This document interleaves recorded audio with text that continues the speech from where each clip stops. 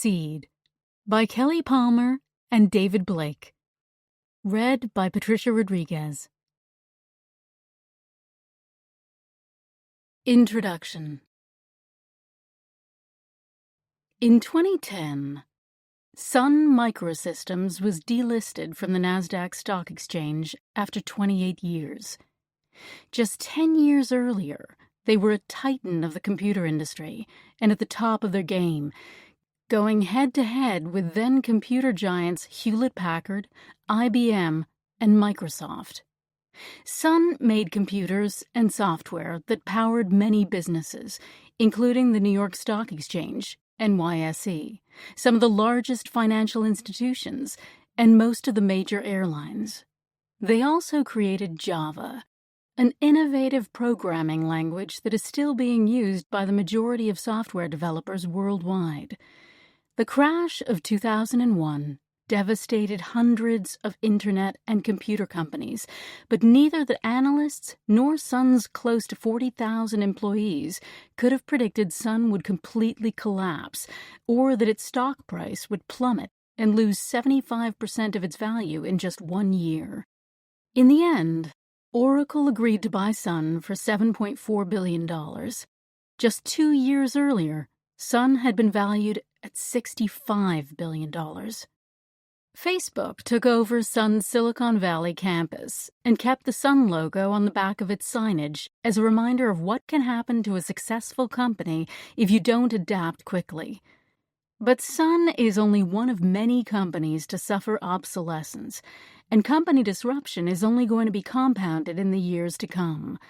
According to Innocight's 2018 corporate longevity forecast, at the current churn rate, about half of S&P 500 companies will be replaced over the next 10 years. Companies that don't reinvent themselves, don't think about digital disruption, and don't think about retraining and upskilling their workforce will be part of that churn. The world of work is going through a large-scale transition, much like the transition we went through from the agricultural economy to the Industrial Revolution. We are now in the age of digitalization, automation, and acceleration, an age where critical skills and expertise will be an imperative for us to succeed in the economy. A 2018 McKinsey Global Institute report states, "The task confronting every economy, particularly advanced economies, will likely be to retrain and redeploy tens of millions of mid-career, middle-aged workers." Because historically we've only experienced these kinds of workforce transitions over decades, if not centuries, we are in uncharted territory, especially in terms of how quickly things are changing. There are few precedents in which societies have successfully retrained such large numbers of people. The workforce is not prepared. McKinsey's study makes it abundantly clear that the workforce is not prepared for the disruption that's upon us. 62% of executives believe they will need to retrain or replace more than a quarter of their workforce between now and 2023. Due to advancing automation and digitization. If CEOs and business leaders are relying on a hire-only strategy to get talent with the skills they need for the future, they will have to think again. Even the best universities are increasingly failing to prepare students with the skills they need to meet companies' hiring requirements. Research also shows that both companies and graduating students are feeling the pain. 82% of employers say it's difficult to fill positions, while 83% of students have no job lined up after graduation, and 62% of students report that the job search is frustrating or very frustrating. Even more troubling, leaders sometimes find after hiring new grads that they are wholly unprepared to succeed at their jobs or to navigate the real world of work, especially in this challenging and rapidly changing environment. These are people with marketing degrees who struggle to create a marketing plan and cannot use the latest social media tools to get their work done, or MBAs who cannot read a financial statement, and Employers consistently see graduates from all areas of study who can't communicate well, either in person or through writing. College grads are not the only ones missing critical skills. People who have been in the workforce for decades often lack certain skills required for success in their jobs. Today, the vital skill set for success includes learning agility, the ability to learn new things quickly, collaboration and teamwork, perseverance, curiosity, and the ability to question the world around you. If you aren't ready and willing to learn every day and keep up with a rapidly changing world, you can't and won't stay competitive. Gone are the days when you could graduate with a 4-year degree and feel secure that you had learned everything you needed to know to stay relevant for your entire career. Business leaders closing the skills gap. While government can be a powerful force when it comes to launching skills initiatives, it's companies and their leaders who need to lead the way. CEOs like Randall Stevenson of AT&T are doing more than just asking, do we have the skills we need to win in our business? Instead, their focus is on ensuring their employees develop ongoing skills through continuous learning. As Stevenson said to the New York Times, there is a need to retool yourself, and you should not expect to stop.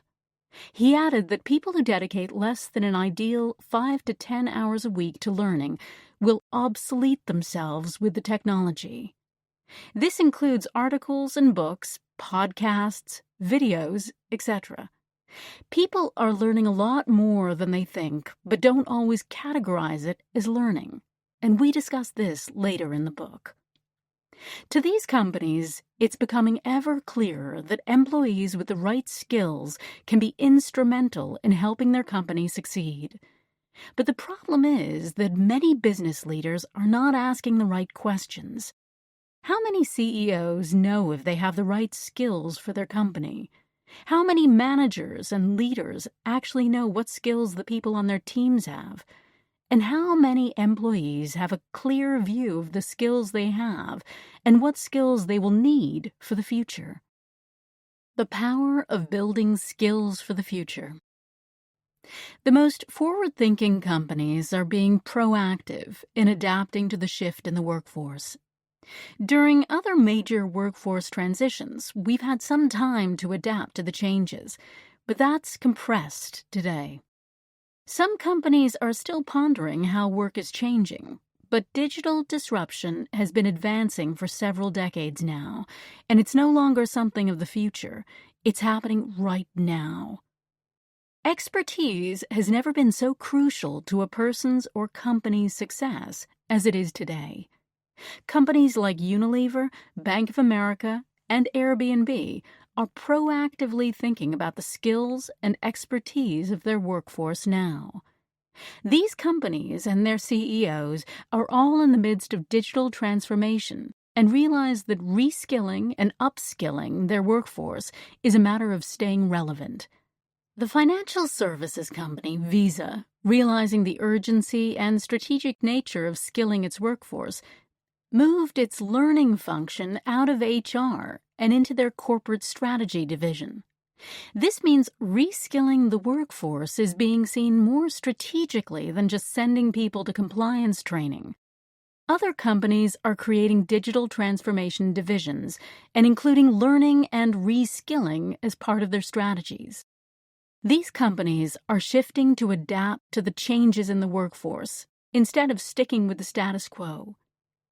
Tim Munden, Chief Learning Officer at Unilever, is creating a strategy for upskilling and reskilling more than 161,000 employees around the globe, not as part of a separate learning strategy, but as one that is integrated into the company's overall digital transformation strategy.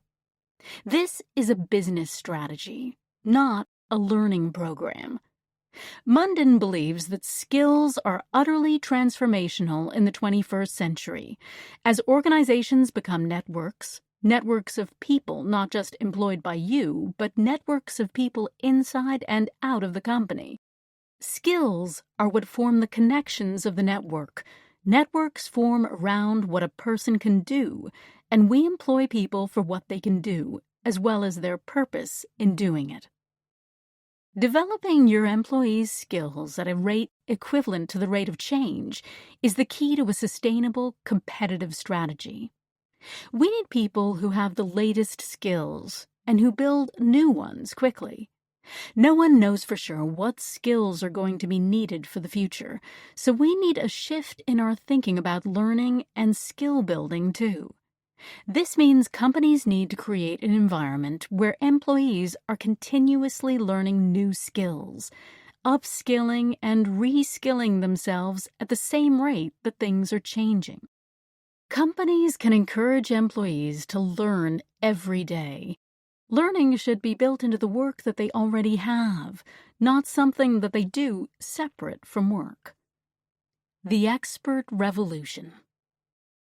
Old methods of corporate learning are not going to be effective strategies for building skills for the future. People developing new skills and building expertise are often self-directed. This means employees are learning everywhere all the time, but companies are not recognizing what people are learning, what skills they are building, and how they are working to prepare for their future careers. Your employees are doing this for survival. They want to stay relevant in the workforce too. You already have lots of experts in your workforce, and we are not just talking about the data scientist, blockchain guru, or AI engineer. We are talking about the woman in the engineering department who is an expert at drafting complex project plans and keeping people working on those projects on schedule, or the administrative assistant who is an expert at getting urgent purchase orders through the system quickly, or the software engineer who is a JavaScript expert, highly regarded by other engineers who frequently seek her advice, or the sales guy who knows how to tell the most compelling product story and give a killer demo, or the person who knows PowerPoint inside out and is the first person everyone goes to when they get stuck creating a presentation. These experts are some of the 80% of employees who are not targeted for management or leadership development, who have had to figure out on their own how to develop their expertise and build their skills and knowledge. Driven by passion or curiosity about a specific skill or special interest, they identified what they didn't know and what was new out there. They closed their own skills gap by consuming learning in whatever form they could get their hands on: video, blog, online course, in-person course, book, and applying what they learned on the job until they mastered it. They may have been fortunate enough to have a mentor or a boss who guided their learning journey, but frequently that's not the case. No doubt, these self-driven experts who can learn quickly are crucial to your company's success, and you need to nurture their ability to build new skills continuously. But to stay genuinely competitive, to grow your talent base, you need to focus on developing new experts, on helping everyone on your team close their personal skills gaps and master specialized capabilities. And the way to do that is by encouraging them to own their professional development every day. Rather than dictating from above which skills every employee should learn and how they should learn them, the most effective leaders inspire employees to personalize what and how they learn. Humans are wonderfully complex, uniquely autonomous, and ultimately unpredictable. We should celebrate and respect that, and yet we often try to make everyone the same. Learning is complicated and messy. It's not enough to offer support to your employees on their learning journey. You also have to create the right environment for employees to take ownership of what and how they learn. The rest of this book will show you how to do just that. First, we'll review the latest scientific research on how people really learn. Your commitment to helping employees stay competitive for the sake of your business and their careers requires understanding more about what motivates people and how employees can develop expertise. Then, We'll offer 7 guiding principles for how you can help your employees build the skills that are so critical to the success of your company, now and in the future. Those principles are: make learning a competitive advantage. Company culture plays a critical role in helping employees build skills for the future. Companies that build a culture where learning is part of the overall company strategy and something that people want and love to do have a clear advantage. CEOs and business leaders who model this behavior have employees who follow their lead. The best talent wants to work for a company that believes that learning is a priority and that investing in their future is a core value. Embrace personalized learning. Technology is enabling personalized learning, a key factor in helping people integrate learning with work. People want to learn the skills that will help them succeed, so don't waste their time with what they don't need. Personalized learning enables every person in your company to get the learning they need to build the skills for the next business problem to be solved. We'll talk about how AI and machine learning is helping employees create personalized learning profiles, personalized skill plans, and personalized career pathways. Combat content overload. We learn from a diversity of sources over the entirety of our lives. We have evolved from a knowledge-scarce world to a knowledge-abundant world. Excellent learning content is everywhere, and often it's overwhelming to sort through.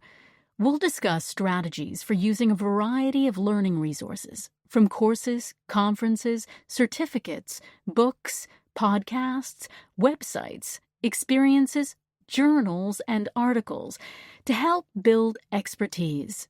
We'll also discuss curated content and machine-curated content and ways to help employees learn what they need when they need it.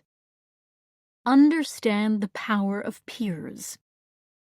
People love to learn from other people. Yet we don't always focus on how we can learn from our peers and tap into the knowledge and experience of those who have already mastered a skill. This chapter provides strategies for getting your entire workforce involved in learning from each other and understanding the power of their peers. Succeed with the right technology. Technology is making new things possible in learning and skill building. In this chapter, we highlight a few education technology companies that are creating new and innovative approaches to workforce learning and putting the learner in the center of the learning ecosystem.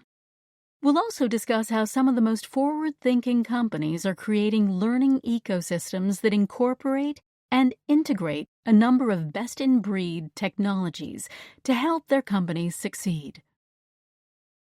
Analyze your employees' skills with data and insights. Learning technologies, search data, and web analytics can produce lots of data about what and how your employees are learning. Using data when creating strategies around reskilling and upskilling your workforce is critical. We'll discuss ways that you can use data to get a better understanding of what skills people have, what they need, and how you can close the gaps.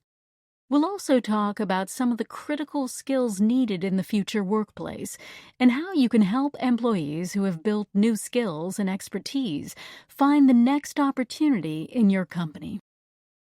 Make skills and expertise count. Understanding your employees' skills quotient, or SQ, is a great way to understand what skills your employees have and what skills they need, so they can figure out what they need to do to develop skills for their careers.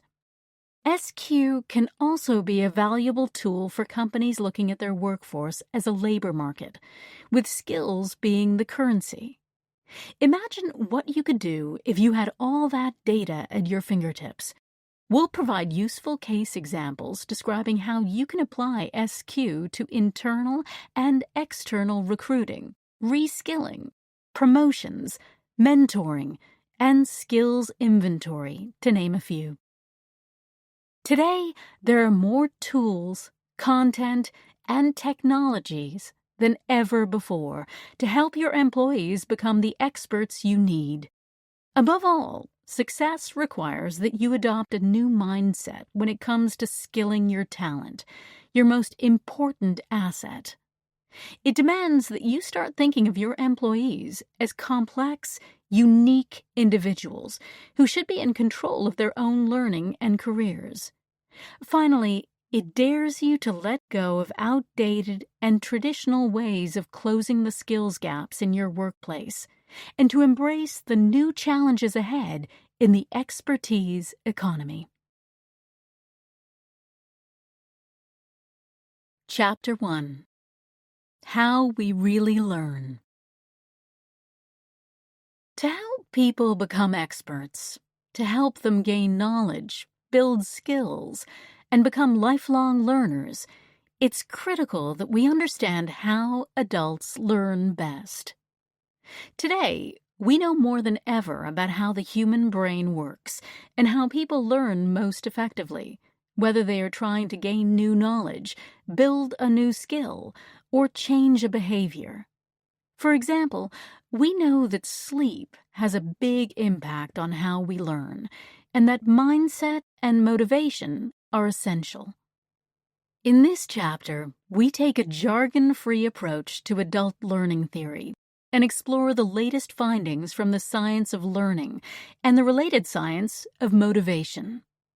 We delve into research on growth and fixed mindsets, and we discover the connection between purpose and learning. We will also discuss what we know about the brain and learning from neuroscientists, while dispelling some myths that are so prevalent today. Resilience naturally plays a big part in becoming an expert. We'll look at what science tells us about how people can persevere through setbacks and risk making mistakes, and how they can learn from their mistakes and push self-perceived limits.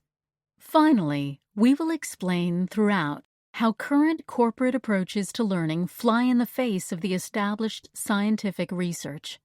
For example, is your company using primarily instructor-led training with lectures and PowerPoint presentations? Are you killing your employees' motivation by only emphasizing compliance training at your company? Are you telling people exactly what they should learn rather than giving them some autonomy? You probably shouldn't be. We'll show you why and explain how you can apply the psychology and science of learning to help your employees learn and build skills every day until they become true experts, which is so crucial to a company's success. The science of learning. It's surprising that more companies don't use what we know about the science of learning to help their employees learn and build skills. Brewer Saxberg has spent his career focusing on the science of learning and advocates putting more learning engineers like himself into companies.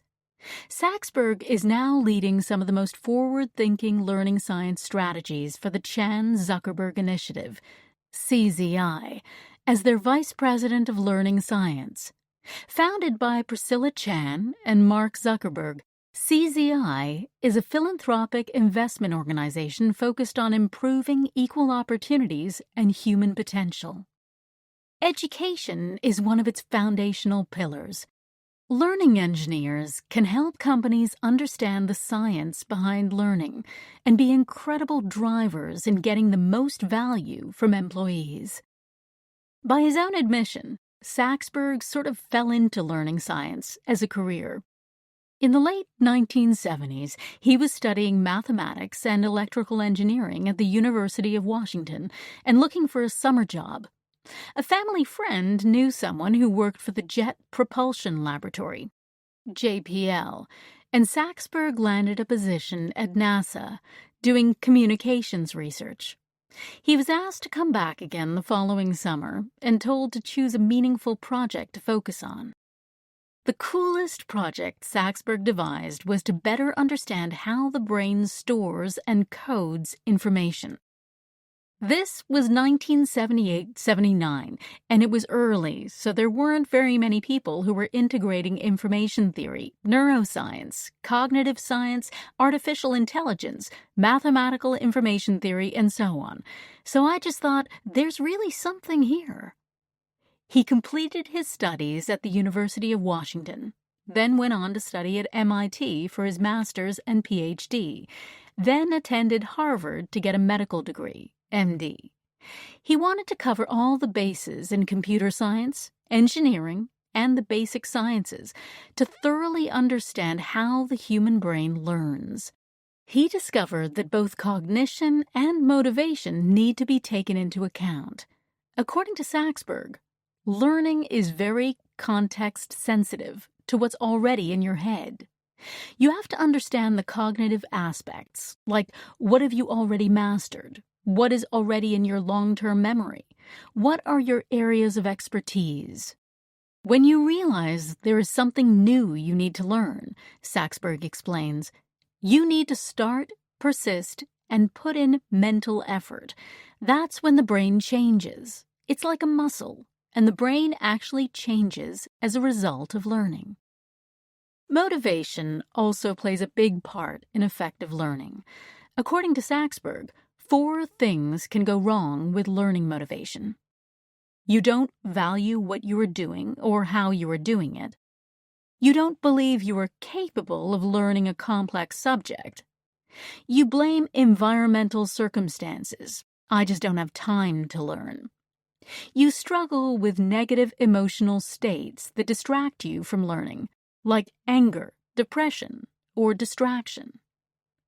Because of the interrelationship between cognition and motivation, Saxberg emphasizes, learning has to be personalized according to both the cognitive aspects that you have or don't have and the motivations you have or don't have. For example, if Sarah is pursuing a career in finance, but she hasn't mastered algebra, Sarah is going to have to solve this before she can master finance. That's a cognitive issue. The truth is that people learn when they care. So how do you get people to care? Saxberg believes that the first step is to understand that each person is comprised of a unique mix of cognitive abilities and motivations. That means if you expect people to learn, then you need to know what makes them tick from both a cognitive and motivational perspective.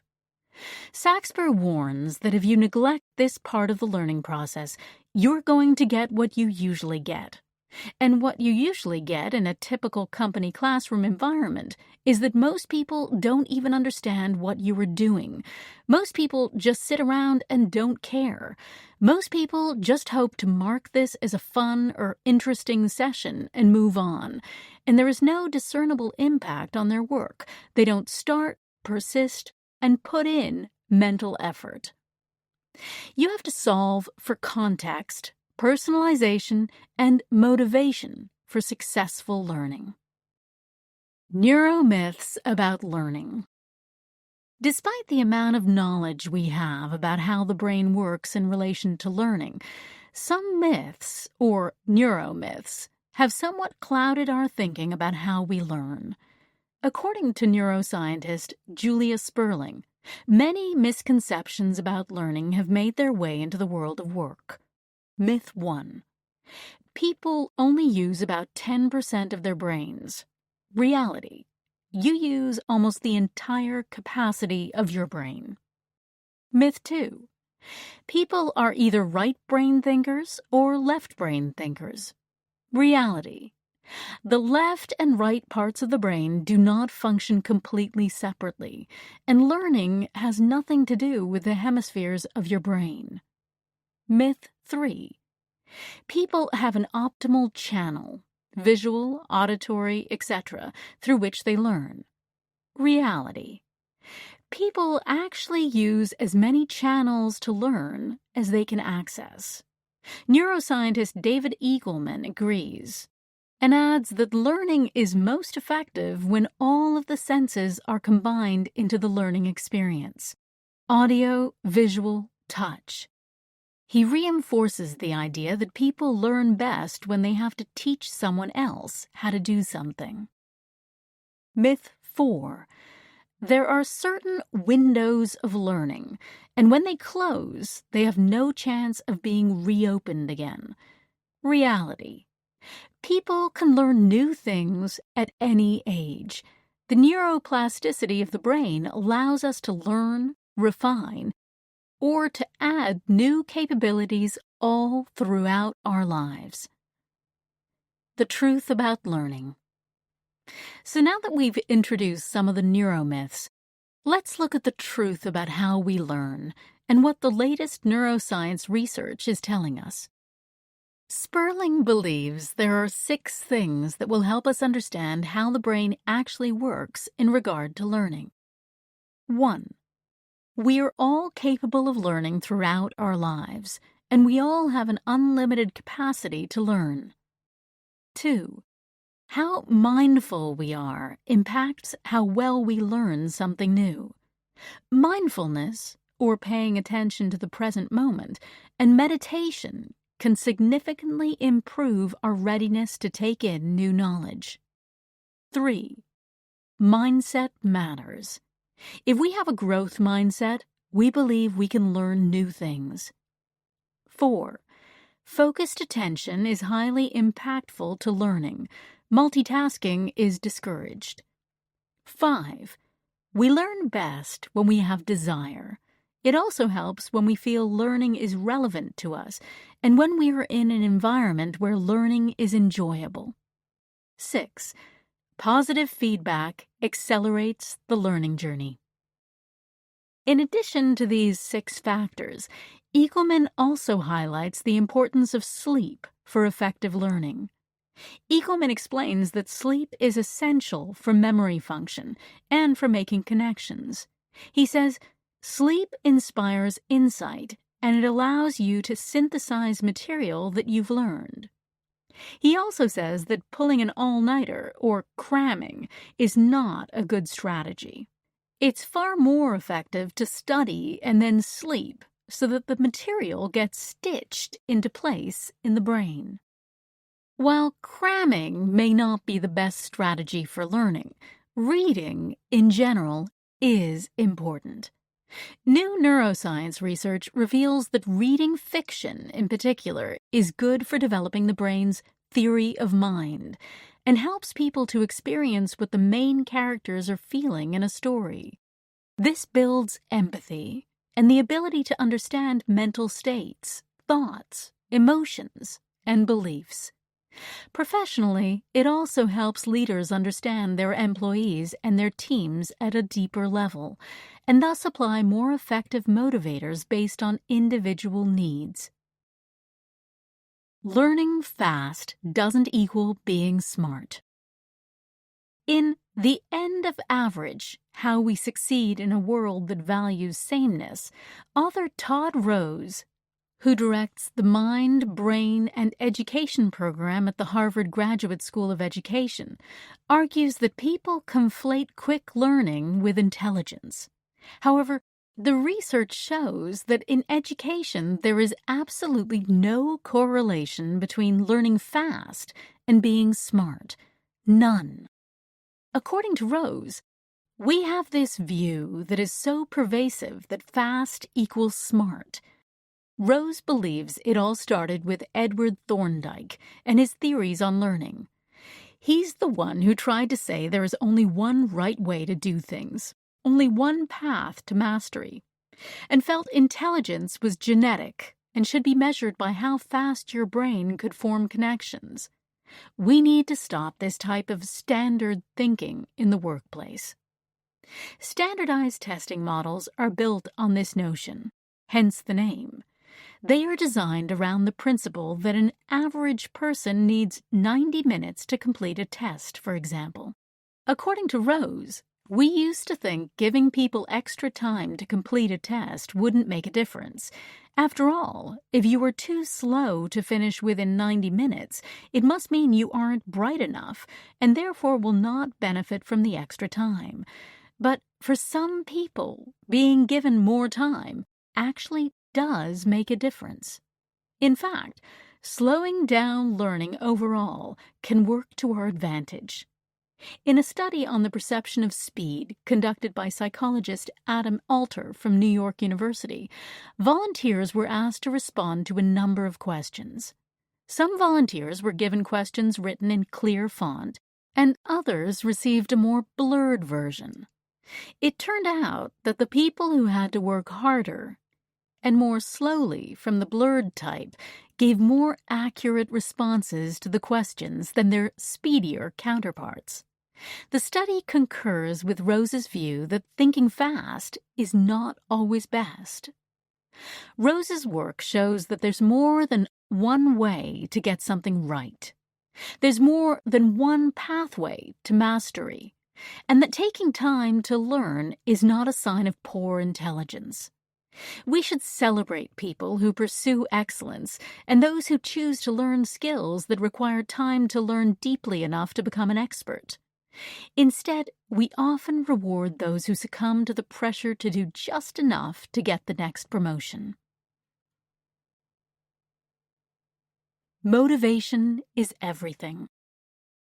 As stated earlier, encouraging people to learn is also about motivating them to learn. Adult educator Malcolm Knowles did the first extensive research on adult learning and found that an adult's strongest motivators are internal, intrinsic, rather than external, extrinsic. Intrinsic motivators are those that come from within and satisfy our natural desires to want to do something, while extrinsic motivation drives us to do something for external rewards, such as money, perks, praise, and so on. In our natural desire to learn, we are more motivated by internal motivators than external ones. Knowles also discovered that adults need to know why they have to learn something. If you want learning to be something that people love to do and not just something that is imposed on them, you have to think about what motivates a person to learn. In fact, when it comes to learning, motivation is the key. In Daniel H. Pink's book, Drive, The Surprising Truth About What Motivates Us, he describes the science of motivation, believing that for too long there has been a mismatch between what science knows and what business does. Pink talks about human motivation in terms of autonomy, mastery, and purpose. He defines these concepts in the following way. Autonomy is our desire to be self-directed. Mastery is our urge to make progress and get better at what we do. And purpose is our yearning to contribute and to be part of something larger than ourselves. This is similar to management professor Kenneth Thomas's definitions in his book, Intrinsic Motivation at Work, What Really Drives Employee Engagement, where he identifies intrinsic motivators as meaningfulness, choice, competence, and progress. These intrinsic motivators are extremely important when it comes to learning and work. Yet most companies employ learning and talent strategies that are, in fact, the opposite of what science tells us is most effective.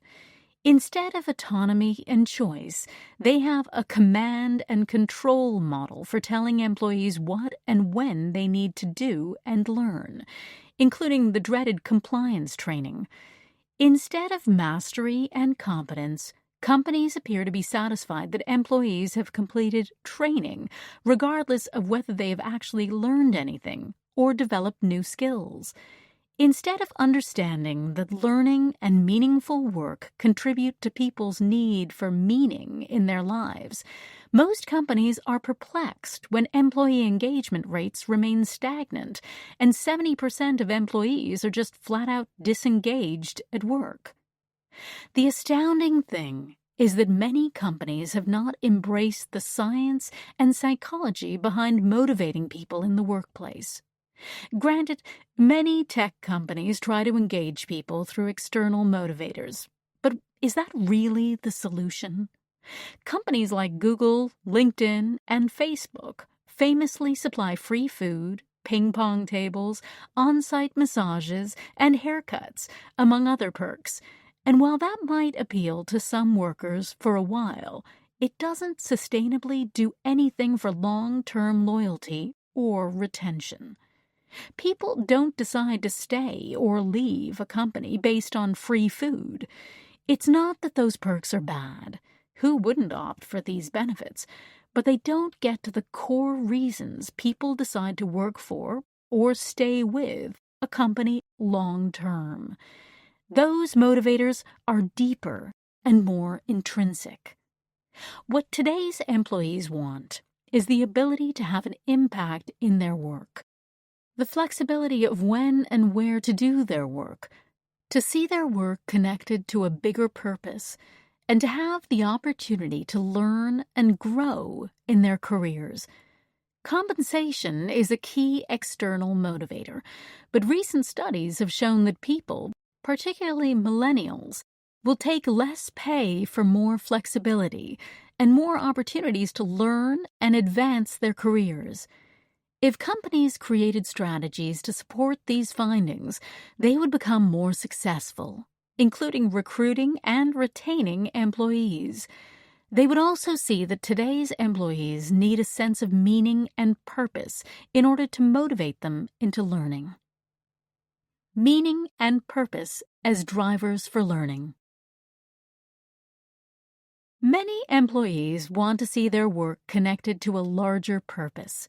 They want to feel that they are making a valuable contribution to themselves, their company, and society. As a result, the best employees are often drawn to companies that are mission-driven and want to have a positive impact on society. Aaron Hurst has spent the past few decades researching the relationship between purpose and work. Hurst founded the nonprofit Taproot Foundation in 2008, whose mission is to lead, mobilize, and engage professionals in pro bono service that drives social change. He then went on to co-found the company Imperative, a startup that helps people discover and apply purpose at work. Through his extensive research on how people perceive work, Hurst discovered that people are wired to see work from two different viewpoints. The first is through purpose orientation, meaning that some people view work as a way to gain personal fulfillment as well as a method of serving others. In the second orientation, people view work as a way to achieve status, advancement, and income. Hurst's research shows that out of the 150 million strong U.S. workforce, there are roughly 42 million people, or 28%, who have a purpose orientation. The goal of Hurst's company Imperative is to imagine a workforce where the majority is purpose-oriented, because with this viewpoint at the core, there are huge benefits to employees, companies, and society. In fact, merging purposeful employees with goal-oriented organizations is a powerful mix. According to organizational psychologist Philip H. Mervis, when companies are mission-driven and employees are purpose-driven, the combination fosters developmental engagement where a company aims to activate and develop more fully its employees, and the firm in general, to produce greater value for business and society. Like Hurst, world-renowned Stanford University psychologist Carol Dweck also agrees that having a purpose makes life more meaningful. Dweck says, "Effort is one of the things that gives meaning to life. Effort means you care about something, that something is important to you, and you are willing to work for it. It would be an impoverished existence if you were not willing to value things and commit yourself to working toward them." Along with being purpose-oriented, Dweck also believes in the power of mindset as a great motivator for successful learning. In her book, Mindset, The New Psychology of Success, Dweck talks about the power of believing that you can improve. Dweck asserts that people have either a growth mindset or a fixed mindset when it comes to learning. The fixed mindset tells us that we are either smart or not.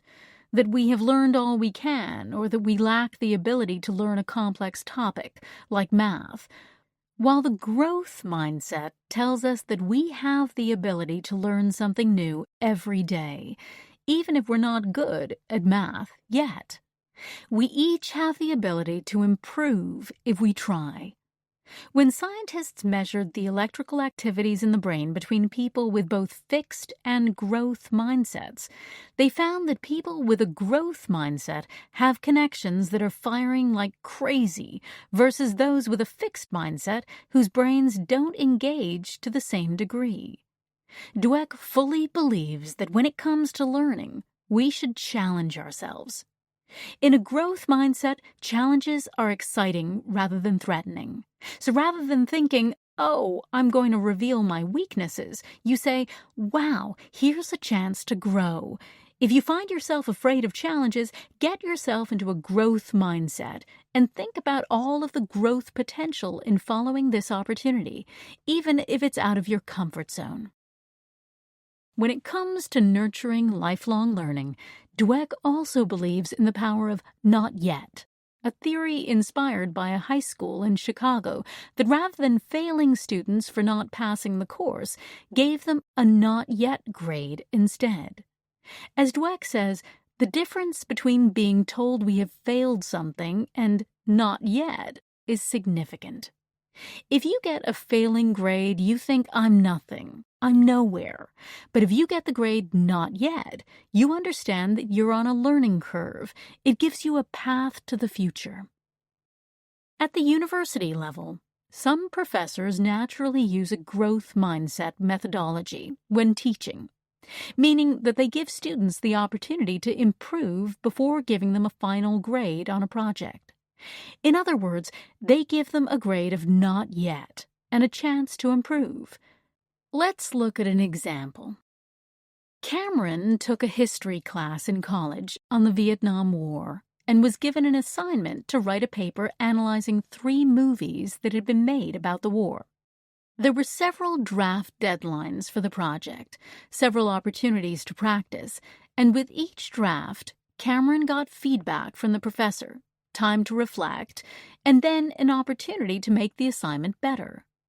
Cameron was gaining knowledge about the Vietnam War and also developing skills in critical thinking and analysis.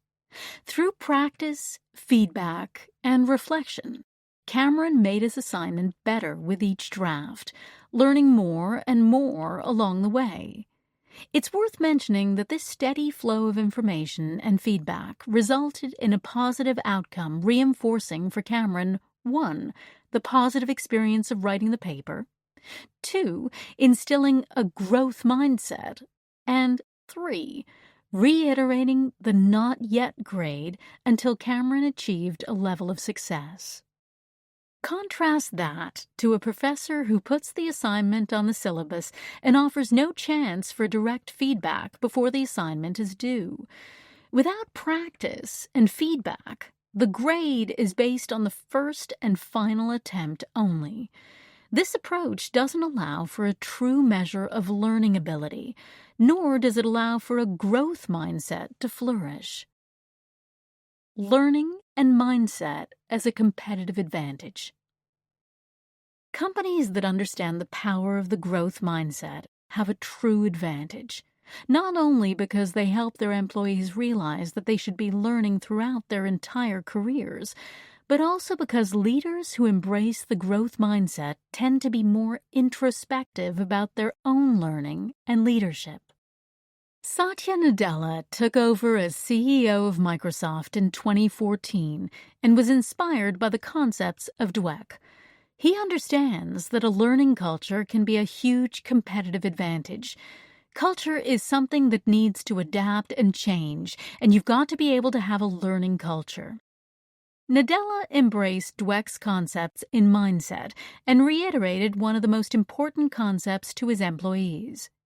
If you take 2 people, one of them is a learn-it-all and the other one is a know-it-all, the learn-it-all will always trump the know-it-all in the long run, even if they start with less innate capability.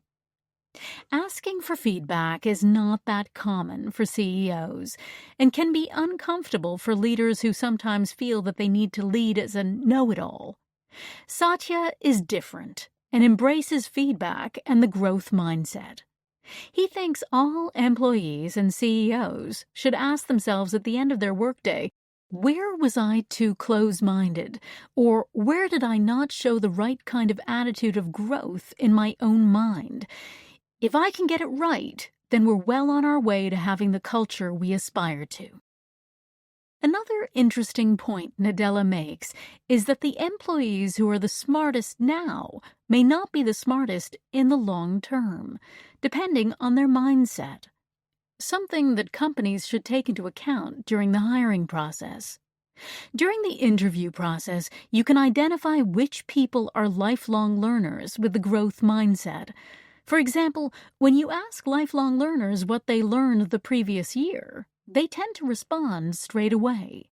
When interviewees struggle to answer the question, it reveals that they are not intentionally lifelong learners. People who value learning and can demonstrate learning agility in the workplace are valuable now and will continue to be in-demand talent in the future. And yet, a growth mindset is not the only attribute employees need in today's workforce. As recent research shows, a steady dose of grit goes a long way to optimizing the learning process. Grit and resilience. When she was 27 years old, Angela Duckworth left her job in management consulting to teach 7th graders math in a New York City school. What she discovered during her teaching set her on a path of understanding how people learn and what makes them successful. One of the first things she noticed during her teaching days was that some of her smartest students, defined by high IQs, weren't doing that well. Yet those with lower IQs were some of her strongest performers. It made her realize that there is more to learning than IQ, and that motivation played a key factor in her students' ability to learn new things. After a few years, Duckworth left teaching and became a student again, continuing her journey by doing graduate research, studying psychology and learning at the University of Pennsylvania. She wanted to know more about learning than what could be measured through IQ scores, so she started to ask both children and adults in her studies, who is successful here and why?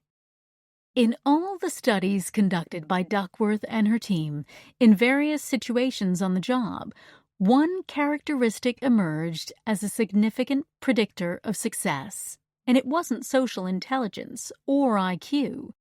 It was grit, or passion and perseverance for very long-term goals.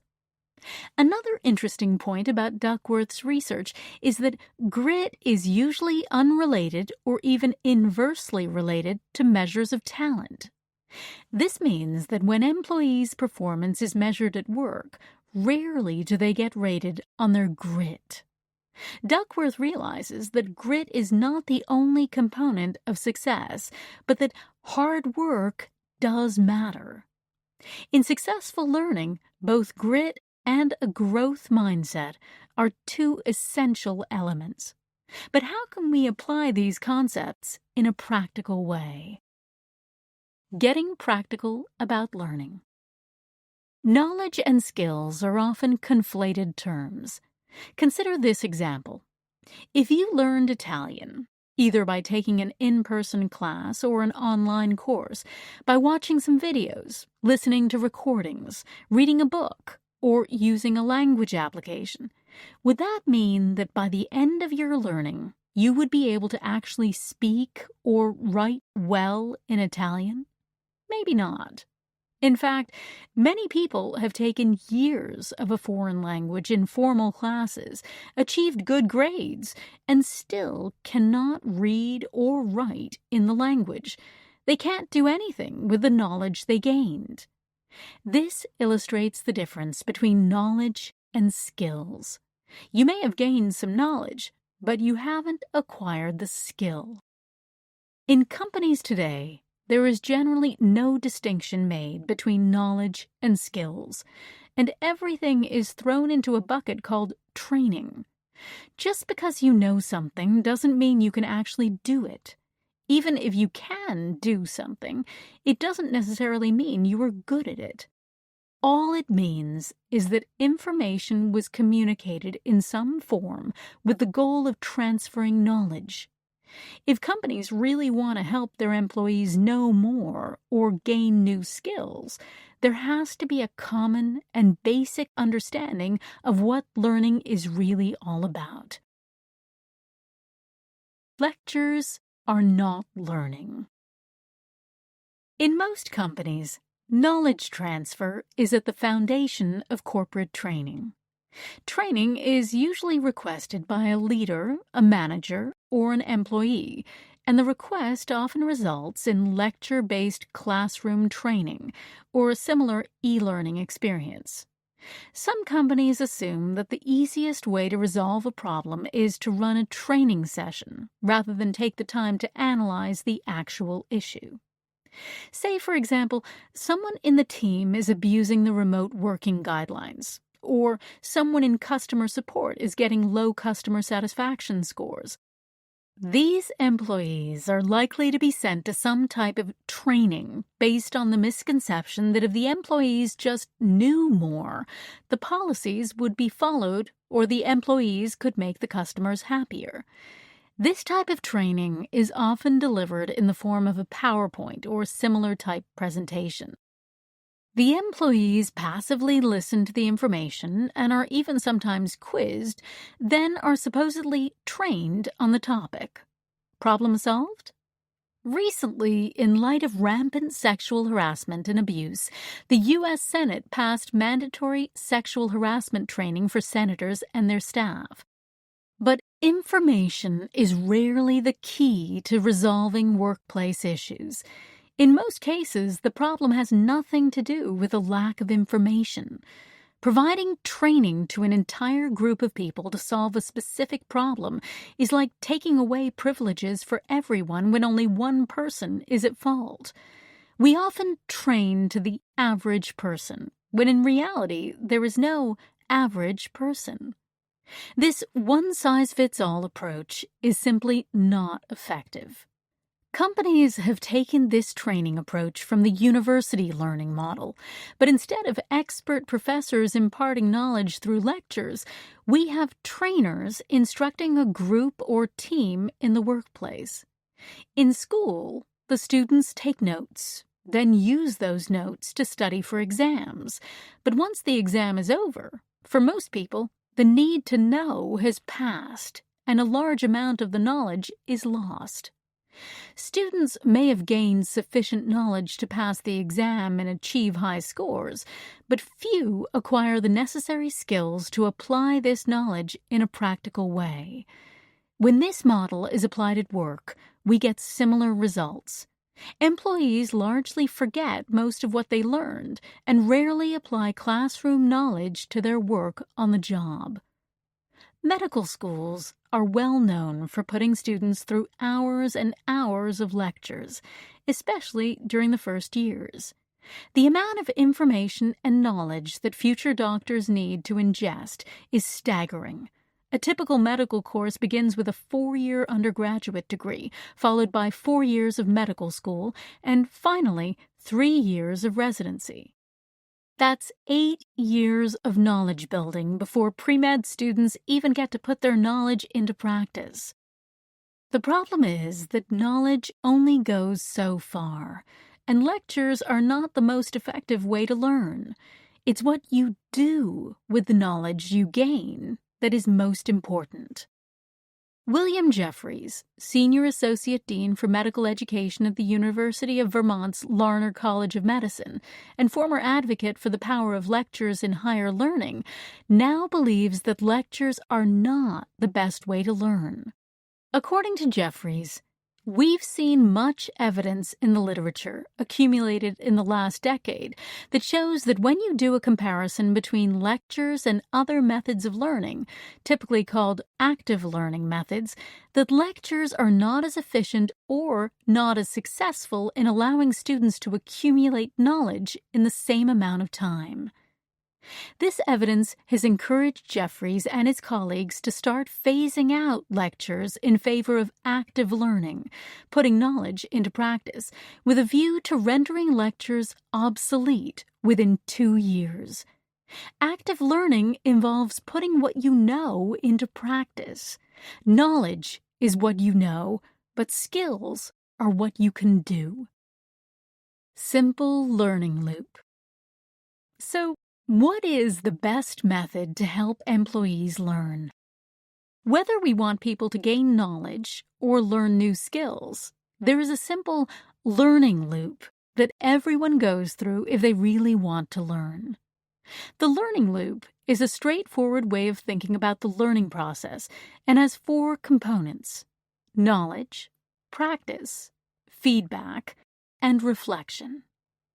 Let's use the learning loop in the context of building a new skill in the following example. You have an employee, John, who wants to learn how to give a great presentation. First, John needs to obtain some knowledge about what it takes to give a great presentation. Being resourceful, John knows he can find knowledge about this skill in a dozen different ways. For example, he could read a book, watch a video, read an article, listen to a podcast, or consume any other content that would help him understand everything he needs to learn about giving a great presentation. Next, John has to practice the skill of giving a presentation. Maybe John practices at home, or with a peer, or in a situation that's not too intimidating. Far too many people skip this step, stopping at the knowledge part. But of course, this is a mistake. Applying the knowledge through practice is vital in developing a new skill, and especially important toward getting feedback. Feedback is key to making sure we really understand what we are learning. At this point, John has practiced giving a presentation and now needs some feedback. One way he can get feedback is by practicing in front of a peer, but he could also get feedback through a more formal method. When Kelly was at Yahoo, the learning organization ran presentation classes where the participants could be videotaped presenting to a group of peers. Afterwards, the participants received feedback in 3 ways. First, from the instructor, who was highly skilled at giving presentations and providing constructive feedback. Second, from their peers in the room. And third, from seeing themselves on video so they could see firsthand how they presented. Once the participants got the feedback, they were able to reflect on what they heard and make modifications to their presentation and delivery. Then they went through the learning loop process again. For people speaking or giving presentations on a regular basis, the learning loop is less structured but happens nonetheless. They practice, get feedback, reflect, and then make adjustments for the next time. Let's take another example. Emily is starting a new job at a public relations firm right out of college. In her first week of work, she's learning about her role and familiarizing herself with how everything works in her new work environment. This is the knowledge part of the learning loop. Next, she starts to do real work, partnering with more experienced account managers, practice, and maybe sitting in on some client meetings to observe her colleagues in action. During these first weeks, Emily receives feedback from her boss and her peers about her progress. Emily reflects on the feedback, adjusts her actions in real time, and also gains confidence that she is learning and moving in the right direction. It seems so simple, but it is surprising how many people don't get feedback or the opportunity to reflect on that feedback and just hope they are doing okay. Following each step of the learning loop helps us gain and retain important knowledge and skills, while also building a real appetite for further learning. Reflecting builds emotional intelligence. Reflecting on what you learn is beneficial for so many reasons. It not only creates the environment where you take time to think about your experiences to gain greater insight, but also helps with problem solving, critical thinking, and emotional intelligence, 3 of the most important skills for the workplace.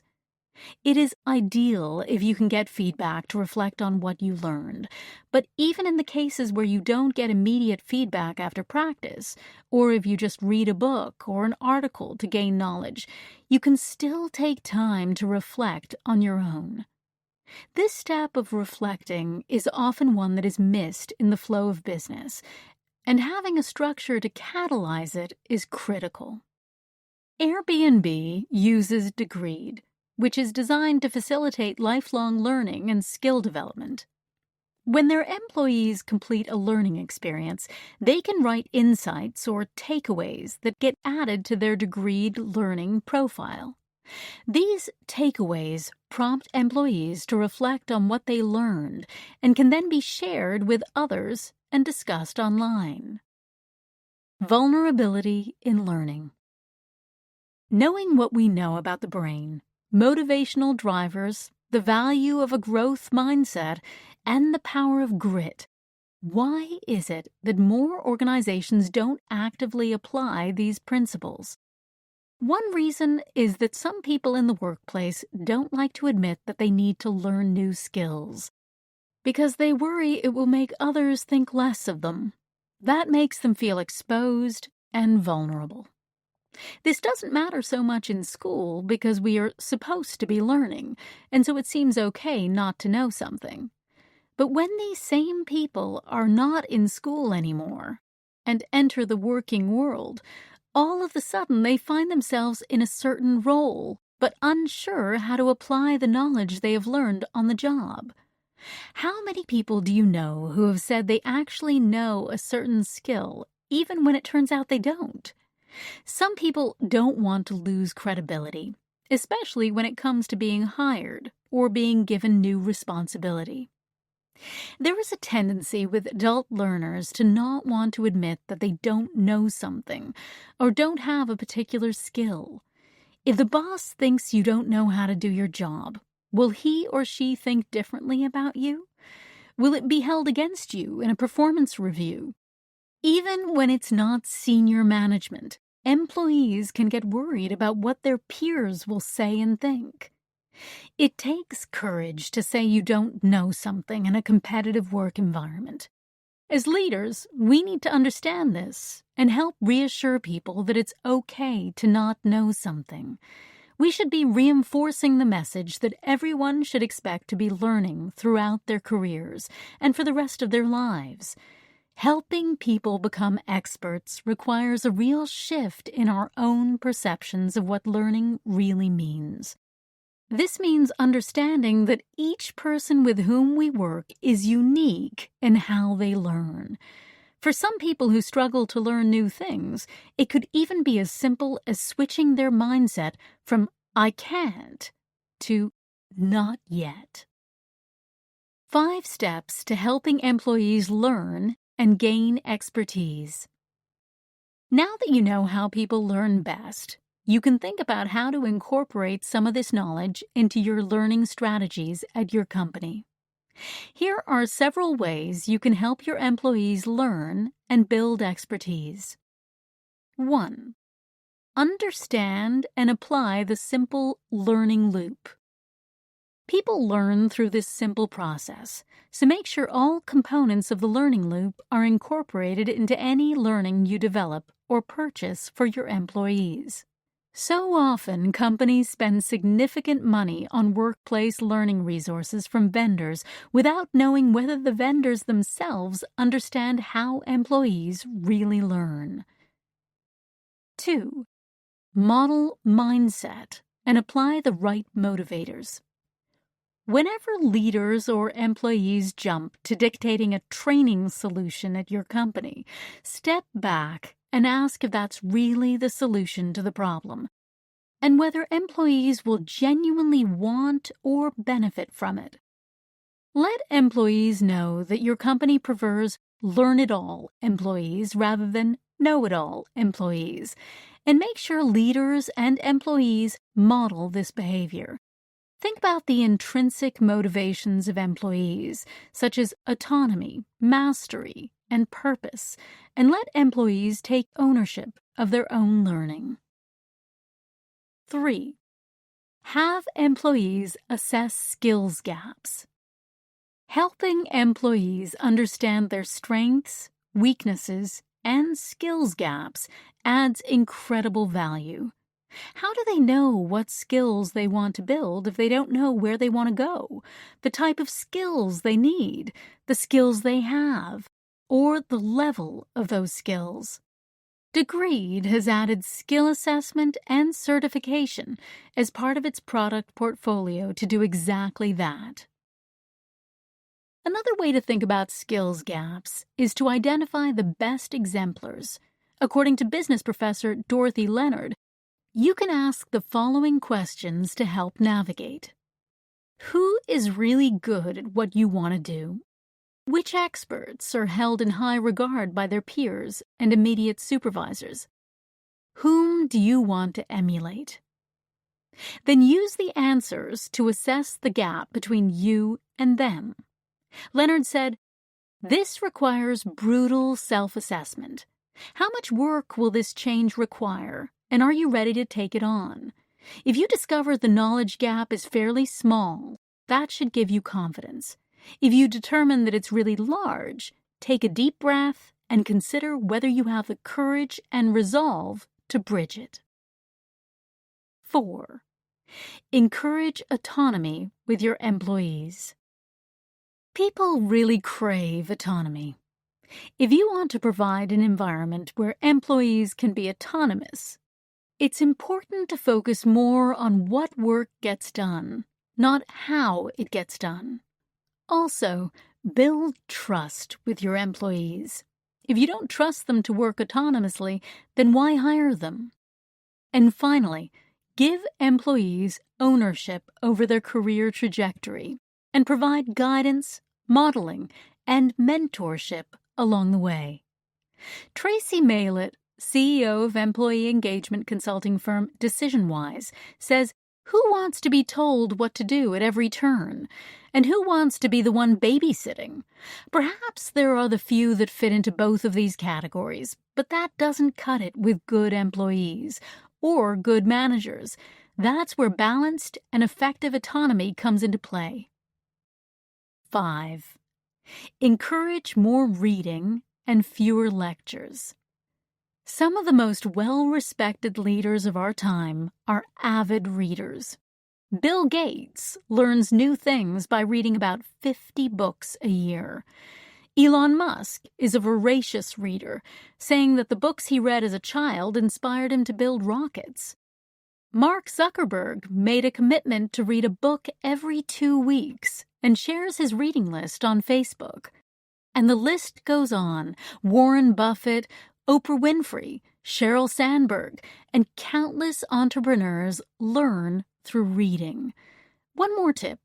Stay near and emulate people you admire. Motivational speaker Jim Rohn famously said, "You are the average of the 5 people you spend the most time with." Chapter 2. Make learning a competitive advantage. When Angela Arendt met with Apple CEO Tim Cook in 2013, it was to persuade him not to hire her. At the time, Arendt was the CEO of Burberry and had been instrumental in transforming the very traditional British fashion label, famous for its trench coats, into a hip, fresh brand targeted at a younger demographic.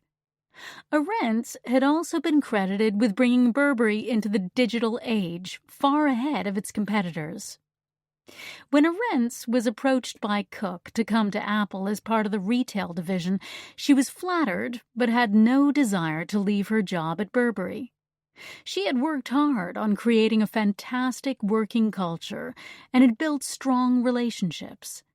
During her meeting with Cook, Arentz explained to him why she simply wasn't suited to Apple. First, although she had achieved a great deal bringing Burberry into the digital world, she told him she didn't consider herself a technology expert. And second, she told him that despite her long career working for large retailers, before Burberry she worked for Donna Karan and Liz Claiborne, she didn't consider herself an expert in retail either. It turned out that Cook's primary interest wasn't in whether she was an expert in either of those areas, even though she arguably was. What Cook wanted was something different. Cook wanted Arentz for her leadership skills, her energy, and her values. He wanted her for what she could do for Apple's retail culture. Cook watched Arentz when she gave her 2011 TEDx talk, The Power of Human Energy. During the talk, she described with passion the importance of core values such as trust, intuition, and belief, and how these values, when harnessed, can drive uncommon transformation. One key line convinced Cook for good. The more technologically advanced our society becomes, the more we need to go back to the basic fundamentals of human communication. From that moment, Cook knew he wanted to hire her. Cook wasn't Arentz's only admirer. Sir John Peace, chairman of Burberry and former chairman of Standard Chartered, commented, "She inspires people, and she is the sort of person who wants to see things succeed as a team. It's a rare quality." The power of learning. Arentz joined Apple Retail in 2014 and has taken a more human-centric approach to Apple's culture. In doing so, she is creating an environment that thrives on better communication and supports career development and learning. As an example, Arentz wants to move 10% of Apple retail employees to other stores around the world to provide more learning and development opportunities. Apple is not the only company to choose this path. Starbucks now offers to pay full tuition for employees to get a bachelor's degree at Arizona State University if they work at least 20 hours a week. This benefits people who wouldn't otherwise be able to pursue a college degree, but it also helps Starbucks reduce the high turnover in its stores. More and more companies are focusing on the power of learning, not only because it benefits employees, but because developing employees just makes good business sense. Tesla, General Electric, Airbnb, and Goldman Sachs are a few examples of companies that have focused on learning to provide essential development to their leaders, managers, and employees. Aviva, an insurance company in London, has gone one step further in creating an innovation group called Digital Garage, just to focus on learning and digital transformation for the future. Other companies would do well to follow their lead. Research from Deloitte shows that high-impact learning organizations, HILOs, achieve 3 times the profit growth over a 4-year period than companies that do not follow a similar approach. Higher management also shows enthusiasm for greater learning. In a Deloitte 2016 Global Human Capital Trends report, 84% of executives agreed that learning is an important issue. The report also describes the importance of learning in professional development, in employee engagement, and in building a strong workplace culture. But it's not just the company executives who want to push for more learning in the workplace. The employees want it too. Growing evidence shows that companies need to focus on the importance of learning. They need to do this to stay competitive and to attract, engage, and retain their talent. But before companies can successfully implement a learning environment, they need to get the culture right. Building the right culture for learning. Company culture is multifaceted, and a strong learning culture needs to be a component of an overall healthy company culture. It usually starts with the CEO or leader of a company explicitly expressing the company's vision and mission, as well as the values that guide the company's operations. Next, it's up to the leaders and managers of a company to believe in the vision and mission, to communicate it regularly, to explain how employees can impact the mission, and to model behavior that supports the cultural tenets. Then, it's up to the employees to align to the vision and mission, to understand how they can have an impact, and to operate within the values of the company. It's beautiful when it all comes together, and it's a lot more difficult than it sounds. Organizations known for their innovative corporate cultures include Apple, Google, Netflix, GE, Southwest Airlines, and Zappos, to name just a few. Positive culture makes for a happier workplace, and happy employees equal a healthier bottom line. In fact, studies show that companies with positive workplace cultures are likely to perform better than the competition by an impressive 20%. Authenticity and transparency are key to building a positive and desirable culture, one that will help your company stand out from the competition, said William Arruda, a New York-based personal branding consultant and co-founder of Career Blast. Every aspect of the inner workings of an organization must align with the mission, vision, and values of the company. Cultivating a positive work culture is essential for attracting talent, especially millennials. Millennials, on average, would be willing to forego almost $8,000 in salary to work in an environment with a culture that was aligned with their values. Gone are the days when salary was at the top of the priority list. These days, job seekers avidly research companies online and study anonymous Glassdoor reviews to gain a deeper insight into different types of cultures and see how they may fit into them. In that sense, millennials are shaping and evolving company culture as we know it. Company culture is becoming so important that employees often make employment decisions based on the company's culture, either to stay at their current company or to pursue a new opportunity. And that makes sense.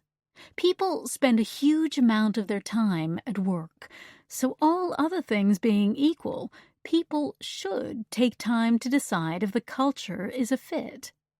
It helps both the company and the employee to ensure there is a good match. Some of the questions employees or potential employees will consider when joining or staying at a company include: am I aligned with the company's vision and mission? Am I aligned with the company's values? Do I enjoy going to work every day? Is the work rewarding and challenging? Can I have an impact? Do I enjoy working with my boss and coworkers? Do I have the opportunity to learn new skills and develop my career?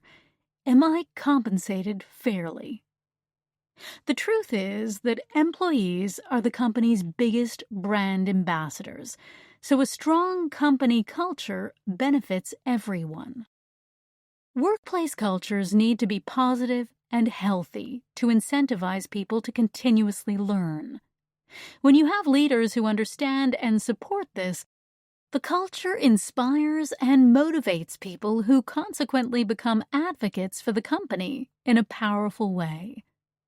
Arentz is one such leader who believes that the key to Apple's culture lies in its treatment and development of employees. If you're going to employ people anyway, she says, why not make them the differentiator? They're not a commodity. As Apple's Vice President of Retail, Stephanie Fair, says, it's just a huge developmental advantage for people here. Kick butt and have fun.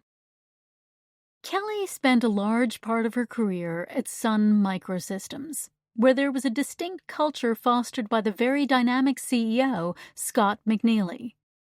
McNealy led the company for over 25 years, and the consistency in his leadership was one of the reasons the company culture was so powerful.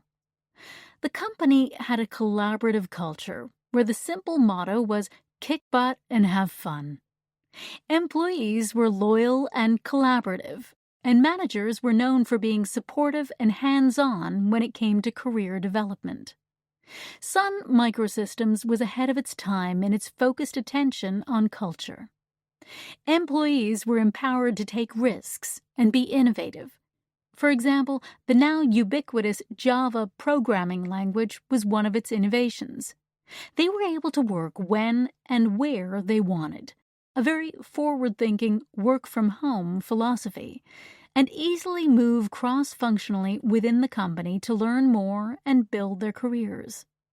Sun's culture was one of empowerment and innovation, and it was a culture that motivated people. Leaders trusted their employees and placed more emphasis on delivering great work than the time spent sitting at a desk. Sun's managers knew early on that if they provided employees with the opportunities to learn, grow, and move along a career path, they would most likely want to stay at the company in the long term. And they were right. Many of Sun's employees stayed for decades, and many of its leaders went on to become CEOs in other companies, including Eric Schmidt, the first CEO of Google and recently departed executive chairman of Google's parent company, Alphabet. Carol Bartz, former CEO of both Autodesk and Yahoo. Satya Nadella, current CEO of Microsoft. So what happened? In 2010, Oracle bought Sun, and everything changed. The two company cultures were vastly different. Where Sun's culture was innovative and employee-centric, Oracle's primarily focused on the bottom line, with employee development coming a distant second. Over time, the culture became more bureaucratic and political and less fun, ultimately catalyzing Kelly and others to leave. Designing a company culture. The Sun-Oracle merger was difficult for many of the former Sun employees because they became part of a larger company with a completely different culture. Acquisitions in general are especially difficult for the employees because the employees end up becoming part of a culture they didn't choose. Typically, when people decide to go to work for a company, they have a choice about whom they work for, and part of their decision is based on the company's culture. So, joining a new company through an acquisition can be good or bad, depending on the acquiring company's culture. Of course, if the culture is not a match, employees can look for career opportunities outside the new company, and many people do just that. Interestingly, studies show that 30% of acquisitions fail because of a mismatch in cultures and difficulty integrating the talent. Organizations that want to maintain their strong company culture need to ensure that everyone understands how the company operates and what is expected of them. The goal for every company should be to ensure that all employees feel part of the culture and at some level feel ownership for upholding and maintaining it. If companies don't define their culture properly, their employees will do it for them. Smaller companies may find it easier to build a strong, positive culture, but when they grow to over 150 employees, there's always the chance that the company culture will change when new people join, and especially when new leaders come on board. LinkedIn is a good example of a company that started off small, but still managed to maintain its established company culture, even as it grew. Kelly experienced this company culture firsthand when she was there. LinkedIn grew from a couple of hundred people in 2009 to just over 9,000 in 2016. During this time, it was recruiting employees from a variety of companies with very different cultures, including Microsoft, Yahoo, and eBay. How did LinkedIn scale to such a degree and maintain its corporate culture? First, LinkedIn made the company's values and cultural tenets known from the outset. This was an essential part of the hiring process. In doing so, new managers worked within the LinkedIn cultural expectations, rather than applying what they had inherited from their previous workplaces. Second, the culture and values were incorporated into everything the company did, from all-hands meetings to learning programs and employee evaluations. It was made clear, however, that the values were more than posters on the wall or words that people memorized. They were principles that managers and employees demonstrated by walking the walk every day. At LinkedIn, the culture was defined by the leadership, but was lived and embraced day to day by the employees. A culture's guiding principles. As the LinkedIn example shows, a company needs a clear set of guiding principles to build a strong company culture. These principles determine the type of employee who works there. For instance, in a culture centered on innovation and risk-taking, it is no good hiring people who are more process-based and risk-averse. They will clash with the culture and likely change it for the worst. Some organizations would rather employees just leave if they don't prove to be a cultural fit. For instance, online shoe retailer Zappos offers to pay employees to quit if they don't feel comfortable with the company culture. When Amazon acquired Zappos in 2009, it too decided to adopt a similar policy, calling it pay to quit. Reed Hastings, CEO of Netflix, in conversation with LinkedIn co-founder Reid Hoffman, said that he believes getting the right cultural fit is essential to maintaining the corporate culture at Netflix. I think as a founder, if you are trying to build a culture, the first thing you do is you say it is nice to have the right people on your bus, but it is even more critical to keep the wrong people off your bus. This is why Netflix has a culture deck, which is over 100 pages.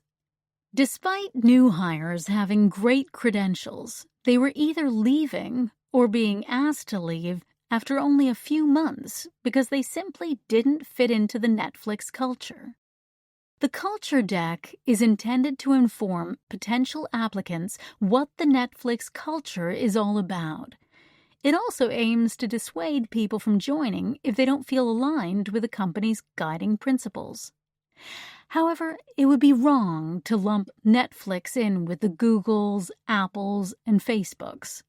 The company goes to great lengths in its corporate culture document to emphasize that its culture is pretty far from a Silicon Valley playground. Our version of the great workplace is not comprised of sushi lunches, great gyms, big offices, or frequent parties. Our version of the great workplace is a dream team in pursuit of ambitious common goals, for which we spend heavily. Culture is not a consumer good. In Silicon Valley, there are companies that serve free catered lunches created by celebrity chefs, or some that offer on-site massages. When companies focus on too many perks, it creates a culture of entitlement, which is a dangerous paradigm, because it makes it harder for the company to keep up with the latest trend in perks, and doesn't necessarily help your company achieve its goals. Ultimately, culture is not about the extrinsic motivators, but more about the intrinsic ones. David created the culture principles at Degreed not just to lure potential hires, but also to help achieve the mission and vision of the company.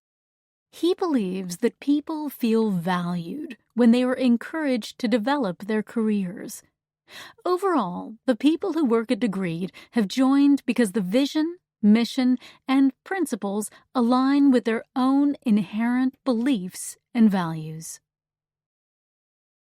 Company cultures gone bad. Not all successful companies have great company cultures. Amazon is still recovering from a New York Times article that reported on the brutal way in which employees were treated. According to the article, employees were forced to put their work ahead of their families, had to work 80 hours a week, including evenings, weekends, and holidays, and were openly harassed by managers and coworkers. Similarly, Silicon Valley venture capital firm Kleiner Perkins attracted unwanted media attention when it was sued by one of its employees, Ellen Powell, for gender discrimination. The firm eventually won the lawsuit, but the case exposed a Silicon Valley culture where harassment and discrimination were possibly the norm. And in 2017, Uber's CEO, Travis Kalanick, was forced to step down as leader of what had become an aggressive, unrestrained, toxic workforce culture. This was further highlighted by former engineer Susan Fowler, who blogged about the sexist culture that was encouraged by Kalanick. This example shows how quickly a culture can deteriorate when the CEO becomes a poor role model or loses focus on the company culture. As Ron Williams, former CEO of healthcare company Aetna, says, CEOs can go wrong by neglecting the culture. A positive, high-performance culture can quickly turn negative if the CEO is not rigorous in constantly articulating values and holding people accountable for both results and values. Today, and for the foreseeable future, getting the best talent and being able to keep it is a competitive advantage. When companies get bad media coverage about their company culture, it can drive away top talent and put off potential new candidates. Different types of learning cultures. Many companies have started to pay attention to the importance of learning and how it can be a huge competitive advantage for attracting and retaining great talent. Josh Bersin, founder of research and advisory services firm Bersin by Deloitte, believes that reinventing careers and learning is the number 2 issue in business, followed only by reorganizing the company for digital business. With that in mind, many companies are wondering how they can create a learning culture. However, building a culture of learning does not have to be a case of reinventing the wheel. In fact, most companies operate in cultures that already encourage some level of learning or have mastered a mixture of learning cultures. Here are some examples. 1.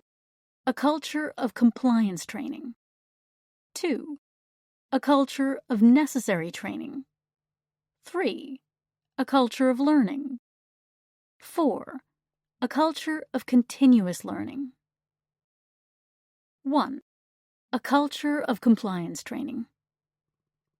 Companies with a compliance training culture tend to place a high value on ensuring that their employees adhere to the regulations and requirements necessary to do business. Many government agencies, financial institutions, airlines, nuclear power stations, and healthcare companies emphasize compliance training because it is required as part of their industry. But that doesn't mean that they all do it equally well or can't combine this with other learning. Mark Neems, director and founder of Health XN in Melbourne, Australia, has been helping the Australian healthcare industry move beyond just compliance training to one that is focused on building skills and personalized learning. Instead of employees only sitting through uninspiring e-learning courses on compliance, healthcare employees are now encouraged to discover learning through various resources, like reading the latest articles in the medical field and listening to podcasts or watching videos on the latest discoveries in the industry. 2. A culture of necessary training. A necessary training culture focuses on teaching employees about highly job-specific tools and processes. This sort of training generally takes place during the onboarding process or when the company is introducing new tools or processes.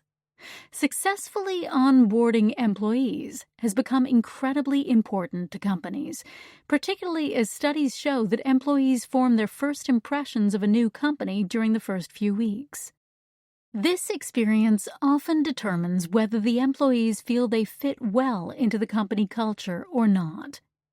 Onboarding 2025 provides a platform for thought leaders to share their successful onboarding strategies with each other. Facebook, for example, asks new engineers to write code to resolve problems on their very first day of work. This method motivates new employees from the beginning, as it gives them real, hands-on experience that directly impacts Facebook's operations in a short period of time. 3. A culture of learning. A learning culture goes beyond compliance and necessary training. This type of culture focuses on building the skills of employees through targeted programs and initiatives.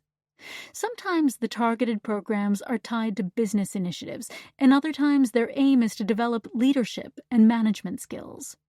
At its core, a culture of learning aligns employee development with organizational goals. Often, the learning is event-driven, meaning that people are taken out of their jobs to learn new skills, or a company will use a blended approach where they learn both through more structured learning and also on the job.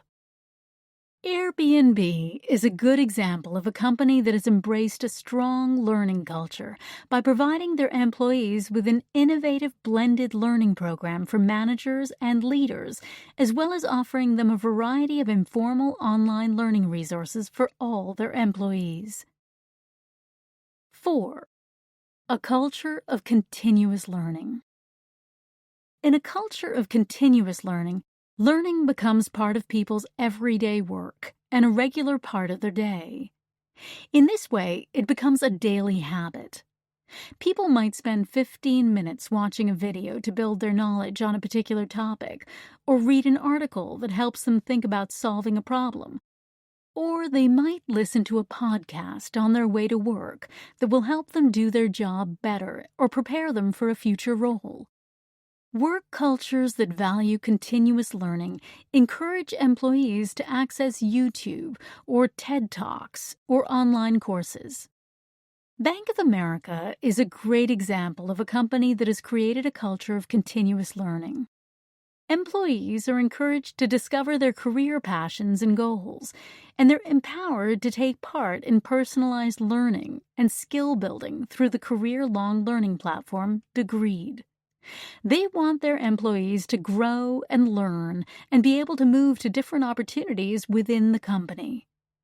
Bank of America also extends learning beyond their employees, not only to their customers, but also to the population at large. They partnered with Khan Academy to create BetterMoneyHabits.com to help everyone learn about the basics of money, like learning about mortgages and credit scores, or whether to rent or buy.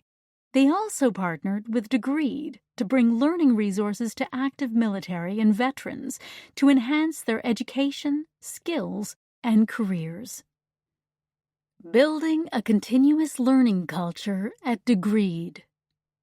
Like LinkedIn and Netflix, creating an excellent corporate culture was one of Degreed's key goals from the beginning. When David co-founded Degreed, he created a brand Bible, which outlines the company's mission, vision, and core principles as a way to help guide employees as they engage in their day-to-day work. Included in the culture section is Degreed's definition of culture: how we make decisions and treat each other along the journey. The core principles of Degreed are mission first, balance, equality, empathy, flexibility, dedication, excellence, transparency, and learning. Definitions of each term in the context of Degreed's mission are highlighted in the guide and then reinforced on a regular basis. As a learning company armed with a mission to change the way the world learns, continuous learning plays a huge part in the company's culture. First, it provides a way for employees to live the mission and sets a good example for other companies that may want to empower their employees to learn new skills on a continuous basis. Second, learning gives degreed employees the opportunity to develop on both a personal and professional level and grow their careers. This is a major competitive advantage for degreed, especially when it comes to retention. People tend to stay at companies when they are given the opportunity to develop. To illustrate this point, the engineering team at Degreed has a 98% retention rate, which is largely attributed to its culture. To further incentivize continuous learning, Degreed employees receive $100 a month, or $1,200 a year, to devote to any personal learning activities, including cooking classes or scuba certification. This is distributed through a program called FlexEd, where employees get a preloaded credit card that is tied to their Degreed account. Employees get additional money if the learning relates directly to their role at Degreed. The goal of FlexEd is to foster both personal curiosity and professional development. In return, Degreed has engaged employees and a way to see the learning and skills people are developing. For example, last year, Ryan Siemens, former director of product management at Degreed, spent his FlexEd money in a variety of ways. He really likes to learn through books and found that listening to audiobooks was something he could fit into his busy schedule when he was commuting to work. So Siemens bought a subscription to Audible, an audiobook imprint of Amazon. He also likes to take classes through online university course providers edX and Coursera, and so he spent some of his money learning through that medium. Siemens also spent some of his FlexEd money on attending a conference in his field, and he spent a good amount of time learning from all the free resources that are now available to anyone with an internet connection. What would it look like if companies embraced a culture of continuous learning? A culture of continuous learning is an environment where learning is part of everyday work, and where learning is more than compliance or required training. It is a culture where employees can learn in their own time and their own way through accessing all types of both formal and informal learning, including videos, articles, podcasts, books, and even attending events. But more than just the myriad learning that surrounds us every day that helps us build skills for now and for the future, learning in a continuous learning culture becomes something that people love to do and want to do, rather than something they dread. Yet many companies haven't embraced this type of culture. Why? The answer lies in management. How managers impact a learning culture. As a manager, when you see an employee watching a YouTube video, do you assume they're goofing off? Do you think they're wasting time? When they see you, do they quickly change their screens to an Excel spreadsheet? If you are a manager or leader who is nodding right now, you could be a control manager. In contrast, if you are a manager who views all employees as professionals, as people you hired to get a job done, but you don't really care how they get it done, you are a power manager. A power manager is an approachable person with whom employees feel comfortable sharing their ideas. The corporate workplace is an interesting thing to study. There are a few things that have remained constant during the past several decades. Generally, there is structure, there is hierarchy, there are managers, and there are employees. With these components, everyone is then supposed to contribute to a well-oiled machine for producing services. This model has become outdated in the expertise economy. While the majority of companies still operate this way, it's unlikely sustainable in the long term. The workplace of the future is more self-directed and autonomous, meaning people can work where, when, and how they want. But in most companies, there remains a large component of control. Leaders, managers, and HR departments have decided that they know what's best for their employees. To be collaborative, they say, employees need to come into the office every day and work for a certain number of hours during set timelines.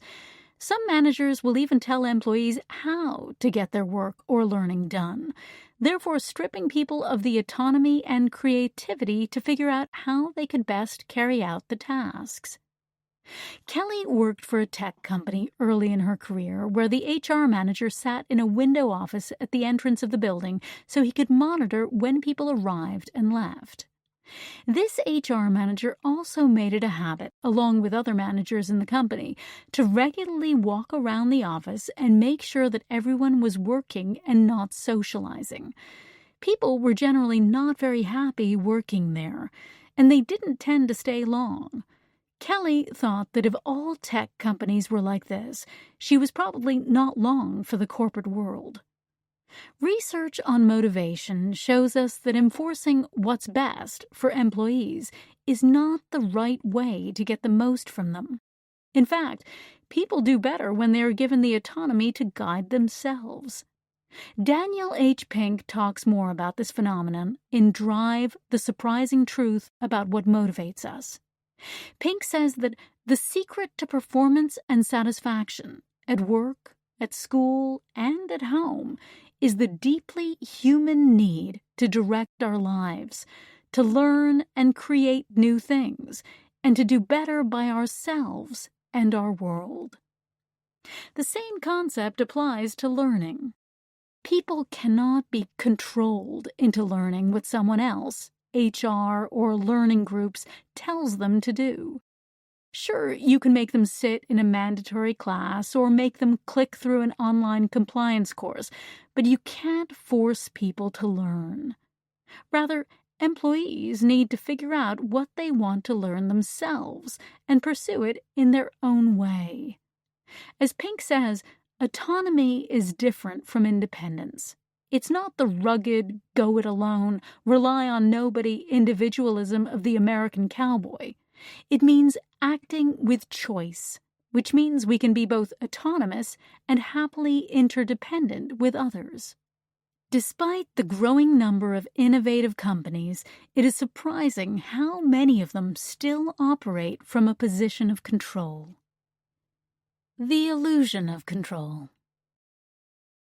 Autonomy is key to getting the most out of employees and encouraging them to learn and innovate. One component of that is allowing people flexibility to work when and where they want. Yet for the most part, companies like Google, Facebook, LinkedIn, and Apple prefer their employees to come into the office every day because it fosters in-person collaboration. But how collaborative can employees be in such a huge working environment? Some of these tech companies, like Google, Apple, Facebook, SAP, and Oracle, are made up of dozens of buildings in a single campus. These companies have expanded so much that people have to drive to these buildings to have meetings with coworkers. So what happens in these types of organizations is that employees spend hours commuting to work only to use video conferencing to collaborate with people who work in different buildings. Why force people to commute to work if they are going to use technology to collaborate in any case?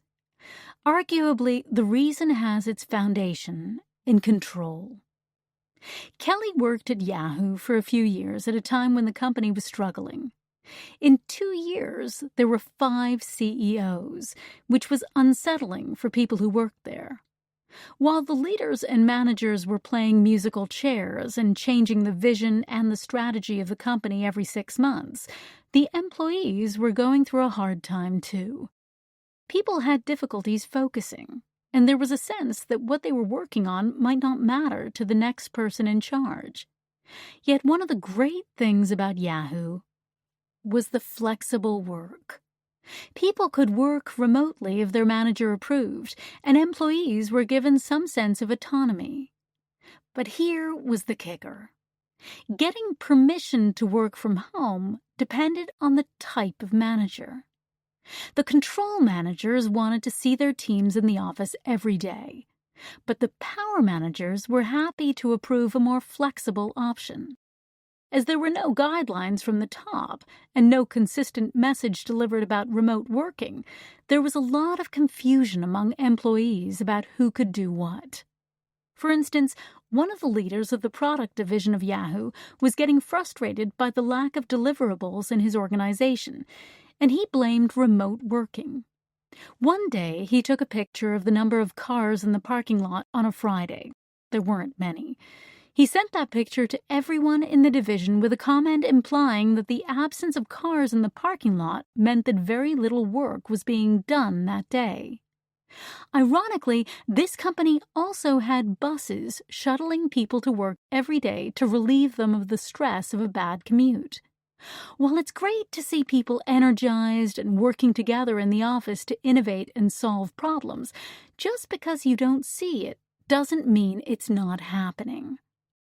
When Marissa Mayer became CEO in 2012, she got word that people were taking advantage of the remote working environment at Yahoo. In a decision that was widely debated in the media and throughout the industry, Mayer decided to ban all working from home. That resulted in a lot of talented people leaving the company, since autonomy and flexibility were highly valued by those employees. To be fair, there probably were a lot of employees taking advantage of the remote working situation at Yahoo.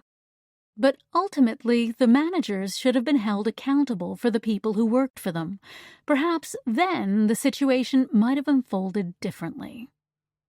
Autonomy and flexibility only work if managers frequently connect with their employees to discuss tasks, set goals, set expectations, and provide feedback.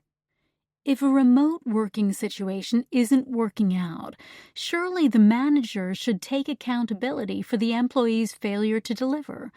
Then they have a choice to make. Either have a proper discussion to ascertain the reasons why they are struggling, or fire the employee. After all, if managers don't trust their employees to work remotely, why hire them at all? If managers took the time to discuss goals and deliverables with their teams, then they wouldn't need to care so much about when and where they worked. But let's face it, it is harder and more time-consuming to engage with employees on this level. Research shows that managers don't like to give feedback, especially negative feedback, which leads to lack of engagement with their employees.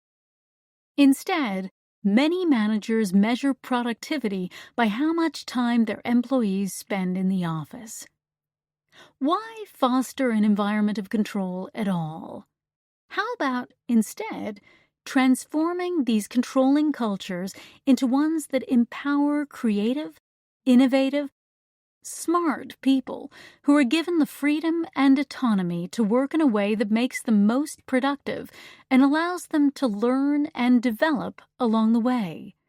That's the key to really creating a company culture that puts autonomy and learning at its core to get the best of what people can achieve.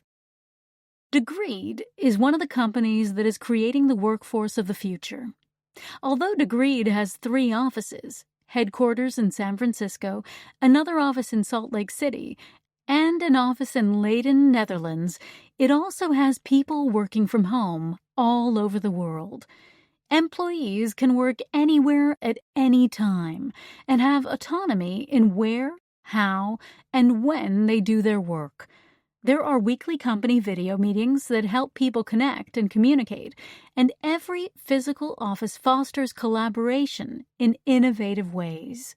For example, in the office in Leiden, the team agrees to come into the physical office Tuesdays and Thursdays, but doing so is not mandatory. Why is it not mandatory? Because giving people an option provides them with a sense of autonomy, a sense of choice. It drives motivation, but also, interestingly, it instills a sense of accountability to their coworkers. They feel accountable to each other to come into the office on those days because it's coming from each other and not the top down. Companies that build a learning culture that provides real autonomy and flexibility in the workplace will attract the best and most creative people. And happy, motivated employees lead to greater benefits to organizations, including higher retention, increased productivity, and higher motivation. The new employer-employee relationship. The workforce will continue to evolve and change the way we think about company culture. In Reid Hoffman's book, The Alliance, he describes a new employer-employee relationship emerging in the workplace. While people are certainly changing jobs more often than they used to, Hoffman believes that managers and employees need to be more upfront about what they expect from their working relationship, regardless how long it lasts. He describes this new employee-employer relationship as an alliance, a mutually beneficial deal with explicit terms between independent players. This employment alliance provides the framework managers and employees need for the trust and investment to build powerful businesses and careers. Kelly and many leaders at LinkedIn started using this model with their employees, and it aligns very well with the notion of the power manager we described earlier. When a new employee starts a job, they have a conversation with their manager about how long they will realistically be in that role. It might be a 2 or 3 year stint, or as Hoffman calls it, a tour of duty. During that time, the employee is expected to give 110% to this job, and in return, LinkedIn promises to help build skills necessary for career development. Over the course of the tour, both manager and employee discuss progress and milestones, and when the project comes to an end, there will be another discussion regarding next steps. The tour usually ends with the employee taking on another assignment, which could be either inside or outside the company. For example, at LinkedIn, Kelly managed one of the leaders in her organization, we'll call her Julie, who was on a tour of duty. They had a great partnership and very open conversations about Julie's career aspirations. Kelly promoted Julie at the end of the first tour and started her on a second. About halfway through the second tour, Julie got an opportunity to lead an entire learning organization at another tech company. Julie came to Kelly and asked for her advice. While Kelly was disappointed to lose Julie, she knew that the next logical career move for Julie was outside of the company and supported her wholeheartedly. This is a great example of how the new employee-employer relationship can work. In most companies, when employees haven't been given much guidance, they start looking for new opportunities externally and often give notice before they've even had the discussion with their manager. However, Julie felt comfortable enough to come to Kelly and discuss her new opportunity before Julie committed to the other job. This gave Kelly the chance to offer Julie alternative roles at LinkedIn and encouraged her to stay. In this case, it made more sense for Julie to leave. However, because of their openness with each other, their relationship remains strong. By retaining that strong relationship, they keep the door open to working again together in the future and keep networking opportunities alive. At many companies, there are many boomerang employees, people who've left on good terms but later returned. In these situations, even when employees leave, they are likely to recommend your company as an amazing place to work, especially when they have come from an environment where respect, trust, and open communication are woven into the company culture. How to create a culture of continuous learning. Once you have built a positive culture designed to encourage autonomy and self-direction, you can start to develop the concept of continuous learning in your workplace. Here are several ways to cultivate this learning environment. 1. Think about the type of learning organization you want. Think about how you can make learning something people love to do, rather than something they dread. Many companies fall into the trap of dictating the type of learning methods for their employees based only on what the company needs. This is why there are so many cultures of compliance training and necessary training. Instead, employees really want to grow and develop in their careers. People have a natural desire to learn, and we need to enable, nurture, and encourage that. What kind of skills do they want to develop? How do they want to learn? Engaging your employees and bringing them into the discussion will encourage them to embrace further learning. 2. Communicate, communicate, communicate. If your employees don't know about your organization's commitment to continuous learning, then how do you expect them to engage with it? Make sure the message is embedded not only in your company's mission, vision, and values, but also in everything you do, so that everyone is fully aware that learning is entrenched in your culture. Perhaps even more importantly, make sure that as leaders and managers, you are modeling and communicating the value of learning by consistently building your own skills. If your employees see their leaders and managers actively encouraging learning and taking part in their own skills development, then this will eventually become part of the culture. 3. Provide your employees with the learning resources they need. It may sound obvious, but make sure you equip your employees with the resources they need, including money to get learning on their own if possible.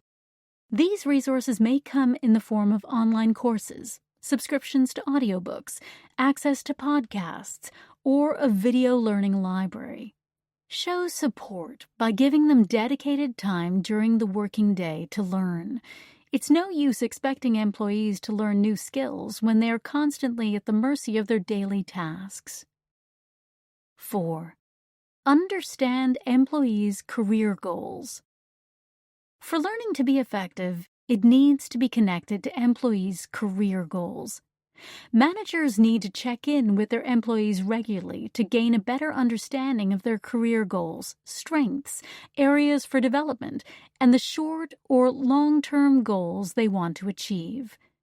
Regular check-ins provide employees with the motivation to stay on track and complete their learning and career goals. But remember to be a power manager and not a control manager. Most employees prefer a little guidance or coaching over more directive instructions. Technology can also provide transparency and guidance into career goals. For example, Pirelli, the Italian tire company, is using a professional development platform, Grow With Us, to help guide their employees on their career goals. And both Bank of America and Unilever are using Degreed for their employees to set career goals and map learning to skills, then map skills to careers. 5. Relate learning goals to the bigger picture. Take time to explain to employees why learning is so important. It needs to make sense for them on a personal level and on a company level. How will their learning impact their personal career path? And how does it contribute to organizational goals and the vision and mission of the company? Once employees have a sense of the meaning and direct influence of their own learning, they will be more invested in achieving organizational goals. 6. Make sure to follow up. Studies show that the most successful companies are 73% more likely to follow up with their employees after they have completed a learning activity.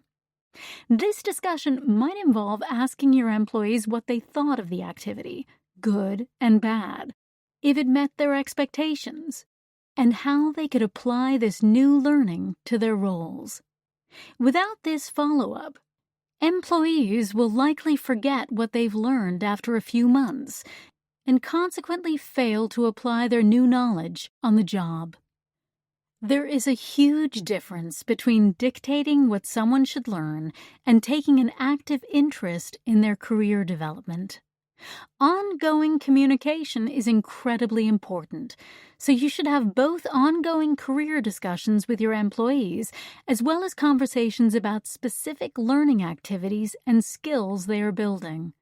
This is how you can support them as a manager. Chapter 3. Embrace personalized learning. Personalization is everywhere. In the past several years, countless software apps have been created to personalize your daily experiences. Spotify lets you personalize your own playlists and suggests new music you might like.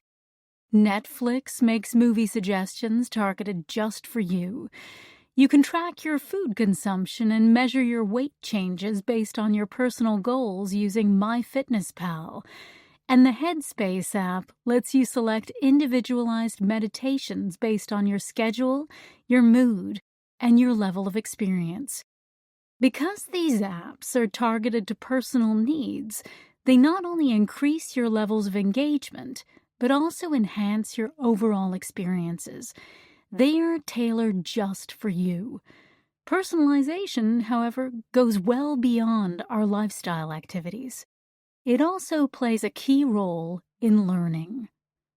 A study carried out by the Brandon Hall Group found that 90% of companies believe that personalized learning promotes personal development, and 93% agree that it helps people reach their goals more effectively. Despite this overwhelming response in favor of personalized learning, fewer than 50% of the companies surveyed admitted to implementing it in the workplace. If the goal in corporate education is to move away from a one-size-fits-all mentality, then we, too, must embrace personalization in learning. This means we should provide learning that is customized for an individual based on their skills and knowledge gaps, their personal and professional goals, their milestones, and their specific interests. It's the type of learning that helps people succeed. To help people achieve their goals within your company, you must tailor their development to their goals, or risk top performers leaving in search of companies that will nurture their learning. Consider a 2015 Gallup survey that found that when 93% of Americans advanced in their careers, it was by taking a job at another company. This illustrates that people need to be given the opportunity and the support to learn on the job, especially if employers want to keep top talent for the long term. The old standard. Companies have consistently struggled to implement personalized learning experiences that can help their employees build skills and advance careers. The reasons lie in historical work practices and their influence on education. To really embrace the notion of personalized learning, we need to understand how work has evolved. A huge proportion of employees in the workforce today are now knowledge workers, not factory workers. Since 1980, employment in jobs requiring stronger social skills, namely interpersonal communications or management skills, increased from 49 million to 90 million, or 83%. Further, employment increased 77%, from 49 million to 86 million, in jobs requiring higher levels of analytical skills, including critical thinking and computer use. That means that the standardized work and education systems companies have used for decades are outdated.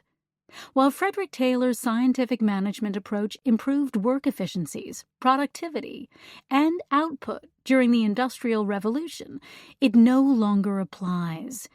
The goals for our workforce in the knowledge and expertise economy have shifted. Successful companies today focus on how they can find, develop, and nurture the best talent in the most personalized and relevant way possible. There is no average. The education system we have today was designed for a different time. It was developed for the industrial era, when the majority of people worked in factories, and the goal was efficiency. Todd Rose, director of the Mind, Brain, and Education graduate program at Harvard, believes that companies and schools are hampered from implementing personalized learning because of outdated theories originating from the standardized models implemented during this industrial age. He says, many of our existing assumptions about education are based on a highly constraining notion of average-based approaches to understanding individual learners.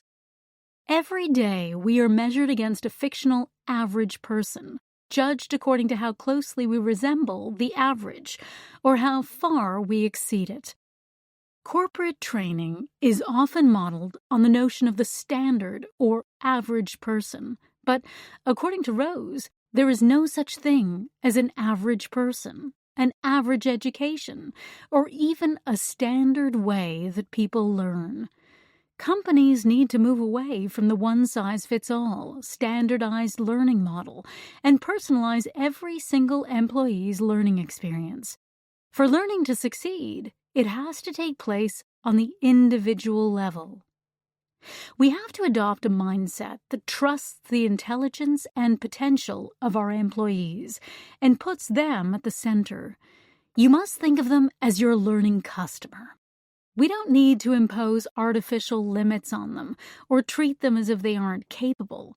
If employees aren't learning and building skills based on their personal goals and skills gaps, both companies and individuals lose. Companies need to start empowering their employees and understand that employees should be driving the conversation around learning. Standard career paths. Rose also believes that companies need to rethink the idea that they can control the career path of their employees because there is no such thing as a standard career path. To support this point, he refers to the science of equifinality, the principle that there are multiple ways to achieve successful outcomes. Rose adds, there's never just one way to get there. This isn't just true for learning and careers. This is true in biology and in the brain. It's a mathematical fact that there cannot just be one optimal path. Rose is a good example of someone who has followed a unique and interesting career path. By his admission, he wasn't a strong student and dropped out of high school. He worked several minimum-wage jobs before getting his GED credential and eventually his undergraduate degree by attending night classes at a local college. Yet today, he's a Harvard professor. Most would define his journey as unconventional, to say the least, but still he got there. Kelly's career path also would be considered outside the supposed standard. She started as an English major in college, worked in tech companies developing online help systems, moved into product development, then to corporate strategy doing acquisition integration, and finally to leading corporate learning. When a friend asked her one day, "If I want to get into your field, can you tell me what path you took so I can do the same?" Kelly told her friend that her career path was something she could never have predicted. Kelly embraced new challenges and opportunities and emphasized that the road to the right career often involves many detours along the way. It's the rare person who has a standard career path. Learning through experience. The fact is that organizations rarely allow for natural, organic learning. Learning based on life experiences for which we don't get any credit. Many companies will benchmark employees higher if they have an MBA, but they don't take into account the real-life learning others have built over years of practice and mastery. Earlier in Kelly's career, she led the acquisition integration organization at Sun Microsystems. This meant that whenever Sun acquired a company, she and her team were responsible for successfully integrating all the new people and functions into the business.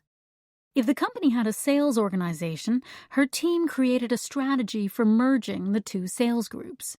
Engineering, IT, customer support, marketing, finance, and HR all needed integration strategies to merge people, processes, and technology.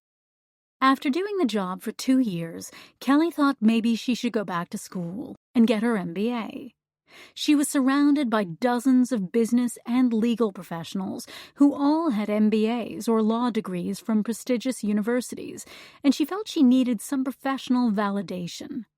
Doing the job and getting promoted while doing it somehow didn't seem enough.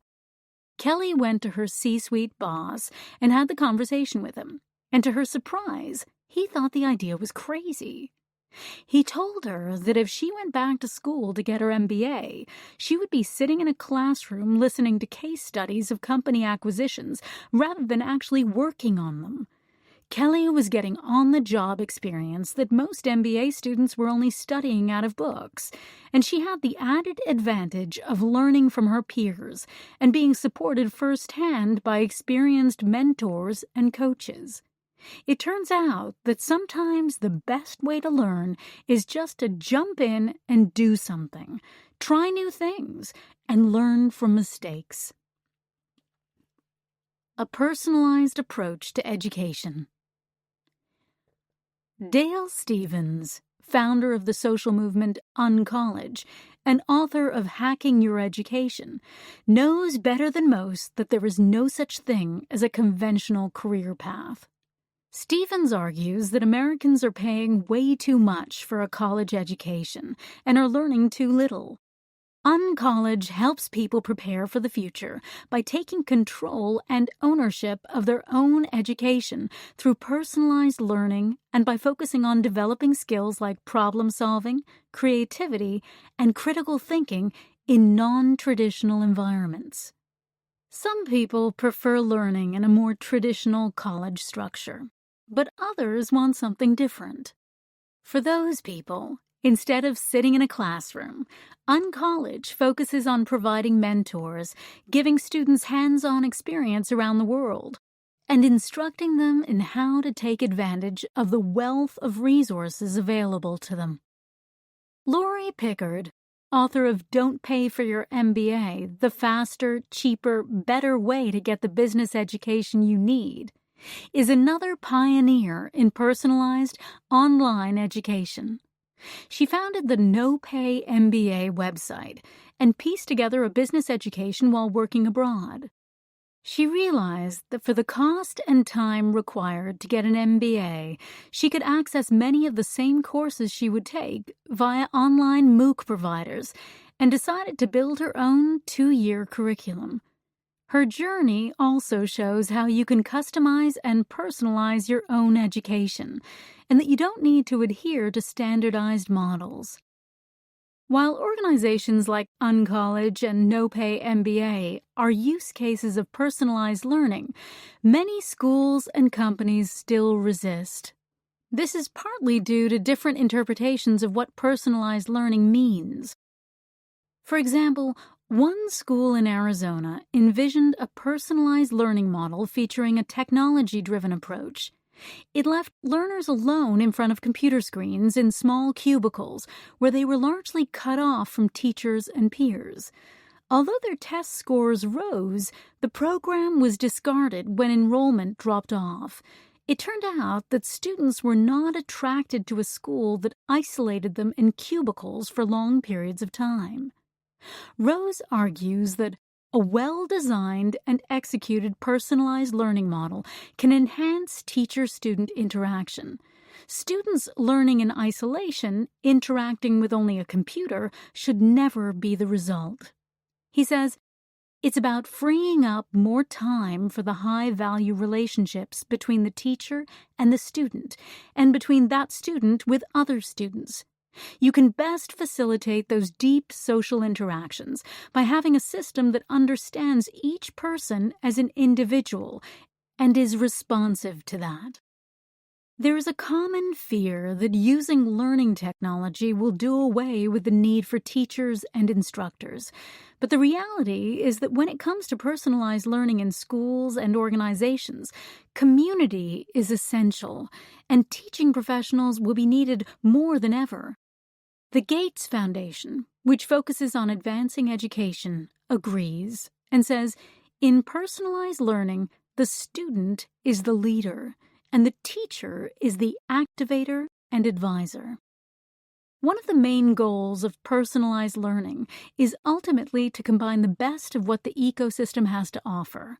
It's not an either-or proposition, but rather aims to unite the best features of learner motivation, technology, and online learning supported by teacher and peer expertise. The student or employee may access the knowledge online, but they still need their teachers and peers in person so they can practice and solve problems. Technology plays a key part, but as Rose says, the solution is not to simply take an old existing model and problem and put it online. For instance, taking a lecture-based class, videotaping it, and then putting it online is not the solution. The foundation of the personalized learning approach always requires some human touch. One-size-fits-all classes, standard career paths, and systematic performance ratings are all part of an antiquated system that needs to be transformed into one that champions personalized learning. The problem is that even data-driven companies that have the necessary resources, according to Rose, aren't using the data to help them personalize their employees' workplace experiences. We have an incredible opportunity to change the paradigm. Rose stresses that to really transform the antiquated systems, we need to get to some of these enlightened CEOs and say, look, I know it's scary, but at the end of the day, your bottom line is about finding and developing more talent, more diverse kinds of talent, more experts, and genuinely be a learning organization. I don't think anyone would disagree that that's a really good outcome. There is an enormous first-mover advantage here. If you get this right as a company, your ability to develop in-house talent will be second to none. Personalized learning in action. For personalized learning to succeed, the company must support it and create an environment where the employee can succeed. While employees need to take responsibility for their learning and career development, managers should provide feedback, advice, and guidance. You could argue that self-motivated employees take learning into their own hands, even without managerial support or personalized technology to help them. But if you ask most people what they learned last year, not many could answer that question.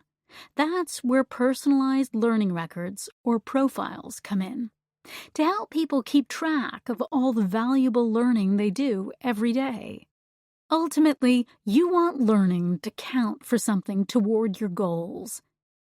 Let's take the example of Rico Rodriguez, a 30-year-old software developer and learning enthusiast who learned how to code through self-directed, personalized learning. Rico studied neuroscience at Yale, but decided against a career in neuroscience. Instead, he took a job as a sales rep at e-learning company Moodle Rooms, straight out of college. That led him to his next role, as a sales effectiveness associate in the Offers group at Google, where he helped sales reps generate consistent, high-quality leads.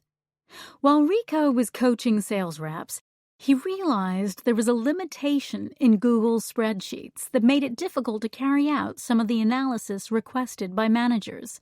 So he started thinking about a solution. He decided he would learn how to code, beginning with the Python programming language. But he also felt he needed a mentor to help advise him, so he found someone at Google whom he respected and was willing to give him some guidance around learning this new skill. Once Rico learned Python, he suggested to his manager that he apply his new skill to a project that the engineers didn't have the bandwidth for, a calculator app that Google sales reps could use to replace the cumbersome spreadsheets. Rico's manager agreed to let him work on the project, and so Rico moved from sales to software development. Knowledge workers like Rico tend to take learning into their own hands to direct their career trajectory. But this is rarely done entirely in isolation. Two important factors impacted Rico's motivation and determination to move into software development. First, he had a manager who believed in him and his ability to learn new things, a manager who gave him the opportunity to do something new. In this case, build the calculator application for the sales team. Second, he found a mentor who gave him guidance about how his learning was progressing. Sometimes a manager can be both role model and mentor, but other times different people take on each role. Overall, for personalized learning to work, the learner must be the person driving the goal. The manager should support it, and the mentor can help guide progress and provide feedback. However, even with support, people must be motivated to learn in the first place. For example, nobody told Rico to learn to code in Python. He set his own goal and created a challenge that motivated him. From there, he followed the path toward personalized learning. It is impossible for any meaningful learning to take place without that initial self-drive and self-motivation, and there is no better way to learn than applying new skills directly to real work. After he set his personal goal, Rico identified a mentor who could give him feedback on the work he produced. Ultimately, Rico discovered learning resources that were available to him around coding, both online and in person, carved out time to learn, and started developing the application as he was learning how to code. Rico reflected on the feedback from his mentor, made a lot of mistakes, and through trial and error, learned how to program in Python. Because his learning was personalized based on his professional goals and his skills gaps, he was able to develop a successful application at Google that helped solve a real business problem. After Rico spent a few years at Google, Kelly hired him at LinkedIn to work on a learning technology platform. She found that his skills in both coding and neuroscience were a great combination when applied to a platform that focused on personalized, social learning. But his technical skills were not the only reason for Kelly's decision to hire him. Rico was also curious, had great learning agility, and took personal responsibility for his learning and career development. Exactly the type of attributes that would put him on a successful career path. For the next phase of Rico's career journey, he's decided that he wants to learn more about data science, one of the top skills many knowledge workers consider important for the future. Data science helps people explore data in various forms and extract meaningful knowledge and insights. As in his approach toward coding in Python, Rico's approach will use personalized learning and a variety of learning resources, including an expert or mentor in the field to guide him. As Rico's experiences show, it takes a combination of motivation, mentors, and learning resources for successful personalized learning to happen. Learning agility. One of Rico's standout attributes is his learning agility. Today, companies need agile learners to solve the problems they haven't even figured out they have yet. After all, would you rather hire an employee who is genuinely curious and wants to learn and build new skills, or an employee who needs to be told what to do and just wants to get through the working day? While employers have a role to play in helping employees learn and prepare for the future, when it comes to hiring, they would do well to recruit people based on their curiosity and desire to learn. In fact, learning agility is, and will continue to be, one of the most desirable skills for the future. Rose believes that organizations can make giant, costly mistakes when they don't pay enough attention to the types of employees they recruit. The cost of being wrong when you hire people is incredible. The turnover and the hiring and the onboarding alone. It's such a waste.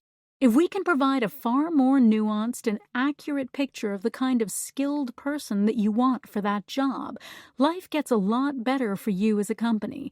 And if you apply those same principles to how you become a learning organization, then you're really getting somewhere. Let's look at the case of Cameron Rogers, another example of learning agility. When Rogers was studying public relations and marketing at the University of Oregon, he happened to meet the CEO of a small Silicon Valley training company at a social gathering who desperately needed a social media marketing strategy. When the CEO discovered Cameron was studying this subject in school, he offered him the chance to do a summer internship at his company.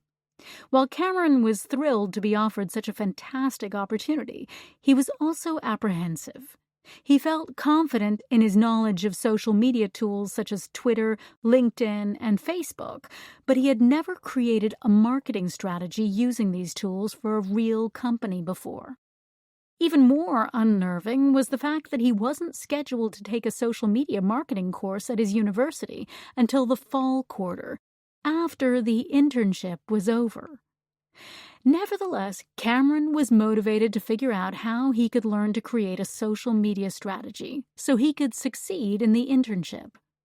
Fortunately, the University of Oregon provides a wealth of online resources for their students. He tapped into his community at school, did some research, and also found several online resources. In particular, he used an online course by Guy Kawasaki, How to Rock Social Media, as well as another lynda.com course on Marketing Foundations Social Media. The CEO turned out to be a great mentor as well, and gave Cameron feedback throughout the internship.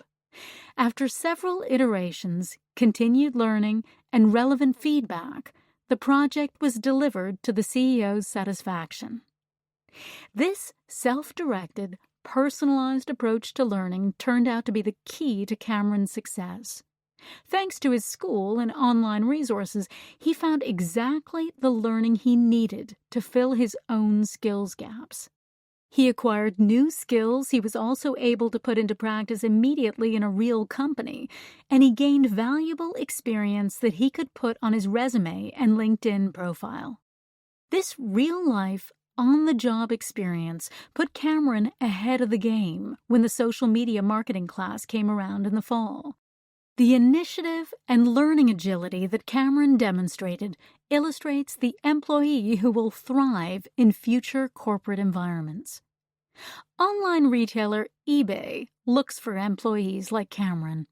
It hires employees who demonstrate learning agility, and it also promotes personalized learning and career development strategy within its staff once they're hired, which has proved to be incredibly successful.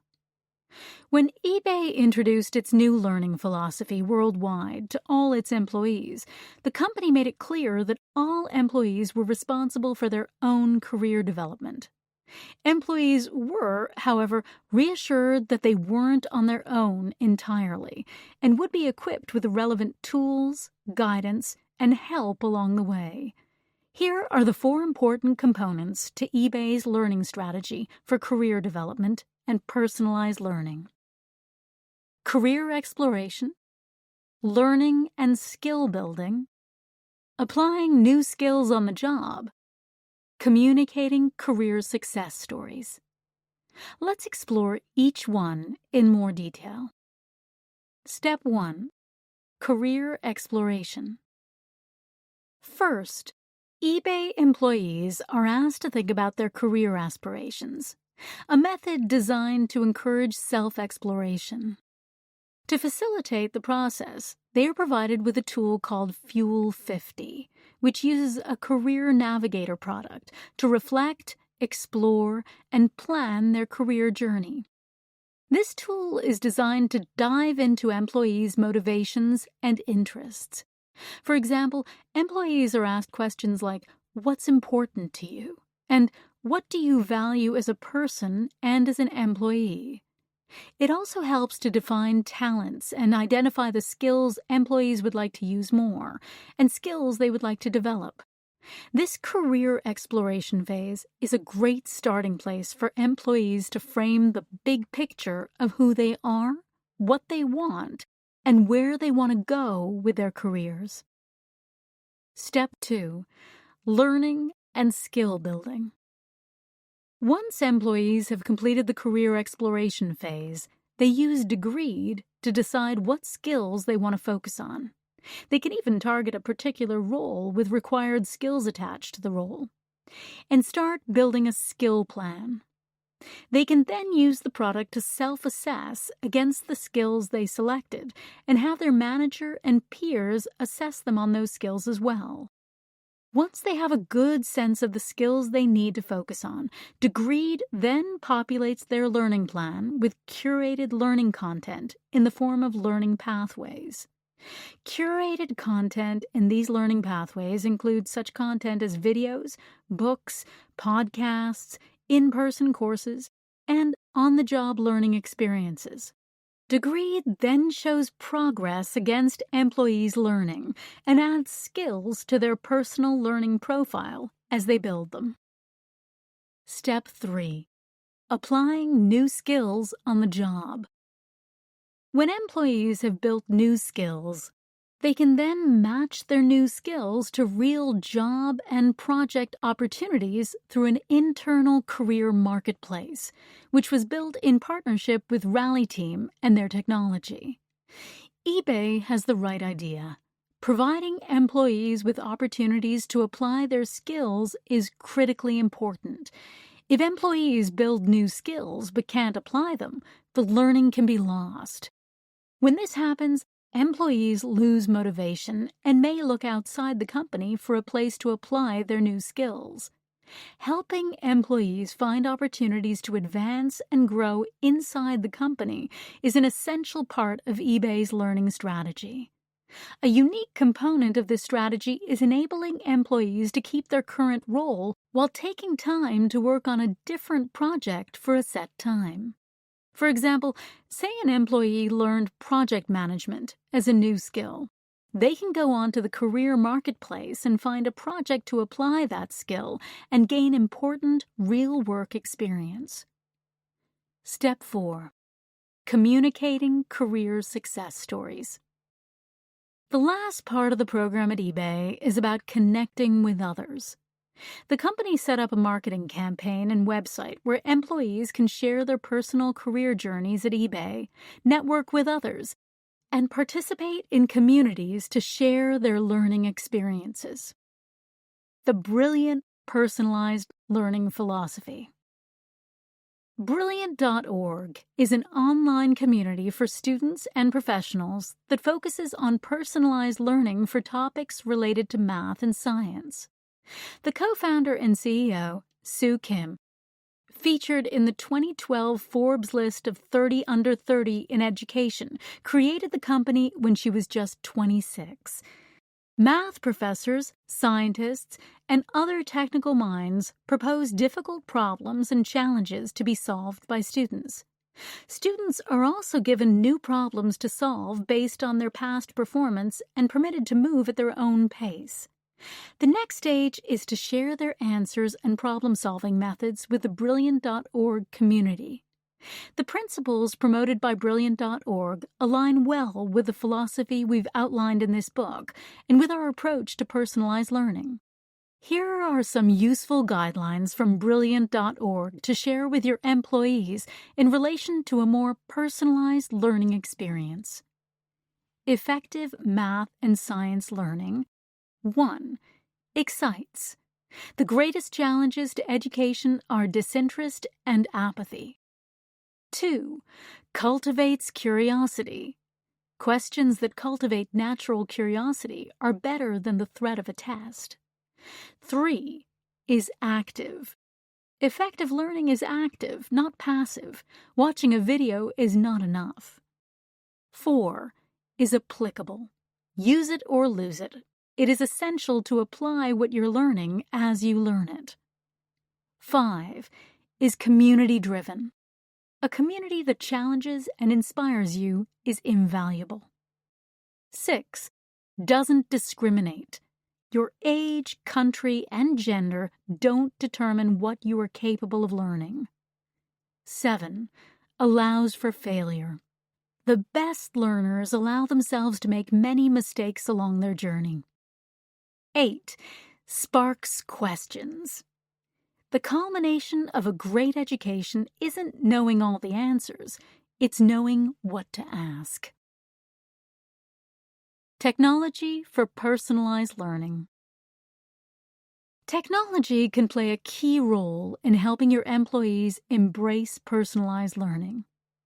Chapter 6 elaborates more broadly on how you can succeed with the right technology, but it's worth noting here that Degreed is an excellent example of technology that enables personalized learning. Degreed is a learning platform that puts the learner in the center of the learning experience. It allows individuals and companies to discover learning, to build skills, and to take a record of their personalized learning with them, no matter where they go in their career. Organizations that provide technology to enable personalized learning not only make it easier for their employees to build skills, but also make learning more meaningful. Employees get the opportunity to learn new skills, but they also get to know themselves and become lifelong learners. Rose says, personalized learning platforms like Degreed help people know themselves. Really know who they are. Sure, people are there to learn something, but personalized learning helps you to absolutely understand yourself as an individual.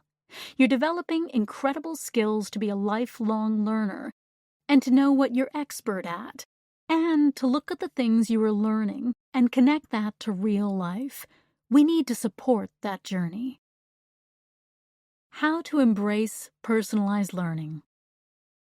Once you have decided that you want your employees to have a personalized learning experience, how do you get started? Below are some ways that you can begin the personalized learning journey at your company. 1. Help people understand their skills, strengths, and weaknesses. Assessments are a great way to help employees and managers understand each employee's skills, strengths, and weaknesses. There are so many different types of assessments in the market, and the ones you choose depend on how in-depth you want to go with the personalization. Many companies and leaders are familiar with 360 assessments, where an employee does a self-assessment and receives feedback from their manager and peers. There are also free online assessments for individuals. Pluralsight, for example, empowers developers to take a simple knowledge check to measure the extent of their programming skills, which in turn enables them to personalize their learning. Degreed also provides a method of identifying the skills you have versus the skills you need. More about that in Chapter 8. The main goal is to give employees a personalized view of themselves so that their learning and skill plans can be tailored for them. It's smart to keep it simple, though. Think about how many skills you can realistically work on in a given year. 2. Create personalized learning plans. Once employees have a good sense of what skills they want to focus on, they can create a personalized learning or skill plan based on self-knowledge and their learning and career goals. It's motivating for employees to know what they need to focus on and to chart their progress toward their goals. This is different from a development plan that is part of a performance review, which almost seems punitive. Instead, learning plans are a good way to create an inspiring career vision that will motivate your employees to want to learn new skills. 3. Create flexible, supportive learning environments.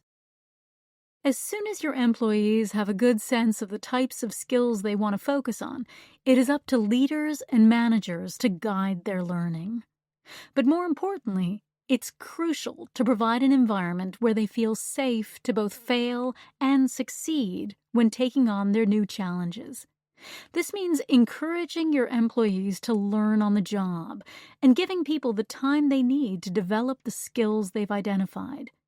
Also, if you know what skills your employees are trying to build, you can give them assignments that will stretch and challenge them personally and professionally. It may not always be comfortable for your employees, especially overachievers, to jump into areas where they don't feel completely competent, but with support and encouragement, these opportunities can help shape a career. Chapter 4. Combat Content Overload. When you want to learn something, what's the first thing you do? You might turn to Google, but depending on what you're looking for, the answers may not be as simple as you think. For example, say you want to know more about social media. If you Google social media, you're faced with over 250 million search results. If you try to be more specific and type in learning social media instead, the results narrow to about 30 million, which is better, but let's face it, still overwhelming. The problem is that we simply can't keep up with the amount of information that's being created in the world. Most experts predict that the size of the digital universe is at least doubling every 2 years, based on a 50-fold growth from 2010 to 2020. As a consequence of this content overload, we have become overwhelmed by the constant surge of information, impatient in our need for information right now, and distracted by the never-ending stream of websites, apps, and video clips. We spend so much time trying to sift through information that only a fraction of a typical working week is left over for learning. Yet it is not all bad news. There are ways we can learn to combat content overload if we choose the right learning tools. In this chapter, we'll talk about different types of learning content and how real companies are putting them to use to help their employees learn, gain expertise, and build skills. The moment of need.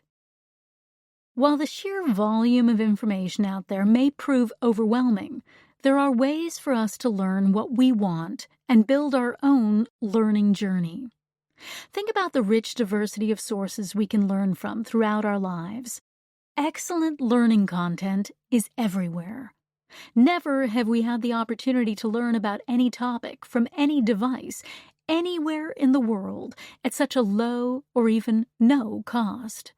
And this is only the beginning of the democratization of content, where people have immediate access to the information they need. All this information at our fingertips is a good thing, but only if we can help overwhelmed learners find what they need the moment they need it. That moment of need usually happens on the job. For example, say you need to figure out how to use data to tell a compelling story and present it to your boss the next day. You can't wait for a class on telling your story with data. You need the information now. How great would it be if you could easily find what you want without wading through millions of search results? Interestingly, when we are in our moment of need, Google isn't the first resource that we turn to. A research study carried out by Degreed in 2016 found that when people want to learn something, they first ask their peers, bosses, or mentors before searching the internet. The last thing they do is consult their HR department or learning organization. The results show that people like to learn from each other as well as from technology. Companies should take notice of these results, and leaders should ask themselves, when I want to learn something, how do I learn? It is only by truly understanding how each of us learns that we will be able to build a learning platform that works for each and every employee. Tim Quinlan, Director of Digital Platforms for Intel, understood the importance of individual learning when he was putting together his digital learning strategy for the company. When the time came to present his strategy to his boss, he didn't use PowerPoint presentations or spreadsheets to show the value of learning. He simply talked to his boss and asked him how he liked to learn. His boss explained that he often searched for information online, but couldn't always find what he was looking for. So Quinlan asked him to do the same search on Degreed, his proposed learning technology platform.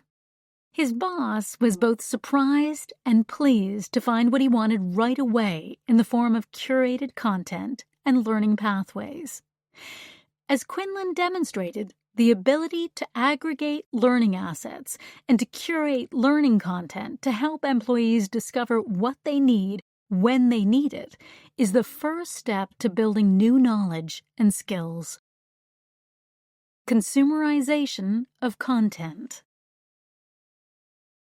When combating content overload and helping overwhelmed employees, it's good to first understand just what types of online learning resources are available and how companies are using them. There is some debate about what constitutes learning content. It used to be that companies provided training in two forms, either by instructor-led classroom training or through e-learning. Learning organizations would either create all of their own learning content or hire expensive vendors to create custom content for them. Kelly recalls that one IT department spent more than $300,000 for a vendor to create a single online compliance course for its employees. For decades, online learning often conjured up images of boring PowerPoint presentations with voiceovers or some sort of awful compliance training. But today, there are hundreds of companies using thoughtful and innovative learning content on just about any topic imaginable. Some learning content comes in the form of content libraries that individuals or companies can pay for through a subscription service. Other content is free and can be accessed by anyone. Even online compliance training can be entertaining thanks to companies like Second City, the comedy troupe, who have contributed to making them not just relevant, but also fun and engaging. The real benefit to online learning is that new content is being created every day, sharing information on the latest technologies, the latest methodologies, and the most up-to-date research, enabling us to access this information as it becomes available, sometimes instantly. Yet not all of us know about it, even those who consider themselves to be lifelong learners. When the Pew Research Center did a survey of lifelong learning and technology in 2016, it found that while over 70% of American adults surveyed consider themselves lifelong learners, and over 50% of full or part-time workers took part in work or career learning, the majority of adults had little to no awareness of the technology and resources available to them. Here is the breakdown. 61% little or no awareness of distance learning. 79% little or no awareness of Khan Academy, video lessons. 80% little or no awareness of massive open online courses, MOOCs. 83% little or no awareness of digital badges. Digital learning content is rapidly evolving, so it is important to understand what content is available, what's working, and where companies and employees are being successful. Building awareness of these valuable resources is an important step toward improving the quality of learning in organizations. Low and no-cost quality digital content is now so widely available that organizations simply cannot afford to overlook the learning content available. Choosing the best content for employees has never been easier. For example, the free online video platform TED, Technology, Education, and Design, provides access to a collection of short, 18 minutes or less, impactful talks from thought leaders around the world. Bill Gates, Microsoft, Elon Musk, Tesla, Jeff Bezos, Amazon, Sergey Brin, Google, and Steve Jobs, Apple, are just a few business leaders who have given inspirational talks on TED. In addition, lesser-known thought leaders speak on topics ranging from Gary Kasparov on artificial intelligence to Brené Brown on the power of vulnerability. Many companies use the videos as part of their learning content offerings to help employees think more creatively and inspire innovation and purpose at work. YouTube is another popular information source and offers a variety of instructional videos unparalleled by any other media. For example, David has used YouTube to learn everything from how to change a tire on his bicycle to concepts about data science and neuroscience for work. Millions of people post how-to videos on YouTube regularly. Some of the most popular educational and instructional videos on YouTube are posted by Khan Academy. Khan Academy. The birth of Khan Academy is a well-known story in the education world. It started over a decade ago when educator Sal Khan's cousin, Nadia, asked him for some tutoring in math and science because she was falling way behind in her class at school. Because Khan lived in Boston and Nadia lived in New Orleans, he would tutor her by phone. His method helped Nadia excel. In fact, she went from practically failing math to becoming the top student in her class. Because of these great results, more and more of Khan's extended family asked him for personal tutoring too. And so it went until one of his friends suggested that he make videos of the lessons and make them available online so they could all view the lessons at their convenience and make the whole process more efficient. Over time, Khan made hundreds, then thousands of learning videos and posted them on YouTube. Although Khan was not the first person to post online educational videos, something about his style attracted a huge audience. For some across the world without access to education, it changed their lives. When Khan Academy became more well-known, and even when it went beyond being a hobby, Khan said that the content was crafted from a more personal point of view. It started with some math he knew and then some science, but then he started getting into anatomy and certain subjects he didn't know as well. Learning about other subjects made it fun for Khan, and it continues to be fun for Khan. I spend about 30 to 40% of my time continuing to make content, and I consider that the best part of my job.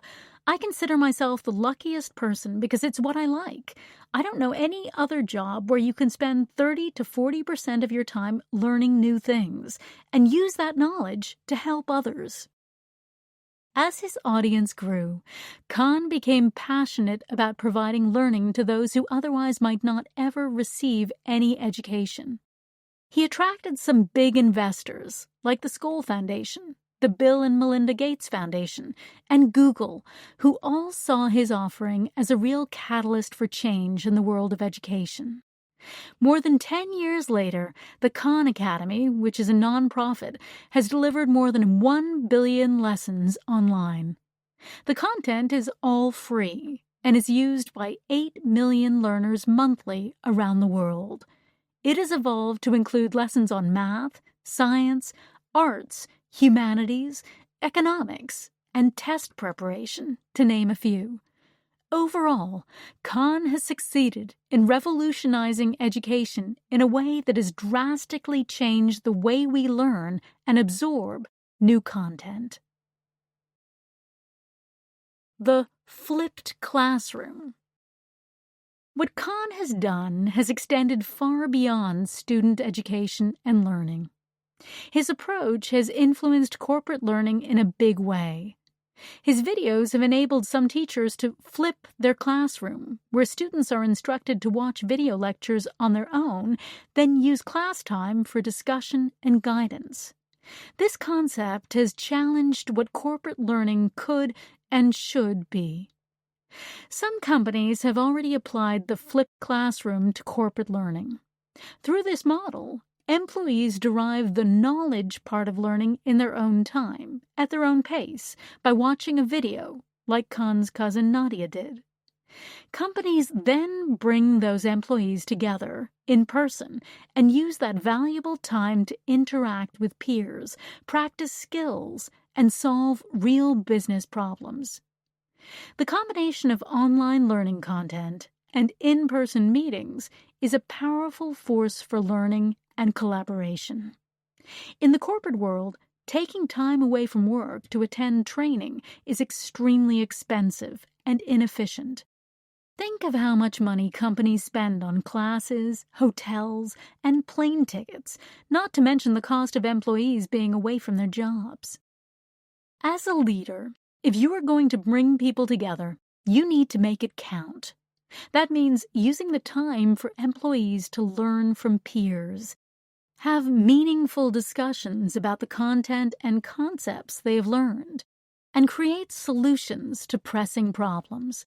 This is just one way to help companies achieve success. Khan Academy goes corporate. The Khan Academy recently started to partner with companies to help their employees and their customers build skills. For example, they partnered with Bank of America to create a program for their customers on financial acumen called BetterMoneyHabits.com, and then followed that with a program to help new college grads figure out careers in personal finance. The latter features videos that help young adults think about their careers and weigh their passion against the financial implications of any given career. The videos Khan Academy produces feature young professionals talking about what it's like to have a particular career, what skills they need, and how much money they make, which offers a glimpse of what life in the working world is like. Helping new college graduates understand what's available for them in a job and a career is something that we should spend more time on, given that, according to Accenture, 8 out of 10 new college grads do not have a job lined up at graduation. According to Bank of America research, 60% of new college grads place more importance on passion than on their paycheck, but they need to understand the financial realities of that choice as well. The Khan Academy was not the only learning resource to break new ground. About the same time, a new learning content resource was on the horizon that would further advance the democratization of education on a global level. Massive Open Online Courses, MOOCs. In 2011, something unprecedented occurred. 2 Stanford University professors launched 3 online courses, MOOCs, that allowed free access to the same learning content that was made available to Stanford students. This was a big deal, especially because Stanford University is known as one of the most difficult and prestigious universities in the world, where a mere 4.8% of 44,000 applicants were accepted in 2016. Essentially, it was an experiment to offer self-paced, scalable, accessible, and affordable online learning to anyone, anywhere in the world. When the first Stanford MOOC, Introduction to Artificial Intelligence, was launched, 160,000 students around the world signed up. MOOCs offer learners access to online lectures and assign homework that is graded by a computer. When the class and coursework have been completed, participants receive a certificate of accomplishment. MOOCs are really the next evolution of the distance learning model, where people learn remotely without having to physically be in a classroom. 2 companies were formed because of the first 3 MOOCs that were offered from Stanford: Coursera and Udacity. The most well-known nonprofit MOOC provider is edX. During the past 3 years, over 25 million people from around the world have enrolled. And while completion rates are low, around 4% for Coursera, the overall reach is still significant. While the original goal for MOOCs was to make education more accessible to those who wouldn't otherwise be able to afford it, studies during the past 5 years have shown some interesting trends.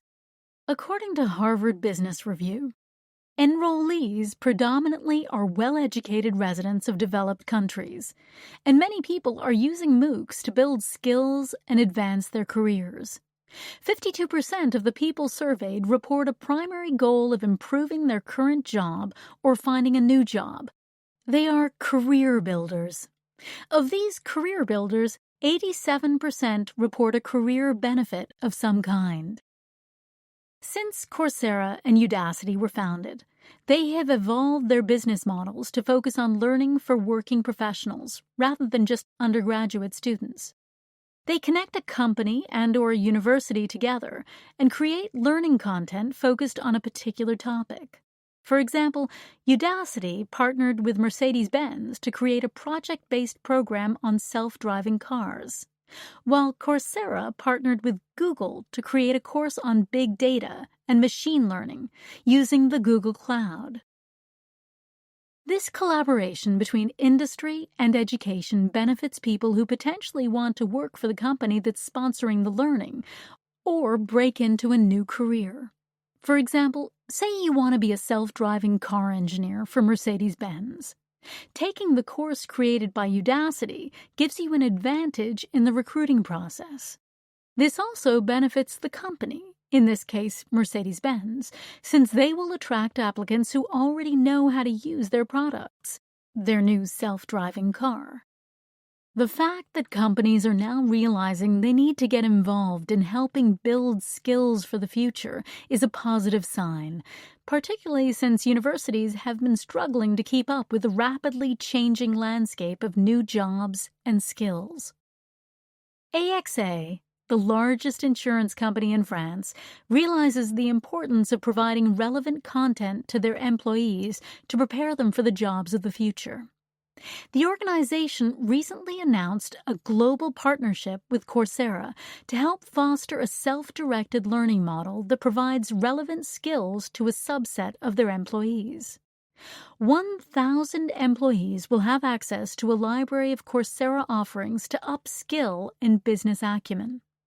50% of the cohort will get certifications, and AXA employees in 64 countries will gain access to more than 300 courses in topics such as leadership, digital marketing, and data science. L'Oréal is another global company using Coursera to help their employees build skills. The company targets 50% of their employees learning through self-directed or digital initiatives. Still, many companies seem to be missing a big part of how they can be more competitive in hiring and retaining great talent. According to Monica Hamori in Harvard Business Review, a lot of people who want to become better at their jobs are fending for themselves. Companies are reluctant to invest in talent that may end up leaving to work for the competition. On the flip side, employees see further learning as an investment in themselves and their future. One of the reasons many companies don't support their employees' learning through MOOCs is because they lack awareness of the impact MOOCs have, such as low course fees, no travel costs, and less disruption to day-to-day work. If we could bring companies and employees together around how they engage in MOOCs, it would be a huge win-win situation. Learning content libraries. When it comes to online learning content, video tutorials and MOOCs are only the tip of the iceberg. There are hundreds of subscription-based, paid online learning libraries on the market today. Some of the most popular include Open Sesame, Pluralsight, Safari, Lynda.com, Skillsoft, Creative Live, Treehouse, and Udemy. Content libraries provide hundreds, if not thousands, of courses and/or video content to help employees learn about topics at their own pace asynchronously. Some content libraries are vast and cover a wide variety of topics and skills, while others specialize in areas like technology. Individuals can buy subscriptions so they can learn on their own time. And many companies buy company-wide subscriptions to provide access for all their employees. Utah-based Pluralsight provides a content library of learning videos focused on the technology sector. The technical learning content created by experts in the field is video-based and helps people build skills in mobile development, web development, machine learning, artificial intelligence, and virtual reality, to name a few. In addition to the learning content, participants are also offered skill assessments, learning checks, and discussion boards. Recently, Google partnered with Pluralsight as part of an initiative to tackle India's Skills Gap Challenge. According to NASSCOM, India's IT Training Association, the Google Pluralsight partnership is helping 3.9 million people in India update the technology skills they need to stay relevant in the workplace. In addition, the partnership is focused on helping skill new developers for the 150,000 new tech jobs that are coming online within the year. Microlearning. Microlearning is the opposite of typical corporate training. Instead of sitting for 8 hours in a classroom, microlearning serves bite-sized learning content, usually lasting only a few minutes and easily accessible by mobile phone. New York City-based technology company Grovo is most well known for microlearning. According to the Association for Talent Development, 92% of organizations currently using microlearning plan to do more of it, while the 67% of organizations not using it plan to start using it. Companies adopt microlearning content because it seems to work. First, people can fit short bursts of learning into their work routine without having to take time out to go to a training class. Microlearning also helps people to get just enough content to help them with the task at hand. Finally, microlearning is useful for reinforcing learning and helping people recall content and concepts. A number of companies have embraced microlearning, including Gap, Chevron, and PepsiCo. According to Maxim Ovsyannikov, former vice president of product for Grovo, microlearning was developed so that content could be more concise and with specific takeaways.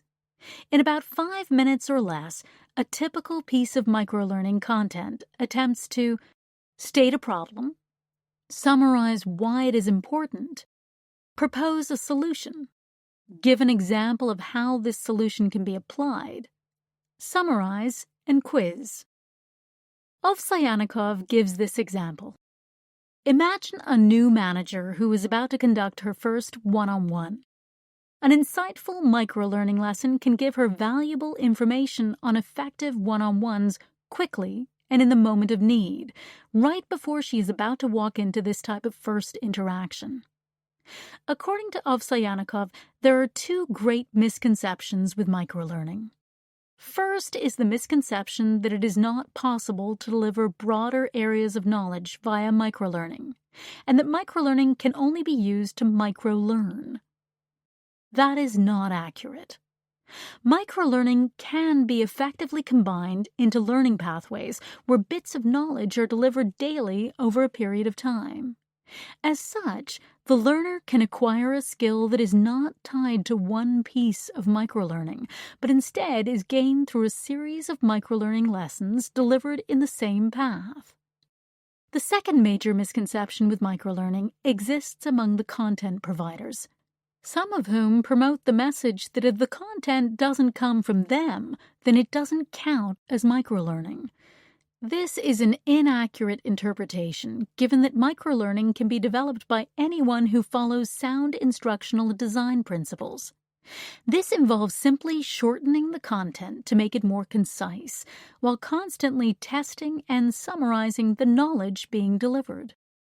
Ovsyannikov goes on to say, almost anyone can build microlearning.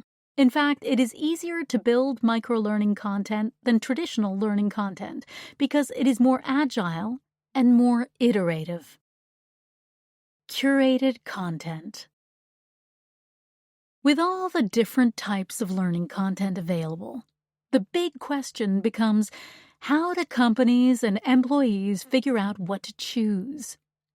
Curating content is a great strategy for helping employees find what they need just when they need it. Let's take an example. Say you want to learn more about cybersecurity. You could try Googling it, but you have a colleague, Julie, who works in the engineering group at your company, and she is a subject matter expert on this topic. You ask Julie what she thinks are the best learning resources surrounding cybersecurity. In response, Julie puts together a list of courses, conferences, certificates, books, podcasts, websites, experiences, journals, and articles that she thinks are the most valuable sources of information. Now imagine that you have technology that will let you put these resources in a guided digital pathway so that anyone who wants to learn about cybersecurity can also see the list of resources that Julie put together. That's curated content. Instead of employees guessing which resources are the best, they learn from someone who is an expert already. The great thing about curated content pathways is that they open learning in a whole new way. Not only can learning professionals in the corporate learning organization curate content on various topics, but also employees who are already subject matter experts are able to share their expertise. This means that all employees can get involved in learning and teaching others. Empowering employees to choose pathways of learning that make sense to them is a powerful way to close the skills gap and build on their expertise. MasterCard has been using the power of curating content for several years. The company came up with a creative way to encourage all employees to share their expertise. They held a contest where they challenged employees to identify a topic they were passionate about and then create their own pathways of curated content to teach other employees about the topic. When all the submissions were in, the top 3 pathways were chosen, and the curators were awarded prizes for their efforts. It was fun and competitive, but most importantly, it got everyone engaged in the learning process and created exceptional resources for the benefit of all of their employees. Curating content using machine learning. Imagine a scenario where every employee in the world has access to personalized learning, and that learning helps them build the knowledge and skills they need throughout their careers. Just a few short years ago, the idea that one day everyone could have access to the learning they needed when they needed it seemed like a fantasy. Now, with the rise of machine learning, it's entirely possible for anyone to have a personalized learning experience. Now you can have relevant learning content served to you and your employees every day based on your interests, on who you are, on what you do, on how you like to learn, on what skills you want to build, and on who you know. Think about what this means. That was the dream, but it's gradually becoming a reality through machine learning. Machine learning is a subset of artificial intelligence, AI, and it gives computers the ability to learn from data without being explicitly programmed. In other words, the computer learns how to learn. So what role does machine learning play in corporate education? Its uses are twofold. First, it helps personalize the employee's learning experience by learning the type of content being consumed by that user.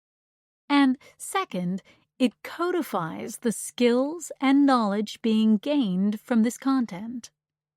Machine learning organizes and recommends learning based on your interests. Think of what Spotify has done for music or Netflix for movies. The more you watch or listen, the more the technology learns about you.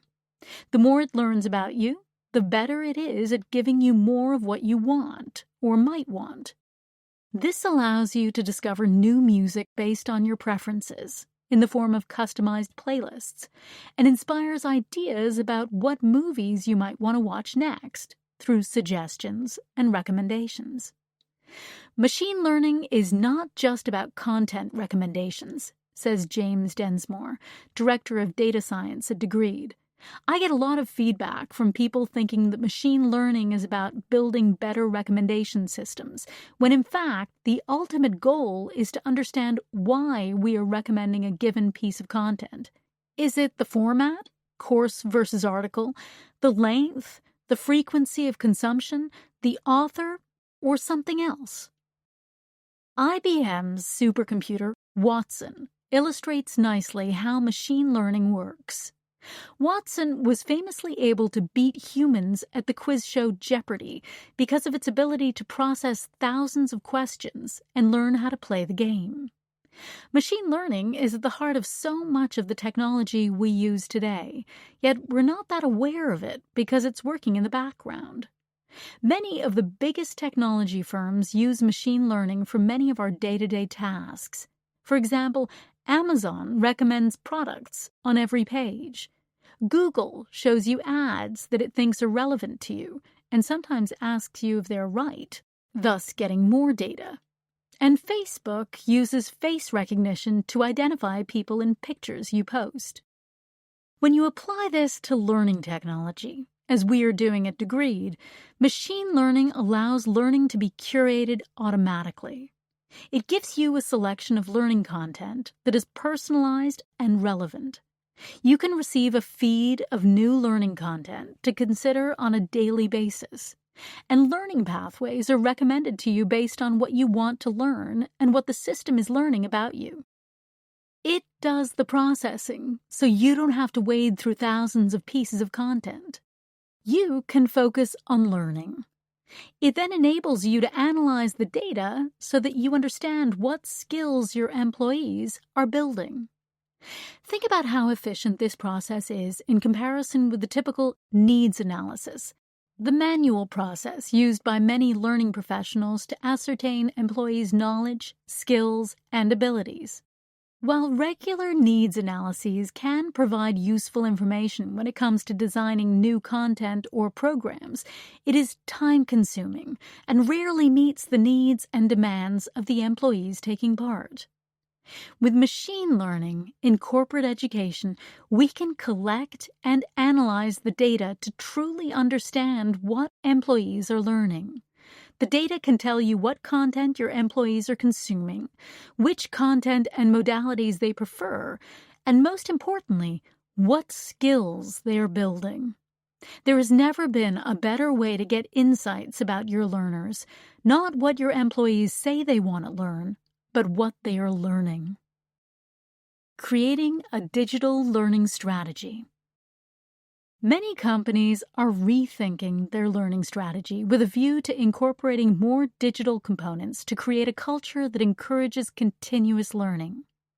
In her book, Stretch: How to Future-Proof Yourself for Tomorrow's Workplace, Carrie Williard discusses how to stay current in the workforce. She says, it's not that you have to drop everything you are doing and go reskill yourself. It's more that it's important to keep learning all the time. She likens learning to staying in shape physically, in that it's better to exercise moderately over the course of your life rather than try to run a marathon and then quit. Williard says, individuals and companies need to set up platforms and ways for people to be constantly learning to set a culture and tone and expectation around continuous learning. That's probably the only way that you can keep up. It's counterproductive not to pay attention to this and then go through a major restructuring and hire all new people, only to have them become obsolete as well. Ask yourself how you learn every day. Do you search for content on Google and watch videos online? Most people, including your employees, learn from a variety of informal sources. So, when you are creating your digital learning strategy to incorporate digital learning assets into your offering, think about the following questions to help you develop your plan. 1. What is a digital learning strategy? A digital learning strategy is the process of incorporating digital learning assets, videos, online learning, courses, blogs, articles, and books to help people learn. But digital learning is more than that. It encourages us to think about learning in a different way. There is so much content for learning available to people now, and the rate of change is so fast that we can't be bound by old models of learning, like classroom training, to satisfy the required skills today. A digital learning strategy provides us with the opportunity to direct people to digital assets we have developed or that already exist and make that content more on demand.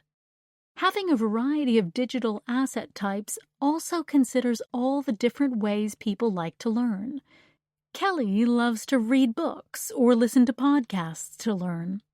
David prefers to watch videos and read articles, and others may like to take a multi-week online course. So it is a good idea to build a plan into the digital learning strategy for how these digital learning assets should be offered to employees. 2. Why do organizations need a digital learning strategy? One reason it's so valuable to have a digital learning strategy is that it provides learning to all employees, not just the chosen few. It also enables companies to react more nimbly to shifting priorities, as well as specialized learning needs that can't always be accommodated with the resources available. When a digital learning strategy is deployed, it instantly becomes a global, scalable benefit for all employees, proving to them that the company is investing in them and their skill development all the time. Instead of employees having to go through the learning department to develop a particular type of learning, they have thousands of learning assets at their fingertips whenever they need them. Many companies spend most of their learning budgets on leaders, managers, or high-performing employees, and then leave the rest of their employees to fend for themselves. Having a digital strategy helps reach all employees, and it provides the company with a competitive advantage. Employees are more likely to stay in a company that invests in skill building and further learning. 3. What type of digital content should be included? Here's where a little analysis and iteration comes into play. When Kelly was at LinkedIn, she and her team were trying to decide which content to include in the digital strategy. LinkedIn was just starting the learning organization, so the team hadn't created content yet. To get learning content to people quickly, the team partnered with a few leading content providers that had libraries of digital content. Kelly and her team chose 3 of those content partners. During the first year, they tracked the usage of this partner content to see what employees were using to learn. They also included some of the free content, such as TED Talks and YouTube videos. That worked well for creating the first digital strategy. But over time, as LinkedIn learned what was working best for its employees, the company dropped some partner content and added some company-specific digital content to the mix. 4. How do organizations know what their employees are learning online?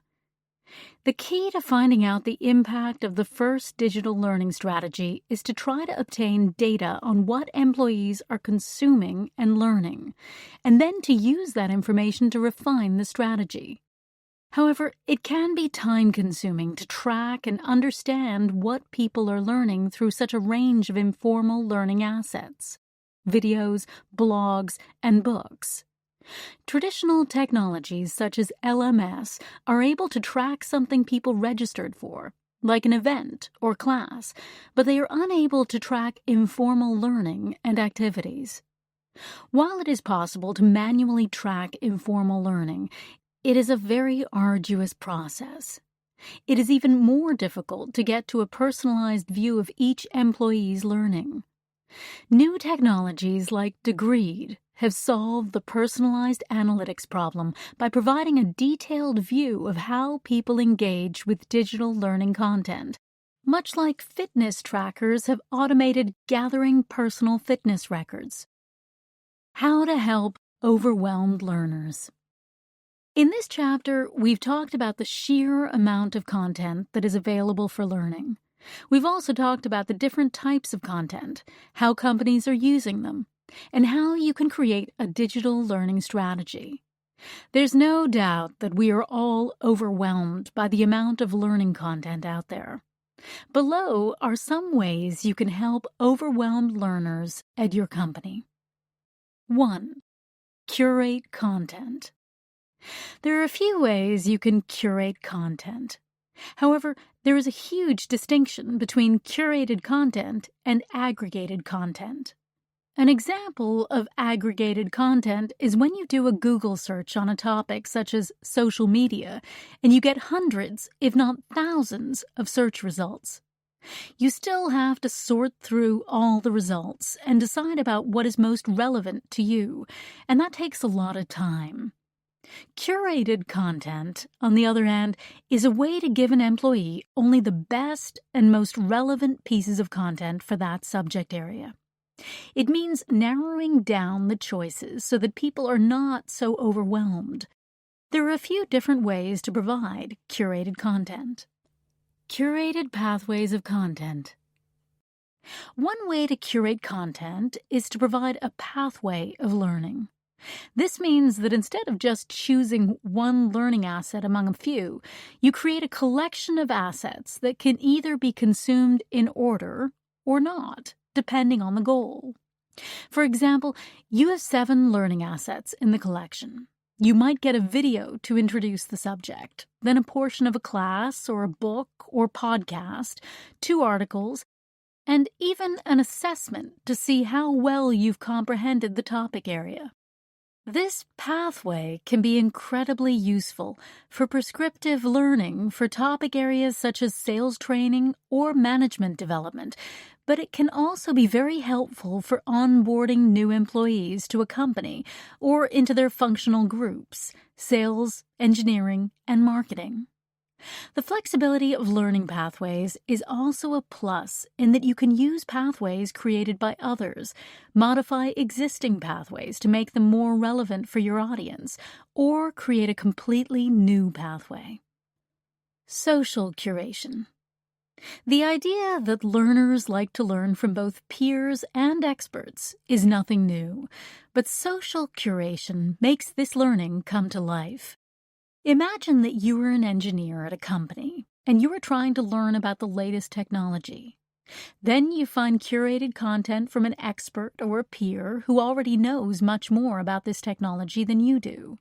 Instantly, you have content from a reliable source that is relevant to what you need to learn. And with social curation, you can not only consume this content, you can add your own, rate it, or recommend it to others. This is the power of social curation. Machine-curated content. Some learning platforms use machine learning to understand what content you are most interested in and what content is most relevant to you. For example, if you are interested in learning how to get better at giving presentations, the learning platform can then serve up 5 relevant pieces of content to you per day based on what it knows about you. If you consume the content, it gives you more of that kind of content, but if you dismiss it, it tries to find more relevant content for you. The more you use it, the more it learns about what you like and what's most relevant to you. 2. Recommend content. Another way to help the overwhelmed learner is to make recommendations about relevant content. For example, a manager could easily share existing content that they think would be incredibly useful to their team by simply recommending it. They can do this through an integrated learning platform that will easily track what content they recommend and how and when people consume that content. The platform will capture team discussions around that content. 3. Do not create new content. When thinking about creating content, many people naturally jump to creating something new and original. In some cases, that may be the best approach, but given what we know about the overwhelmed learner, creating new content may not be necessary. When Kelly attended an off-site for a tech company, which brought together a large number of learning leaders to coordinate their content strategy, they soon discovered that there were 15 different but similar courses on the same topic. In this case, the topic was project management. This happened because people didn't have a view into all the content that was out there, even in one company, let alone across the internet. Many different people had created content that lived in content management systems, web servers, learning management systems, on wikis, and on people's computers. This is not a unique problem for companies. Having an integrated learning platform helps solve this problem. When you think about creating content, find out if that content already exists, either at your company or free on the internet. If you do this, you can then spend time creating content that is specific to your company or your expertise, rather than duplicating content that is already high quality and serves the purpose. 4. Encourage employees to set learning goals. When employees set goals around their learning, they focus on what they should be spending their time on. For example, say Jen wants to focus on learning more about business strategy. She could set a learning goal to outline how she might acquire this skill: books, podcasts, classes, mentoring, etc. Then she could track her progress against her goal and even gain certification for that skill upon completion. 5. Let employees own their career development. Instead of mandating training from the top down, many companies encourage employees to own and direct their own learning and career development.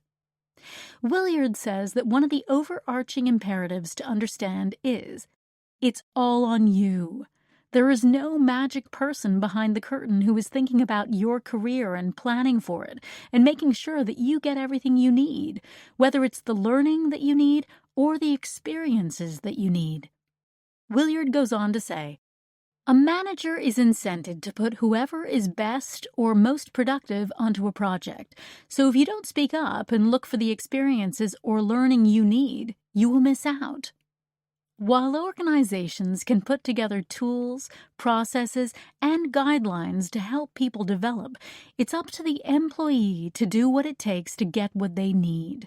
In other words, employees need to take advantage of all the content that is available and understand that while managers may guide them, they are the ones in the driver's seat. Chapter 5. Understand the power of peers. In 2006, Kelly decided to go back to school to study learning and education technology in parallel with her full-time role as Senior Director of Learning Products in Silicon Valley. It had been many years since she received any formal education, and school had changed much more than she had realized. Instead of sitting in huge lecture halls filled with hundreds of anonymous students feverishly taking notes, she found herself in a social environment collaborating with her peers. The lone professor lecturing at the front of the room had been largely replaced by virtual classes equipped with online collaborative learning tools. Students would watch video lectures and would then be asked questions about what they had learned. This new environment of peer-to-peer learning created a safe space for each student to share information, viewpoints, and experience. It was a place where even the most introverted students felt compelled to speak up, a space where everyone had a voice. But it didn't stop there. The students would then share their thoughts on the responses given by their peers. Kelly found herself engaging with her peers, learning about others' ideas, experiences, and opinions. As the program went on, Kelly realized that she was learning as much, if not more, from her peers than she had learned from her college professors all those years earlier. It prompted Kelly to start asking herself questions. What if employees could develop their expertise by tapping into their desire to learn from and collaborate with their peers? What if learning was integrated into work and collaboration with coworkers was the prominent form of learning in the workplace. This new learning experience convinced Kelly of the power of peer-to-peer learning for organizations. Why learning cannot be ordered up like fast food. In the corporate world, peers may or may not be in the same work group. Unlike the traditional expert-to-student learning, where one person tends to outrank another in terms of responsibilities or position, peer learning begins on a level playing field, where everybody feels comfortable to engage and collaborate with each other, either in person or online. Typically, in peer-to-peer learning, there will be someone facilitating the learning process. Learning facilitators make sure everyone stays on topic, notes key ideas and themes, and keeps the conversation moving forward. The rest of the participants must be prepared to go all in by openly communicating with the group, actively giving and receiving feedback, and helping others learn where possible. Of course, successful peer-to-peer learning only comes about when organizations implement it, which, as Kelly found out, isn't all that often. It has been more than 10 years since Kelly studied learning and education technology in a master's program. Yet when it comes to corporate learning in organizations, things have been slow to evolve.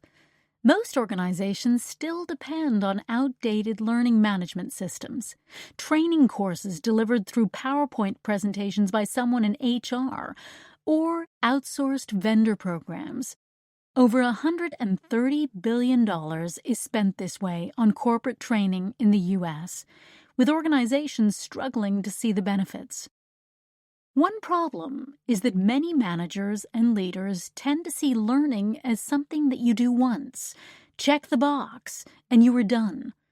Want to make employees more culturally aware? Send them on a diversity training program. Managers not hiring the right people? Put them in front of a PowerPoint presentation and get someone to lecture them on interviewing skills. Research shows that the people taking part in these programs either resent being there in the first place or simply forget what they've been taught within the space of a couple of days or even hours. The point is that learning cannot be ordered up like a burger in a fast food restaurant. There is no quick fix. Learning is about gaining new skills and knowledge from the people around us. In fact, studies have shown that even the act of learning itself is a major contributor to job satisfaction. Closing the generation gap.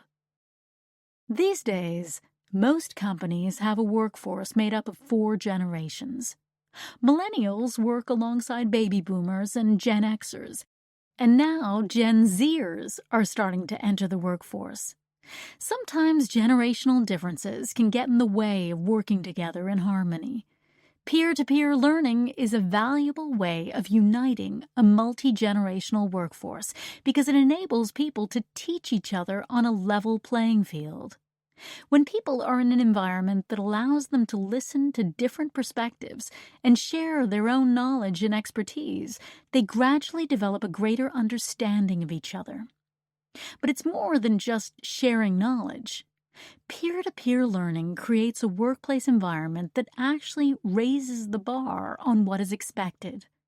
According to a study in Germany analyzing millions of workers over a 15-year span, healthy social pressure pushes people to do better. When an employee is around other high performers, they feel pressure to keep up with their colleagues, which leads to an environment where coworkers themselves raise the bar on what is expected. The study showed, however, that performance tends to dip when top performers exit the team, leading to the suggestion that when top performers leave, their positive impact leaves too. Social learning theory says that we learn best by observing someone else's behavior and then imitating it. Psychologist Albert Bandura writes, "Most human behavior is learned observationally through modeling. From observing others, one forms an idea of how new behaviors are performed, and on later occasions, this coded information serves as a guide for action.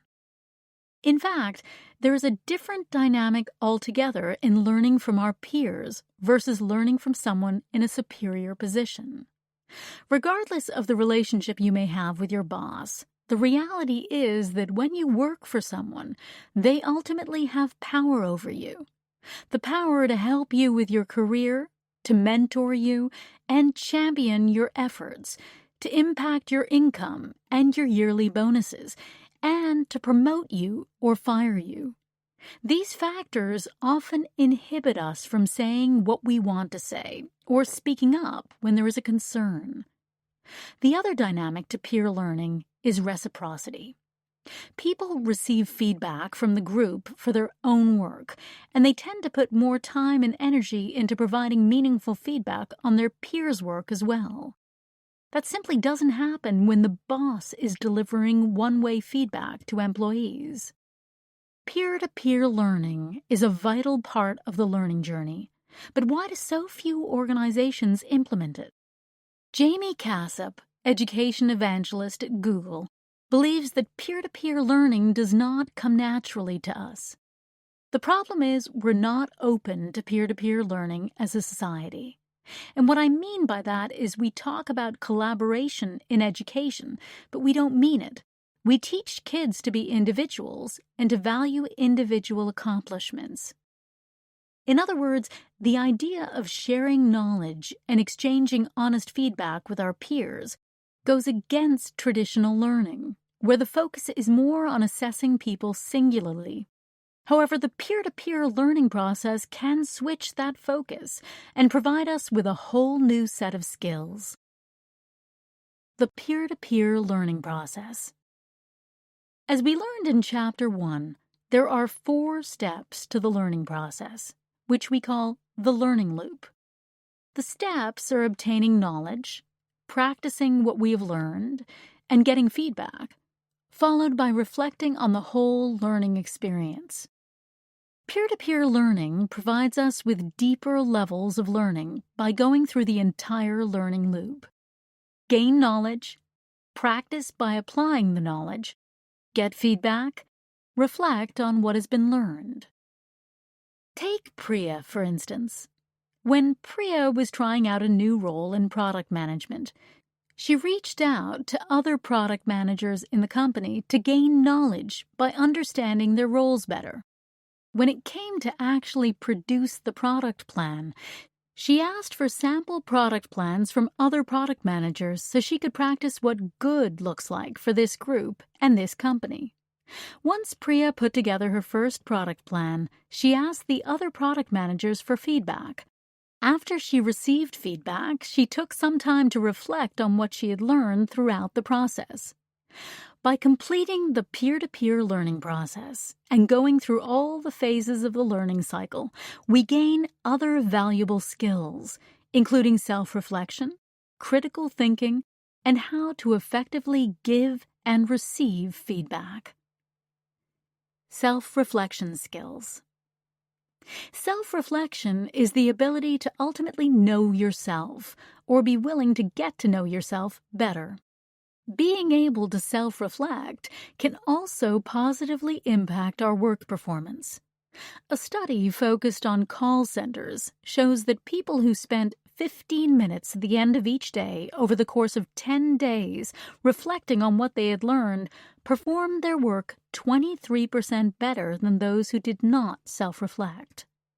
When self-reflection is applied to learning, especially in the context of learning how to learn, or in demonstrating learning agility, it provides the foundation for understanding our own strengths and weaknesses, keeping an open mind, accepting constructive criticism, and applying those insights to something more productive. One of the many benefits of peer-to-peer learning is that it gives us the opportunity to reflect on our own work. It also gives us space to think more deeply about the work of others to provide thoughtful feedback. As management expert Peter Drucker once said, "Follow effective action with quiet reflection." From the quiet reflection will come even more effective action.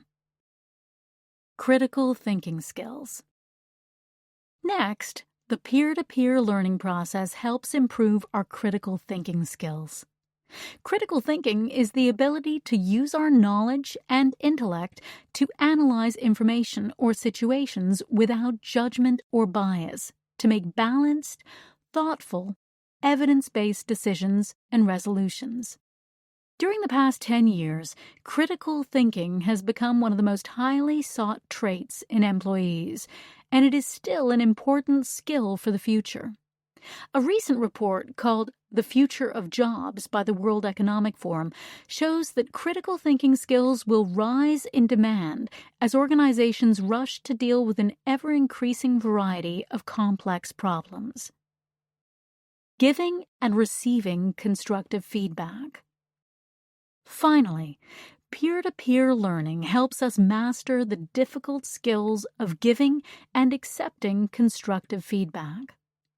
Giving honest feedback, listening, and being able to receive feedback may be some of the most important skills of all. Most people are better at giving positive feedback because it makes everyone involved feel good, including the giver. Yet most people shy away from giving negative or constructive feedback because they do not want to hurt or disappoint people. Let's face it. Sometimes it's much easier not to say anything at all. However, successful peer-to-peer learning gives people the confidence to provide constructive feedback and receive it without a feeling of defensiveness. In an ideal world, everyone would successfully learn something of value and then focus on self-reflection, critical thinking, and providing and accepting thoughtful feedback. In the corporate world, it is rare that the 4-step learning loop is completed. Often, learning comes to a halt after the gaining knowledge stage. For example, say the legal team at a company wants all its employees to go through a training course on ethics. The employees duly take the online or classroom training class where they are lectured on the ethics of accepting gifts from vendors. If the employees are paying attention, they may have obtained knowledge and even understood why it is not appropriate to accept gifts from clients. But then what? Will they ever get an opportunity to apply this knowledge or reflect on it? Typically not. And even if they do, they will be less likely to remember it at the time when they most need it. Training courses can only go so far to promote learning, and in most cases, they don't even transfer critical information into the minds of potentially bored or disengaged employees. Surely, there must be a better way. As some organizations are demonstrating, there is a better way. For example, telecommunications company Ericsson holds a Learning Week, during which employees can learn from others and teach what they know. People can sign up for sessions that they want to teach others about and either participate in the program online through collaboration tools or at an in-person meeting. For Ericsson, Learning Week has become a wildly successful strategy to encourage peer-to-peer learning. This is because the people sharing their expertise gain as much as the peers who participate. The strategy for peer-to-peer learning isn't to lecture, but to set up the learning so there is an opportunity to have meaningful conversations, to listen to different points of view, to get feedback, and to reflect. If we take the earlier example of the legal team, a learning session could include a discussion with peers about difficult ethical situations where peers could share their experiences with legal issues and also include a peer legal expert there to answer questions. Peer-to-peer learning at LinkedIn. In 2014, Kelly's team at LinkedIn designed a social, collaborative, peer-to-peer learning program called Conscious Business in partnership with Fred Kaufman, based on the content from his book, Conscious Business: How to Build Value Through Values. Conscious business is a term to describe people who express their own values through work. The idea behind the Conscious Business Learning Program was to help LinkedIn employees understand how to apply the company's culture and values in a practical way on the job. This was a tough message to impart, given that company values tend to be somewhat nebulous and therefore difficult to put into practice. Realistically, how could employees demonstrate company values such as integrity during their day-to-day working lives? That was the challenge. In designing the learning program, the team focused on 3 LinkedIn values, correlating to the theories on Kaufman's book. Conscious business, authentic communication, impeccable coordination, constructive negotiation. LinkedIn values: be open, honest, and constructive. Relationships matter. Take intelligent risks.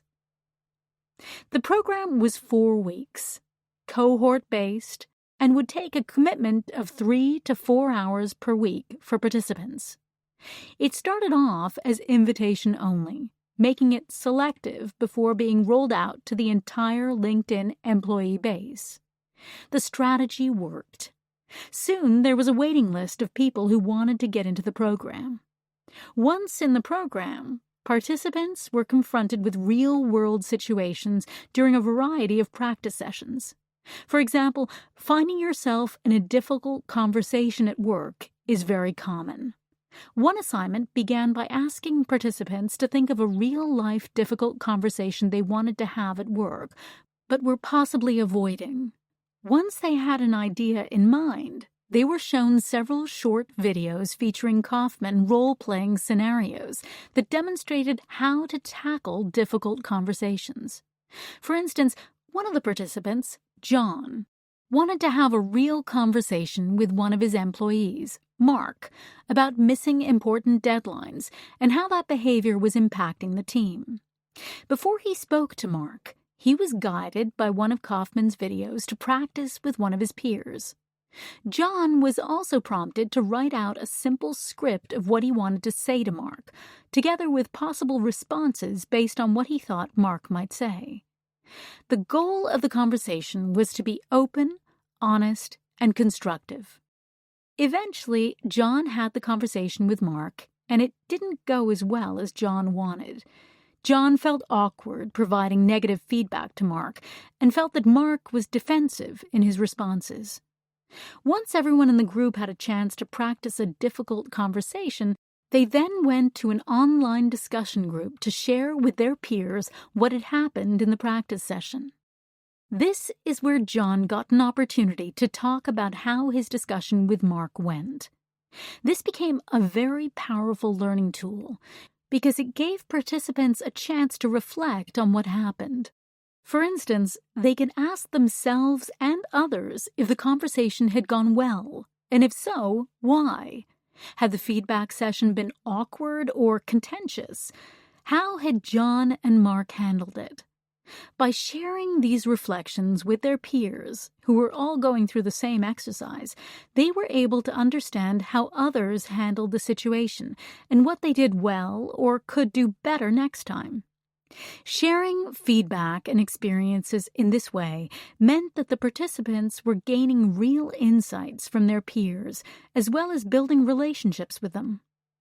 The Conscious Business Program turned out to be the most popular learning program offered at LinkedIn, and went on to win some learning awards. The participants were learning great concepts, like the importance of building relationships at work. In addition, they were actively practicing what they had learned on the job and seeing real results. In 2015, not long after the Conscious Business Program, Kelly's team set up another initiative called Learning Labs, a pop-up physical learning area during lunch hour where employees could stop by and get help with topics related to their roles, similar to a drop-in IT desk. For example, employees could access something called the Transformation Plan, which helped them focus on their career goals and tie learning to the skills they wanted to develop. If employees wanted help talking through their transformation plan, a group of learning professionals would staff the learning lab and help people one-on-one and peer-to-peer. Employees could also take part in group learning sessions to get suggestions on how to improve their own profiles on LinkedIn. Let's face it, if you're a LinkedIn employee, you really need to have an amazing profile. As the LinkedIn example shows, the key to a successful peer-to-peer learning program is to ensure everyone taking part has a real goal or problem to solve. Some organizations run peer-to-peer programs that have theoretical problems to resolve, in the hope that participants will apply the same model to a real problem when or if it arises on the job. This approach really doesn't work as well. Think about it. Do busy employees really want to take time out from their real jobs to work on a theoretical problem? The chances are the task will either be completed reluctantly or take a back seat to other, more real priorities. On the other hand, being assigned a real work problem as a learning opportunity is powerful. Employees become motivated to participate in a problem they can relate to and are accountable for, and take the necessary time to resolve it. They are getting work done with the added benefit of learning something new at the same time. Building a safe environment for peer-to-peer learning. For peer-to-peer learning to work, the participants need to feel safe enough to share their thoughts with their peers. This type of learning involves being open and vulnerable enough to accept constructive input and having the courage to give honest feedback rather than telling people what they want to hear. Receiving feedback involves keeping an open mind and appreciating that the other person has taken the time to think about how you can be better or do something better. Ideally, feedback should be perceived as a generous gesture that should be met with gratitude rather than defensiveness. While Google's Kasab believes that exchanging honest feedback is a key part of peer-to-peer learning, he acknowledges it's not an easy concept to apply. There is an old saying, be careful when someone asks you for feedback, because what they are really looking for is validation. So if you show me an article you're writing for a magazine and you ask me to review it for you, I'm usually going to give it back to you with some statements like, it was well written, or don't take it personally, or I just have a couple of edits. I might not even dive deep because I don't want to offend you or make you feel bad about what you wrote versus really giving you feedback and really giving you assessments. So this idea of peer-to-peer starts at this level with an understanding and appreciation that real collaboration is the ability to ask good questions, the ability to give good feedback and take good feedback, the ability to assess someone and be assessed, the ability to influence and to build consensus. Those types of things we really need to build, and we're not doing that in education. As Kasab says, constructive feedback is where the real value is. There is no better way of learning how we're functioning and what we can do better. Yet, many people struggle to be open enough to provide honest feedback, especially in an environment where they don't feel safe. According to research by Ruth Hellier, professor of work-based learning at Leeds Trinity University, learning is most effective when it involves others, and as a consequence, the chance to collaborate and share ideas about changes, alterations, and new ways of operating. Reflecting critically and sharing the outcomes of this can be frightening and can cause feelings of vulnerability amongst those exposing their thoughts and findings. Working in groups and networks with fellow workers or other students can offer the support and multiple input needed to help deal with this and provide evidence that the process is worthwhile, even if it feels daunting at first. Google discovered this when it embarked on Project Aristotle, a quest to find out why some teams succeed where others falter. Over the course of 2 years, 180 teams were analyzed. It turned out that successful teams were not just about putting the best people together, as Google had previously thought, or about shared educational backgrounds or hobbies, but rather about team dynamics. The members of the most successful teams trusted each other enough to take risks and shared the same sense of confidence that they would not be mocked, embarrassed, or punished for expressing themselves in front of their peers. As one Google engineer told the researchers when speaking about his team leader, he is direct and straightforward, which creates a safe space for you to take risks. The findings led Google researchers to conclude that psychological safety, or a shared belief that team members feel safe enough to express themselves honestly and openly without fear of judgment or retribution, was the key ingredient in binding team members together. When people feel psychologically safe in a working environment, they will be more likely to communicate more openly, share knowledge, raise concerns and report mistakes, and actively seek and provide constructive feedback. As Google discovered, showing empathy, listening to each other, being sensitive to feelings and needs, and engaging in emotional conversations normally shied away from in the workplace are key to productive working relationships among peers.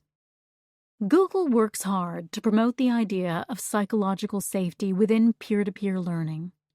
Tech Talks, for instance, are where engineers share their knowledge with their peers regarding new, cutting-edge technology in a series of in-house presentations.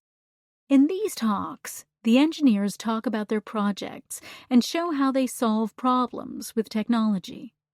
The presenting engineers set aside ample time for questions and answers from their peers, providing a safe space to learn and share information.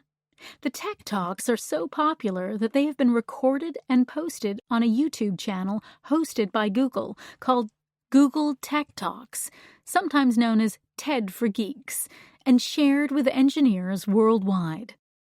Like Google, many companies have adopted a similar peer-to-peer learning model. Since 2013, computer software company Adobe has fully embraced peer-to-peer learning through its Leaders Teaching Leaders program for senior leaders.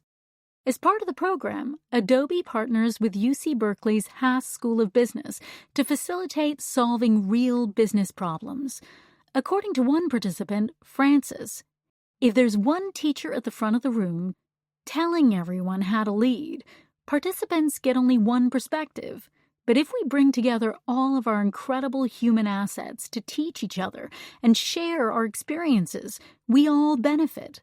The primary asset that a company has is its people, and this is the best way to maximize the value of that asset. Francis also reinforces that reflection is a big part of Adobe's Leaders Teaching Leaders program. I learned that it's important to share not just techniques, but also thinking processes with your peers. This is an environment that allows those interactions to happen and those stories to come up. When I faced this situation, how did I handle it? What wisdom can others find in my experience? If we can all tap into each other's knowledge and experience, we can all help each other become stronger leaders. I've always believed in the power of sharing. And the program just reinforced that sharing experiences with up-and-coming leaders is a powerful way to help them lead their own teams more effectively. Building peer recognition. While Google is busy cultivating a healthy peer-to-peer learning environment through its focus on psychological safety, airline JetBlue is going one step further. The airline has partnered with social recognition company Globoforce to initiate a social peer-to-peer recognition program. As part of the program, coworkers can nominate each other for their work effort and valuable contribution. The person receiving the most nominations is rewarded with points that they can either spend on a small reward, such as dinner, or save for bigger rewards, like vacations or cruises. The result? a 2% increase in employee engagement, and a 3% increase in retention for every 10% of employees who received recognition. But the results don't stop there. JetBlue also discovered that higher engagement had a positive impact on customer satisfaction and loyalty. In other words, employees who were engaged were 3 times more likely to wow customers, according to favorable customer feedback. Because its employees feel valued, recognized, and appreciated, JetBlue has a thriving peer-to-peer sharing culture. MBA and peer-to-peer learning. The MBA has been long regarded as the holy grail of business education. An MBA is typically a 2-year, full-time program costing over $50,000 on average and upwards of $100,000 at top schools. The theory is that an MBA is the shortcut to getting a job with a higher salary. Yet realistically, how many people have the time and money to take 2 years out of their professional career to complete an MBA? However, there are alternatives for those who don't have the time and money to dedicate to being a full-time or even part-time MBA student.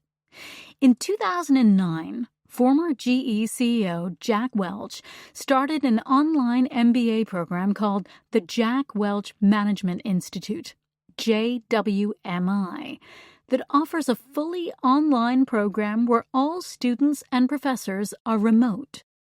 JWMI takes roughly 2.5 years to complete, and at just under $40,000, it costs 1/3 to 1/2 less than other MBA programs. It also has been named by CEO Magazine as one of the top 15 global online MBA programs for 2017, and one of the top 25 MBA programs by the Princeton Review. According to Welch, the program is a practical way for students to apply what they have learned to real work situations. The flow is learn it on Monday, apply it on Tuesday, and share it on Friday. Students communicate about assignments in forums, chat rooms, and over email. Some may argue that's not as effective as building in-person relationships, but it can still be very effective. In addition to a peer-to-peer component, the program gives students a success coach, in addition to discussions once a quarter led by Welch himself. Seth Godin, best-selling author and entrepreneur, has also created an alternative to getting an MBA called the Alt MBA. It is an intensive 4-week online leadership and management workshop for high-performing individuals who want to level up and lead. Participants are divided into learning groups of 5 peers, which change on a weekly basis, to work together on weekly projects. After each assignment, participants are asked to give feedback on each other's work. This creates a vibrant learning environment where everyone is held accountable for their contributions. The Alt MBA process follows the peer-to-peer learning model outlined earlier in this chapter. Learning groups are first given a real problem to solve, and then they give feedback to their peers before finally engaging in self-reflection on what has been learned and how the project might be approached differently next time. It costs $3,000 and involves using digital tools such as Slack, a team communication service, and Zoom, video and web conferencing software, to connect with about 100 students each session from all over the world. In 2016, students from 27 countries participated in the program.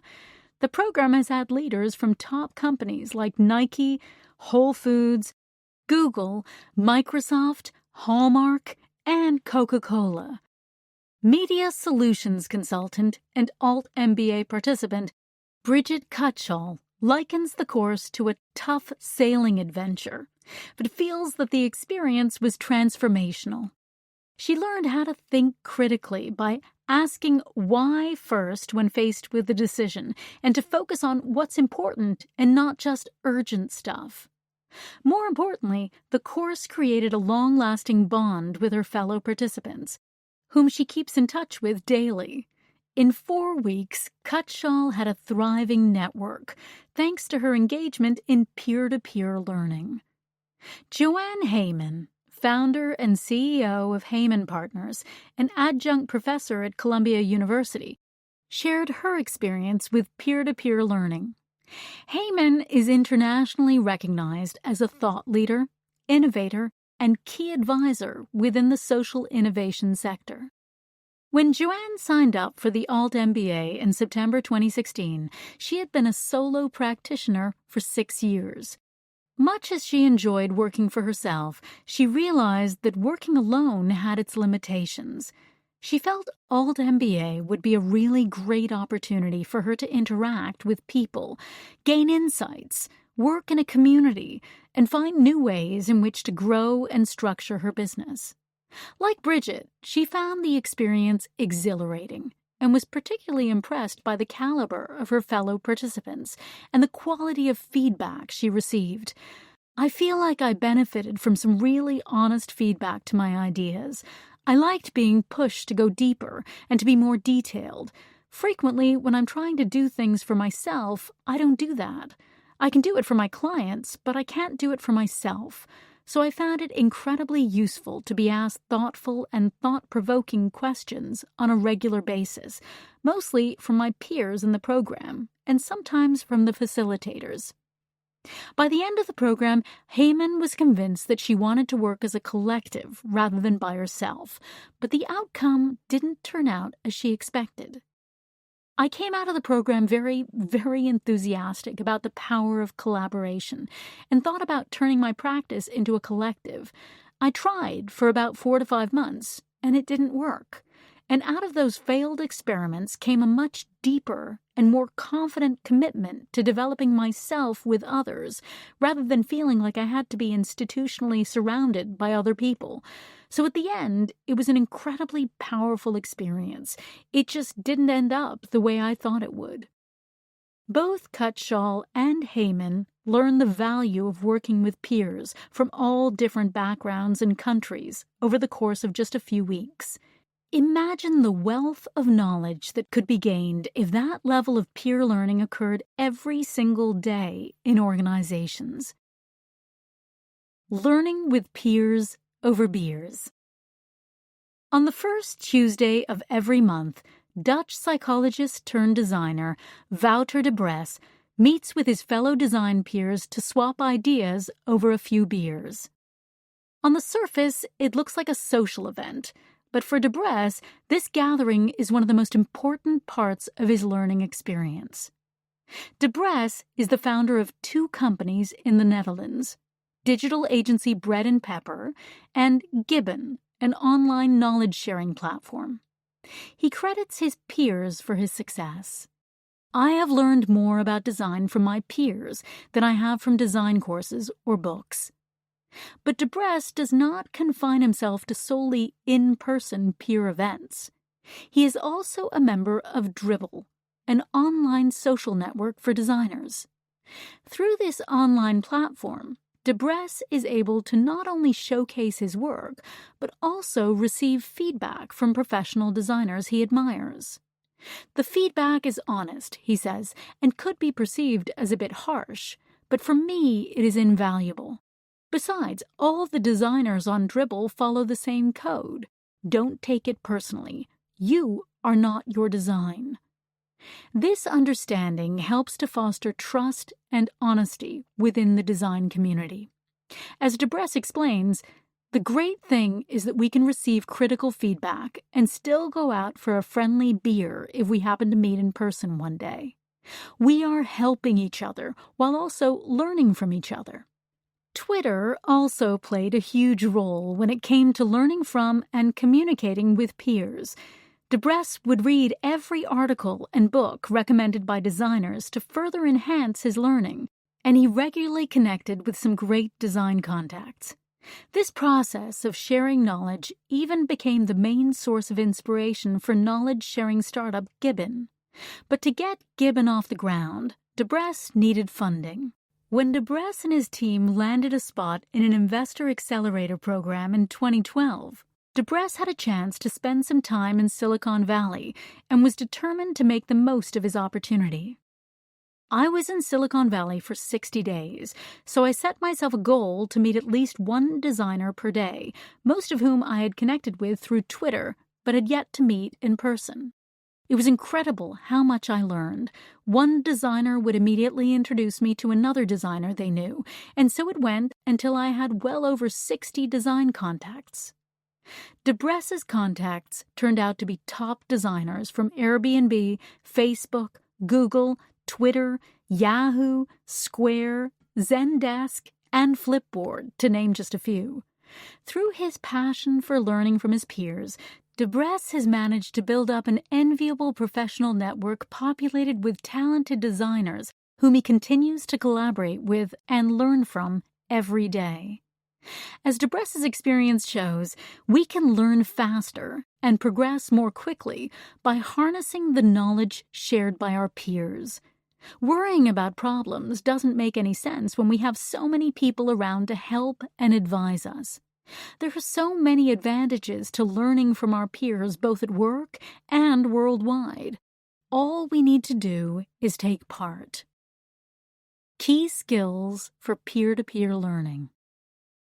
Peer-to-peer learning gives us 3 key skills: the skill of self-reflection, the skill of giving and receiving feedback, and the skill of critical thinking. This section focuses on how we can refine those skills to enhance our own learning experience. How to self-reflect. People tend not to engage in self-reflection for several reasons. They either don't understand how it works, or they don't like the thought of taking the necessary time out from their busy day, or they don't like the idea of assessing their own actions and potential areas of weakness. However, like all good skills, self-reflection requires commitment and practice. Anybody can engage in self-reflection if they practice a few simple steps. 1. Reflect on your day and ask yourself some questions. What might you be avoiding? How are you helping others to achieve their goals? How might you be helping or hindering other people's progress? What is your most frustrating working relationship? How might you be contributing to it? Think of the last meeting you had. How could you have been more effective? 2. Choose the best method for you to reflect. The method of reflection is up to the individual. If you are the type of person who prefers to gather your thoughts alone, then by all means grab a journal and write down your thoughts, or go for a walk or a bike ride. However, self-reflection does not have to be a solitary activity. It is entirely possible to reflect with a colleague, a coach, or a mentor, as long as you're reflecting constructively on the matter rather than complaining about it. 3. Make time for self-reflection. Schedule reflection time in the same way you would schedule a meeting. Put it in your calendar. Deliberately making space for it is more likely to motivate you to actually do it. 4. Set your own time frame. Some people reflect for an hour, others a few minutes. If an hour seems too much in the beginning, then try 10 minutes. Giving yourself a manageable amount of time to commit in the first instance still helps you make progress. 5. Think about your thinking. Analyze your thoughts and think about your own perspectives and why you are thinking in a particular way. Do you agree with all your thoughts? If not, why? How to enhance your critical thinking skills. Critical thinking is fundamental to problem-solving and decision-making. The good news is that all of us can become excellent critical thinkers if we ask the right questions. Here are some good critical thinking questions to ask yourself when someone assigns to you a tough challenge. What does this problem mean? How should I interpret what has been said? Does my interpretation make sense? Is it logical? What assumptions, conclusions should I draw? What additional information do I need to resolve this problem? How many ways can this problem be resolved? Do I have enough supporting information, facts, to make a decision? Is the information credible? If I decide, what are the consequences of that decision in the short term and the long term? Who else can I talk to about this issue? What other perspectives can I seek? How to give and receive constructive feedback. One of the most important skills we learn from peer-to-peer learning is how to give and accept feedback. Neither is easy to do, but with practice, it becomes a great way to empower ourselves and others. Remember, exchanging feedback is a two-way street, so make sure you are giving the other person enough time to react to what is being said and allow dialogue where appropriate. The most successful feedback is based on clear communication and understanding. The following is a list of suggestions for giving and receiving constructive feedback. 1. Don't make it personal. When you're giving feedback, focus on the behavior, not the character. For example, if you're frustrated by a peer who is constantly late to meetings, don't attack the person. You have a problem with timekeeping, but instead make a helpful suggestion about how the behavior can be changed. We can all kick off the discussion and finish more quickly when everyone is here at the same time. 2. Do be prepared. It may sound obvious, but if you're going to provide feedback, prepare what you're going to say before you say it. Stay on topic, and make sure you use specific examples and references. Never generalize or expect someone to pick up on hints. Successful feedback is based on clear communication between both parties. 3. Don't make comparisons. When you're providing feedback, be careful not to compare performances. Look at Janet, she's never late. Comparing people with each other only breeds negative competition and resentment. However, you can compare past performance against current performance as long as it doesn't involve anyone else. 4. Do accept feedback with grace and dignity. Think of feedback as a positive way of empowering you to do better. Listen to understand what the other person is saying, summarize what you have heard, and ask plenty of questions to clarify your understanding. The person providing the feedback will be grateful to you for making such an effort to listen to what they are saying. 5. Don't be defensive. When you're receiving feedback, try to control your defensiveness. Being defensive or notably upset only makes the person giving feedback more uncomfortable. It also means that person will no longer view you as approachable and may stop giving you feedback altogether. 6. Do have some patience.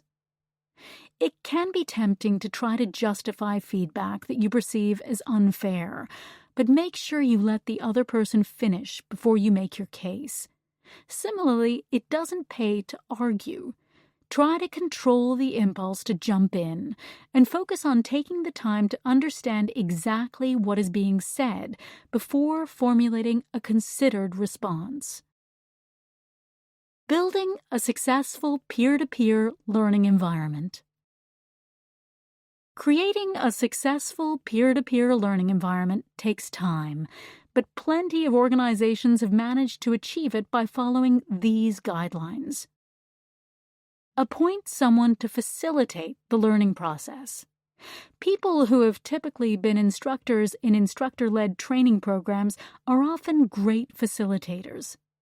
Peer learning facilitators make sure everyone stays on topic, notes key ideas and themes, and keeps the conversation moving forward.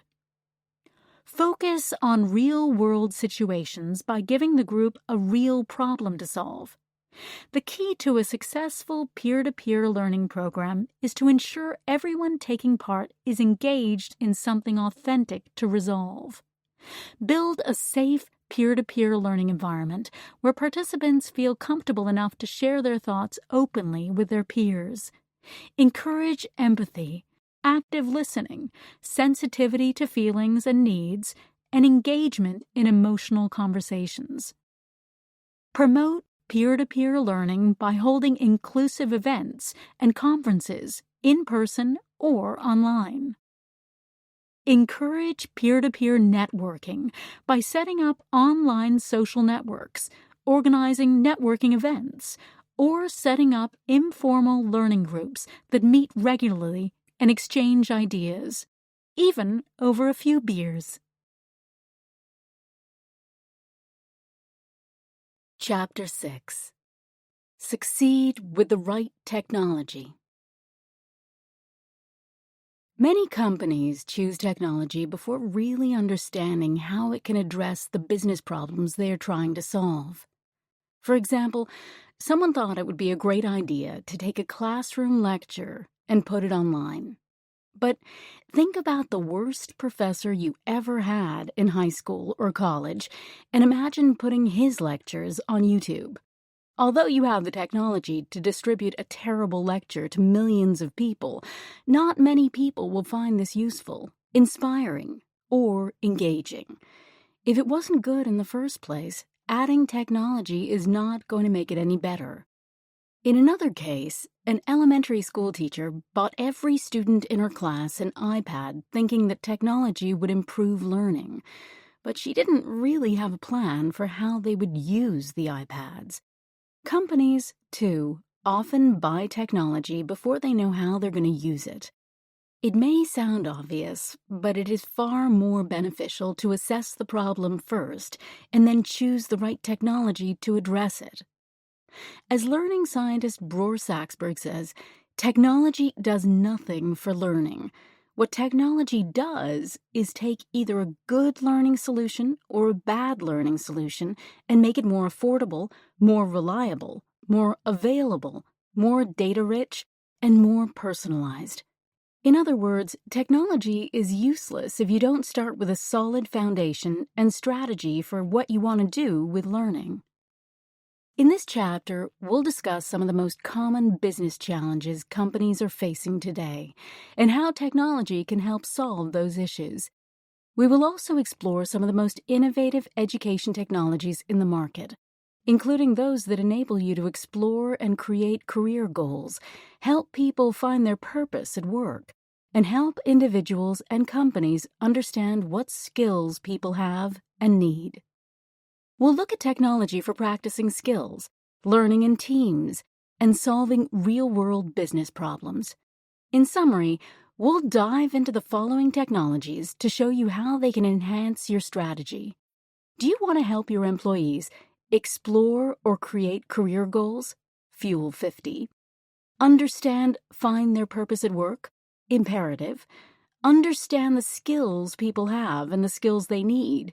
Degreed. Practice and get feedback about their skills. Practice. Work in teams to solve business problems. Intrepid. We can make sense of it all if we start with why. Why do you need the technology? What problem are you trying to solve? Building bicycles of the mind. Technology is forcing people to fundamentally rethink the way they do their jobs.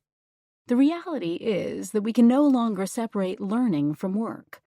Nigel Payne, learning thought leader and author of The Learning Challenge, talks about efficiency and productivity in the workforce.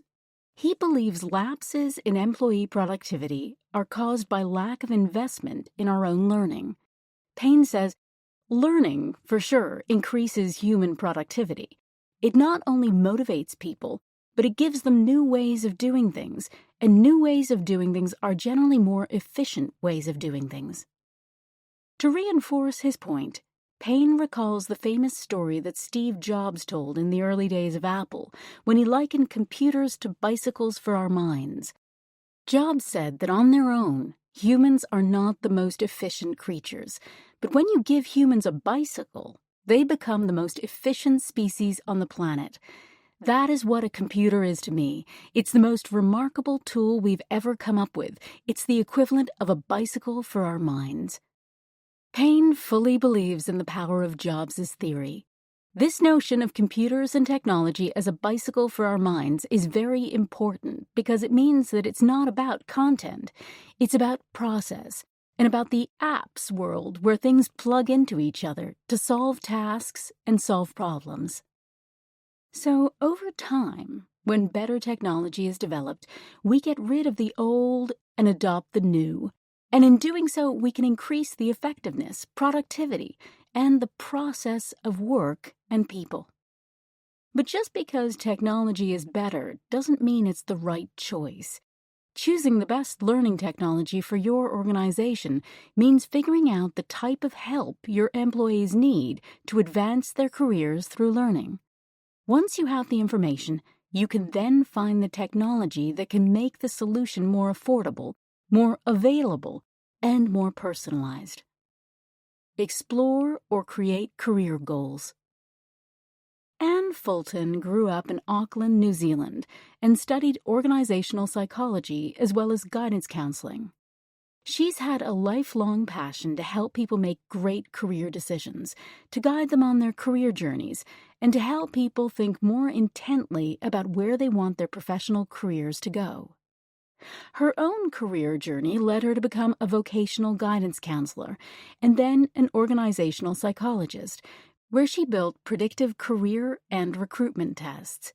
She then went on to start several tech companies, all focusing on professional development and careers.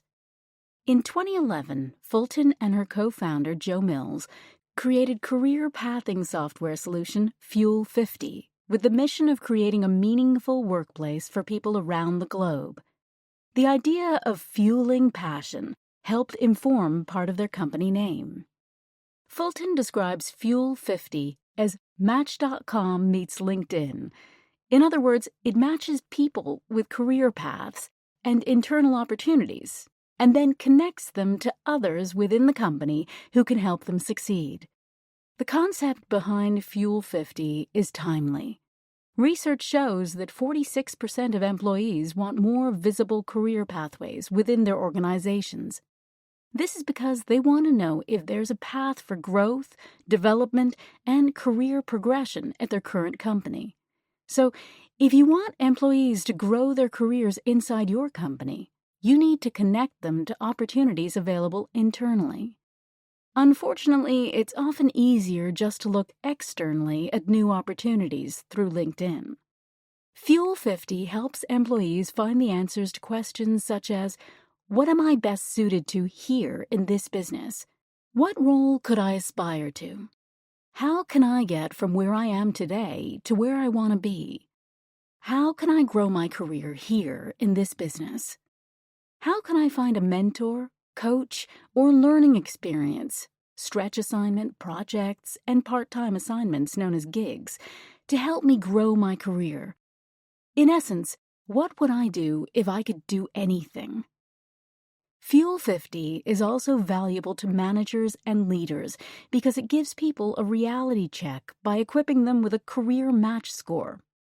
As Fulton says, we believe anyone can do anything if they want to, but we will give them a current potential match score to their target role and the roadmap in terms of competencies, skills, qualifications, and experiences they will need to get to where they want to go. One of the main goals of Fuel 50 is to build a continuous growth culture and mindset within the business. This is particularly valuable for millennials. Let's take new hire Rashid as an example. Rashid joined your company 6 months ago, straight from school, as a business analyst with an MBA. He wants to understand what is required to become the CFO. When he goes through Fuel 50, he is told that he has the potential to become CFO, but right now his match is 18%.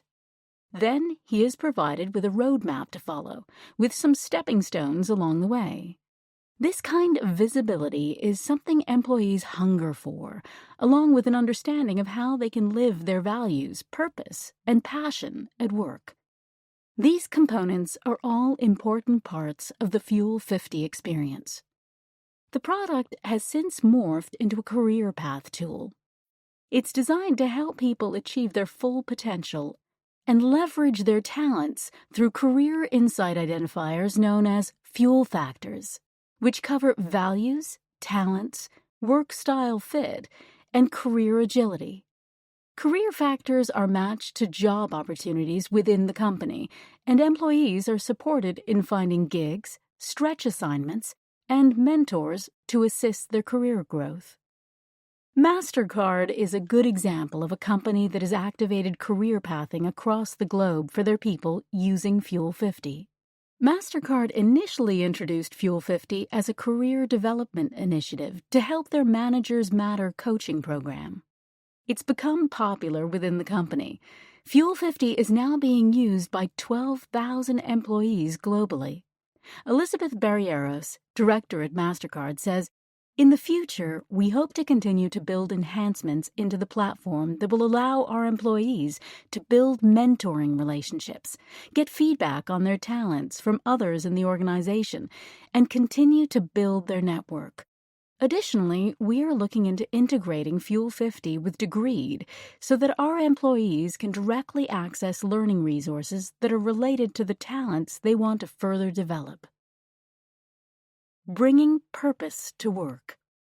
Aaron Hurst started his first business when he was 16 years old and has been an entrepreneur ever since. When Hurst was in college at the University of Michigan, he developed an influential program in partnership with the university that took students to correctional facilities to teach creative writing to inmates. Hurst believed that experiential learning was so much more valuable than learning from books. Having a learning disability himself, he never learned very well from books. He learned by doing. From his experience of visiting inmates, he discovered insights on a multitude of topics, from creative writing to sociology, from psychology to criminal justice, and from group dynamics to empathy. This led Hurst to realize the value of experiential learning as a powerful way to absorb information and to show how life really works. In 1995, Hurst moved into the nonprofit world, working on inner-city education in Chicago. While he loved what nonprofits were doing, he quickly realized that they had given up on having a big impact because they bought into the poverty mentality of nonprofits, meaning they could only take their ventures so far because of their financial limitations. So Hurst decided to focus on what companies did to scale, especially for-profit startups, and try to apply that to the nonprofit world. He began that journey by moving to Silicon Valley in 1997 and landed a job at a real estate startup as a product manager educating consumers so that they could take control and ownership of the home buying process. He then went to another startup, iSyndicate, later acquired by content analytics company Yellow Bricks, which syndicated and distributed content and was a precursor to blogging. What he learned by working at two tech startups was that the issue at nonprofits was partly about money, but more importantly, it was about not having access to the same talent. To really scale a company, Hurst believed in hiring ahead of its needs. Nonprofits were always hiring way behind their needs. Typically, those startups didn't have resources in marketing, technology, HR, or other functions. They were always just surviving. Hurst knew that people were drawn to philanthropy and volunteering, but realized that there wasn't a good way to connect talent in areas that were needed most in nonprofits. He also saw that companies weren't taking advantage of the experiential parts of learning. So, in 2001, he decided to connect the two by starting a company called the Taproot Foundation. Taproot's mission is to lead, mobilize, and engage professionals in pro bono service that drives social change. Taproot connects the skills of all types of professionals to help nonprofits with the talent they need ahead of the curve. In 12 years, Hearst scaled the pro bono social movement into a $15 billion marketplace. For Hearst, one of the most rewarding things about Taproot was the number of people who told him that doing pro bono work was the most fulfilling part of their career. This feedback also made him think about the flip side of that statement, that people were fundamentally dissatisfied with their careers and tended to supplement their jobs with volunteer work to find meaning and purpose. Hearst spent the past few decades exploring the relationship between purpose and work, so in 2013 he decided to embark on a new journey, co-founding the technology company Imperative. The goal of this company is to imagine a world where the majority of the workforce is purpose-oriented because of the huge benefits to employees, companies, and society. To create awareness around purpose at work, Hearst published The Purpose Economy: How Your Desire for Impact, Personal Growth, and Community is Changing the World. In his book, he details his extensive research on how people perceive work. What Hearst discovered is that people are wired to see work from two different viewpoints. The first is through purpose orientation, meaning that some people view work as a way to achieve personal fulfillment, as well as a method of serving others. In the second orientation, people view work as a way to achieve status, advancement, and income. Hearst's philosophy is that the economy is changing, and he also emphasizes that when we apply rigor to purpose, it becomes an economic driver. Imperative built the first ever assessment around purpose so that people could learn about themselves, and then expanded it so that people could build their careers around their purpose drivers. So instead of dreaming to be a great engineer or a great salesperson, you can think about how to become outstanding at your purpose. The thing is that no matter what job or role you have, your purpose makes you feel incredible and fulfilled. It's the one thing that is sustainable. Hearst sees an urgent need in companies to create a more purposeful work culture. Companies across industries are hungry to evolve beyond engagement and are inspired to embrace fulfillment as the framework for their talent strategies. Imperative is working with Fortune 100 companies to help employees think about skills development, career development, and leadership development through the lens of purpose. It helps people look at the competencies they should be building regardless of the job they have. This is going to become even more important for future generations. In Imperative's study, Purpose in Higher Education, Generation Z is the most purpose-oriented group to enter the workforce yet.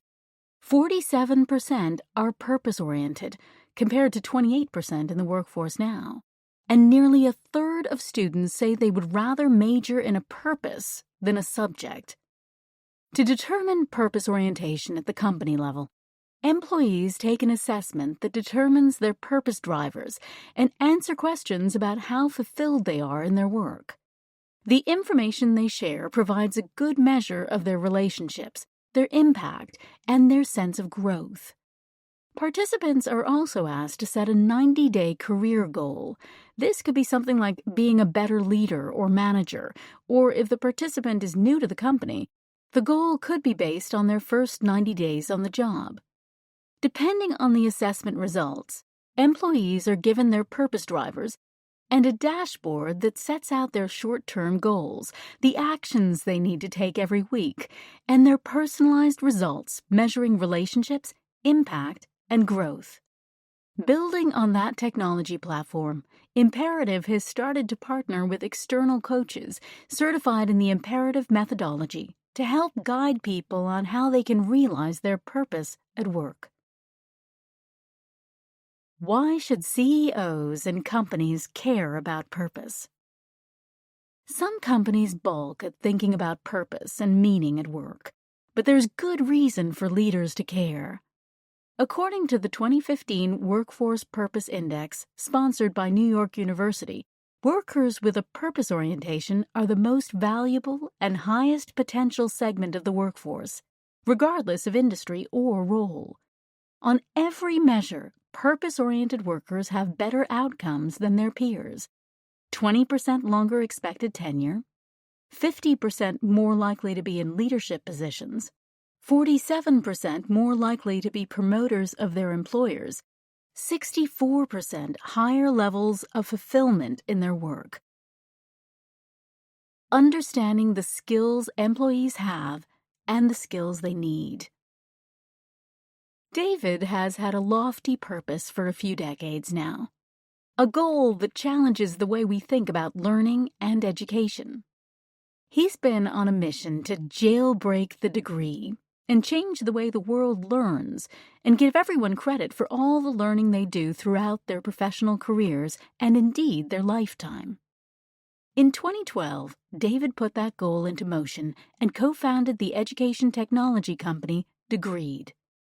Growing up, David was a good student, investing a lot of time and energy in studying to make sure he kept his 4.0 GPA and took as many college prep classes as he could handle.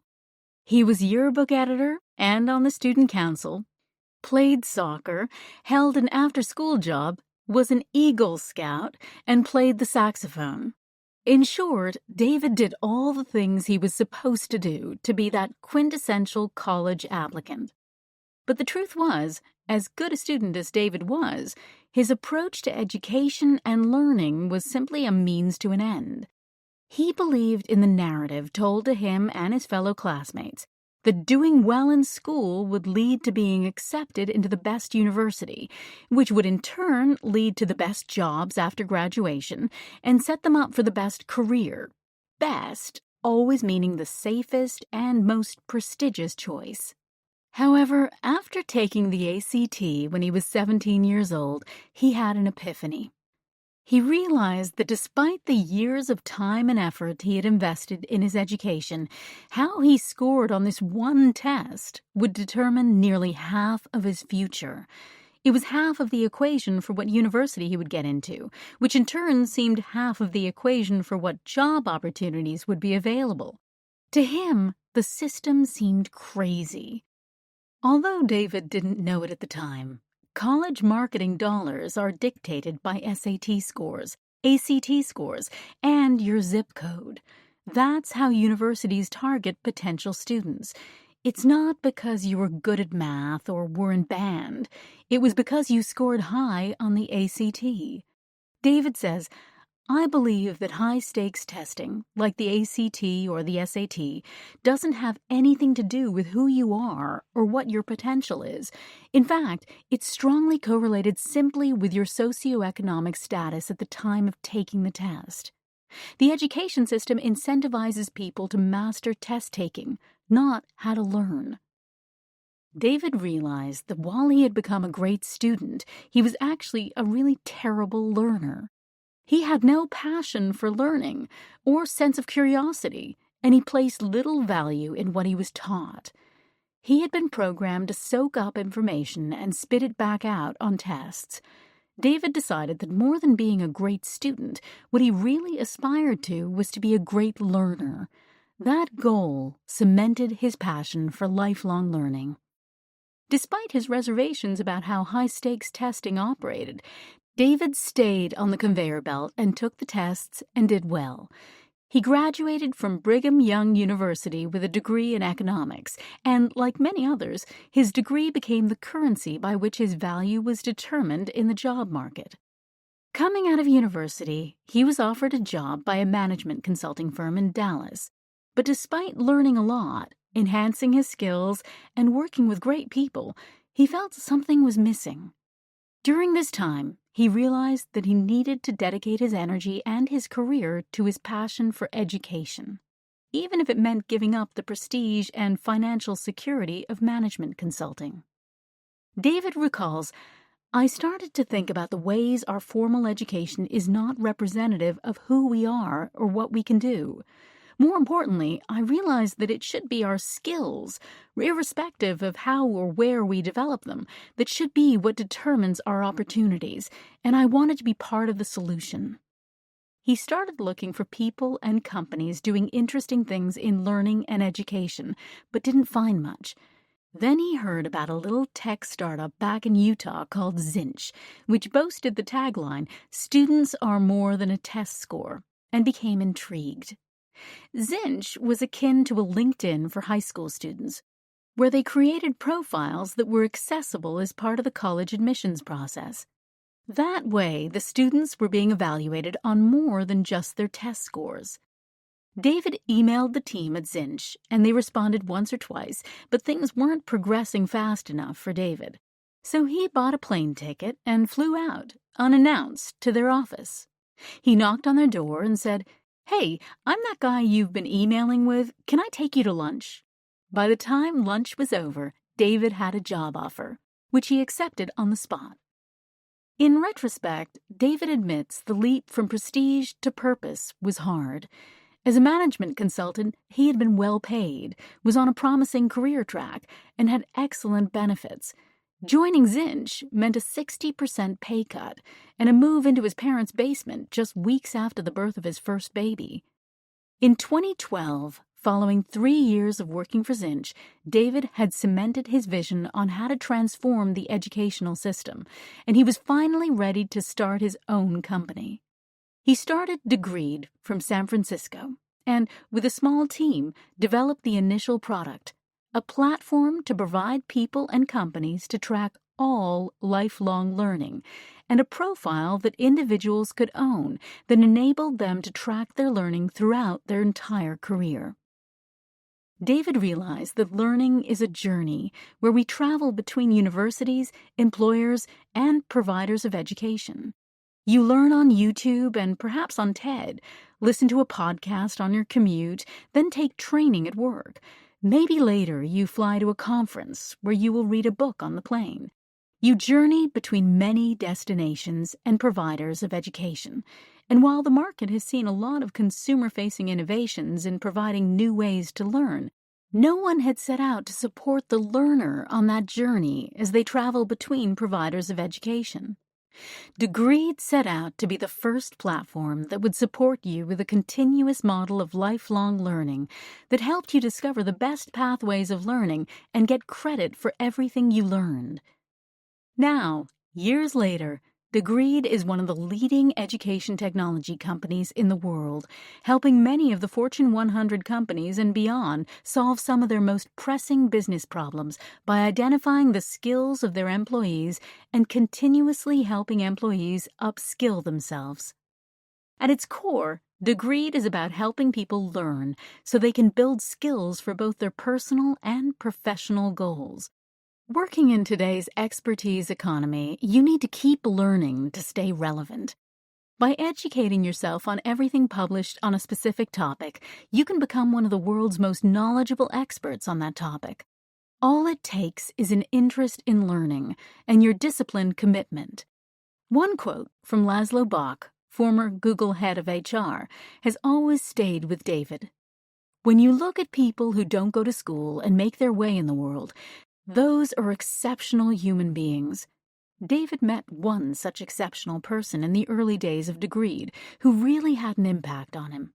She was an accomplished woman in her mid-50s, but when he asked her to tell him about her education, she answered, "Oh, I'm not educated. I didn't go to university." It really struck David that this woman still felt she was uneducated because she hadn't obtained a traditional degree. Practically speaking, what does a degree in economics 15 years ago tell you about what you know and can really do today? Degreed strives to reframe this lens by ensuring people are credited with all types of learning, whether they have a degree or not. Of course, David knew that unless our learning could be answered for, there really was no way for it to unlock opportunities. While people learn from a variety of sources throughout their lives, traditionally there hasn't been a way to track what was being learned, or to take that learning with them when they change jobs. Thanks to David's vision, Anyone can now go to the Degreed website and set up a learning profile for free to start tracking their learning and continue to build the skills needed for their career goals. Through data and analytics, leaders and managers can also track their team and organizational learning goals and assess progress on building employees' skills to address the company's needs. Practice skills. 6 years ago, Emily Foote got a call from her former Drexel law professor Carl Okamoto, who told her he had received a small 6-month research grant to start an education company. To be eligible for this small business innovation research grant, the company would need to meet 2 goals. It had to have social impact, and it had to create jobs. At the time, Foote was practicing law as a special education attorney, but Okamoto felt her experience in classroom teaching made her an ideal business partner. Foote has always had a passion for education. Before practicing law, she spent 2 years as an elementary classroom teacher for underserved students in Atlanta through a program called Teach for America. Teach for America recruits exceptional college graduates from top universities around the country to spend 2 years teaching in the most disadvantaged schools before they embark on their lifelong career journey. After Teach for America, Foote spent an additional 3 years teaching high school and middle school at a KIPP charter school, tuition-free public school, before heading to law school.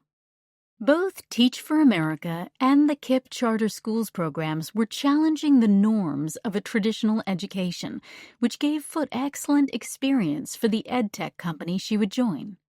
Part of her desire to make a difference through education was personal.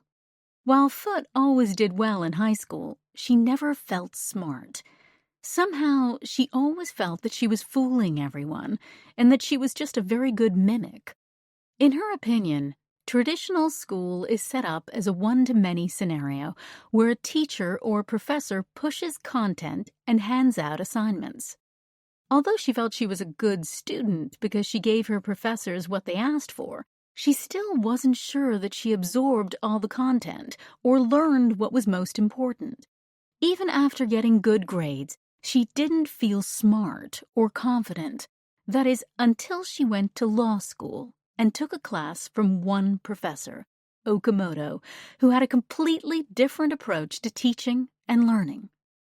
Okamoto was passionate about legal education, and he felt there was a disconnect between how law was being taught in law school and how much knowledge students were able to retain and apply in the real world after they graduated. Traditionally, law professors focused more on theory and not so much on practice. Through his own research, Okamoto discovered that law students took an average of 8 years of practicing law before they became good, competent lawyers. His research also showed that people who became competent lawyers benefited from being mentored. Watching how peers and more experienced lawyers practice law, practicing themselves, and getting feedback. In sum, lawyers needed practice, feedback, and reflection to excel in their profession, which he thought could be applied to other disciplines as well. Okamoto decided to replicate in his law classes how he thought people really learned. It had a huge impact on his students. The model Okamoto developed involved chunking topics into 4-week intervals. Classes were small, only 12 students. Week 1 focused on learning by doing. Week 2 was about learning from peers. Week 3 involved learning from experts in the field. And in Week 4, there was an opportunity to reflect on what had been learned.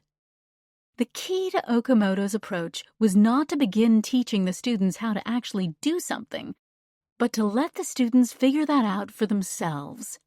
For example, one 4-week interval might involve learning about asset purchase sales agreements, but instead of giving a lecture on the topic, Okamoto would pair students up and give them 1 week to prepare an asset sale purchase agreement. Students then had to go away and figure out for themselves how to create one.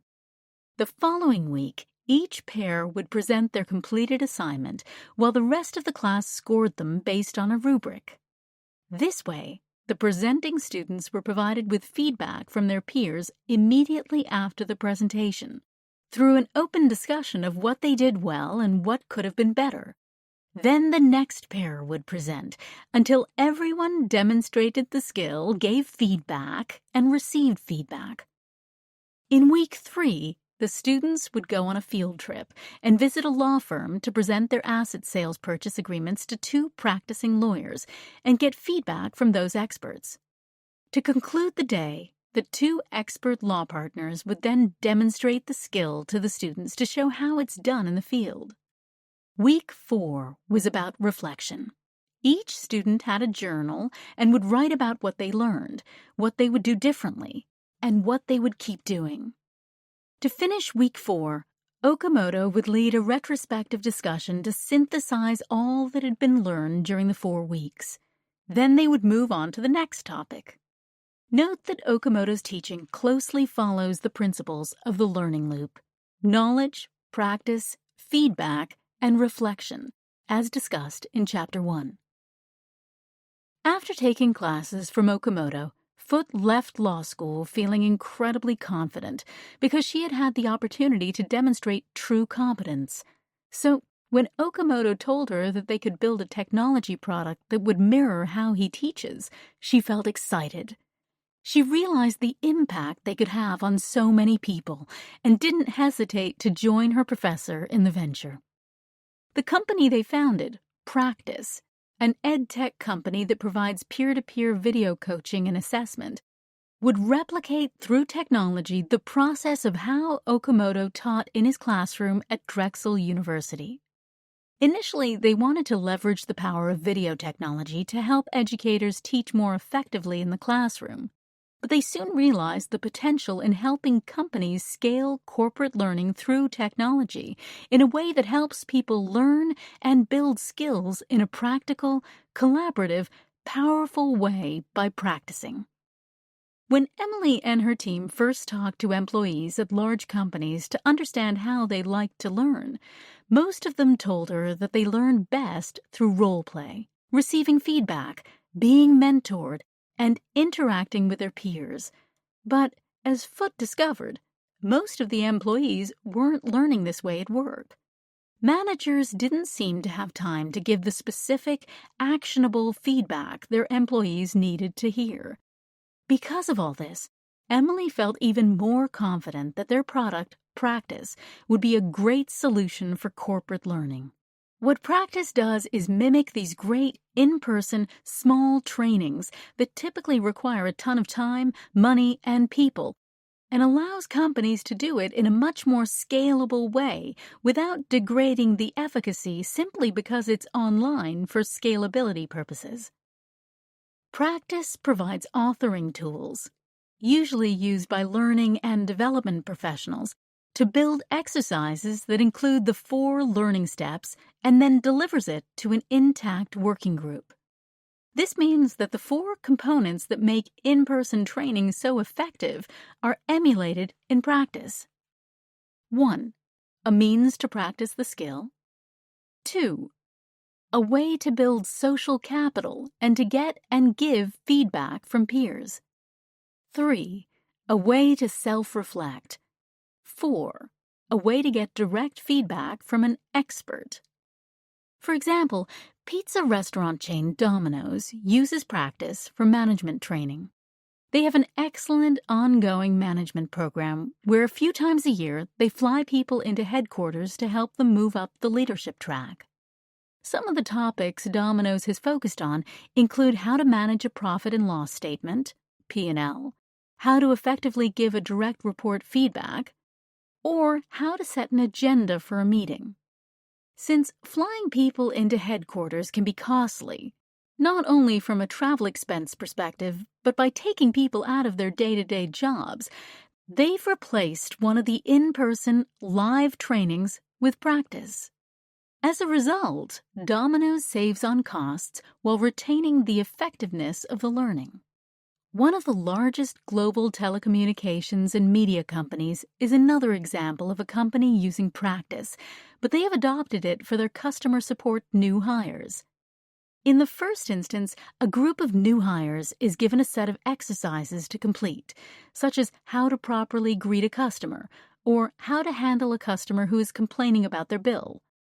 Firstly, new hires are shown a video of a customer upset about their bill. Then the new hire creates a video of how they think they should respond to the upset client. They then upload that video and in return get a set of assessment questions asking them to rate themselves on how they think they did in the interaction. If they don't like how they scored, they can re-record their video until they are satisfied with their own self-assessment. In other words, they can keep practicing until they get it right. On average, people resubmitted their videos 6 times before they were satisfied with their work. During the second stage, the new hires engage in a crowdsourced peer review process. People are randomly assigned peers to review, and they use the same assessment they use to rate themselves. According to the surveys conducted by Emily's team, people love getting and giving the peer feedback. They enjoy receiving feedback because they feel they learn more from their peers than their managers. Their peers are the ones actually doing the job. They also enjoy giving feedback, some even providing it to more than the required 3 peers. Those surveyed said that providing feedback to others made them feel good because they felt that they were truly helping others. But probably the most impactful part of the product, and what most inspired Emily to create practice, is the chance for self-reflection. This is where the real learning happens. So in stage 3, new hires get a model example of how they might have responded to an upset customer or how they might have handled the difficult conversation. Both this example and the hire's own recorded video response are shown. Looking at the two in parallel initiates self-reflection. What did I learn? What am I going to start doing? What am I going to stop doing? Self-reflection turns a traditional, passive model of education into something that insists you think about what you've learned. Instead of pretending that you get it or mimicking what you think someone wants without truly understanding, self-reflection helps people to absorb the information and gives them the confidence to master a new skill. Work in teams to solve business problems. Sam Herring is a serial entrepreneur in Seattle and a self-confessed liberal arts junkie. He studied history at Yale and got his graduate degree at Harvard, where he studied ethics, religious studies, and public policy. Herring's studies are relevant in business today. Core skills taught in the liberal arts like critical thinking, problem solving, and communications are in high demand today in every industry. Hard skills like math and science remain important too. In 1999, during the early days of online learning, Herring was employee number 1 at a learning technology research company called LGuide. They helped other companies make smart buying decisions about what was effective in asynchronous e-learning. The company eventually branched out into consulting and expanded their services to provide selective training outsourcing to large global corporations. In helping start LGuide, Herring learned about the training industry, what buyers were looking for, and the types of problems companies were trying to solve, such as cost reduction, speed, or talent engagement. Around 2012, Herring sensed that the industry was changing and that people were starting to have different expectations around learning. I think the watershed moment from a technology perspective was around 2007 when the iPhone was launched and YouTube was purchased by Google. A few years later, these technologies started showing up in the enterprise, and employees were saying, "Wow, I have these amazing experiences with my devices as a consumer. Why am I putting up with this crap at work?" So Herring and his team saw an opportunity to do something different. They started testing a lot of new ideas, and he admits not all of them worked. It was an evolution. They started with some core ideas and then worked with some early customers whose input proved to be very influential in shaping their future product. They were also inspired by the MOOC concept being used in higher education, but they reimagined it in the context of work. Herring thought, what if you could solve business problems with collaborative learning at scale versus just disseminating academic content? So they put a question out there to some of their customers. Would they be interested in a learning platform that would help solve business problems? A platform that was highly scalable, highly engaging, and collaborative, and involved group-driven learning experiences. Herring says that sort of technology really didn't exist anywhere at that time. You had self-paced e-learning, webinar technology, and then higher education LMS technologies like Blackboard, but nothing that was really addressing the needs of corporate learning. The question elicited a great response. People wanted to know what this sort of learning experience might look like. Within a year, they had about a dozen customers who wanted to work with them. And that gave Herring and the team of 30 enough confidence to focus entirely on the collaborative learning technology. Eventually, in 2015, they sold the services side of the business to Xerox and launched Intrepid Learning as an independent technology business. In late 2017, following 750% growth and winning 40 industry awards in just 3 years, Intrepid was acquired by higher education leader Vital Source Technologies to lead Vital Source's corporate and professional learning technology business. Intrepid was focused intently on enabling learner practice and real-world application of new skills on the job. Too often, learning and work are seen as two different worlds. It's a fatal flaw of event-based, instructor-led training. While learners can get really engaged in a classroom experience, they often cannot directly apply new skills to actual work challenges in this environment, and they're certainly not doing much to reinforce these skills on the job. So, Herring continued to focus on direct application of skills on the job and solving real work challenges and wrapping learner collaboration around that. Intrepid does this by facilitating discussion forums, getting employees to engage in real work with their teams and reflect on what they are learning together, and helping individuals and teams learn over time. The part about learning over time is important. Instead of trying to absorb a big data dump in an 8-hour classroom training session, our brains need time to process information. Learning over time gives us the opportunity to practice as well as to get reinforcements to our learning along the way. Intrepid is a mission-driven company whose employees are most proud of enabling their customers and their partners to create transformative learning experiences for learners. The work they do goes beyond creating business impact. It impacts people's lives. Herring says, learning new skills really matters to people's ability to advance their careers. Whether mastering technical skills or core skills like communications and leadership, we have seen so many examples of people learning and applying a new skill that has helped them do their job better and move ahead at work. And at the same time, companies choose us to help them solve their stickiest, thorniest business and learning engagement challenges.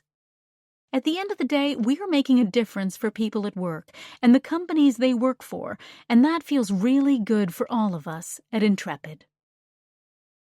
One of Intrepid's biggest success stories is its collaboration with Microsoft, beginning in 2014, to create a new training approach for global sales teams.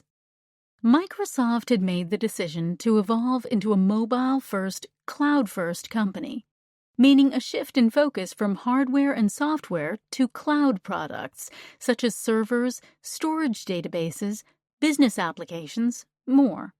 But the transformation would have a significant impact on Microsoft's global sales teams. Rather than selling to IT managers, the global teams would be selling to business decision makers, typically operating in finance, accounting, and marketing departments, which required a very different sales approach. The challenge facing Microsoft was clear.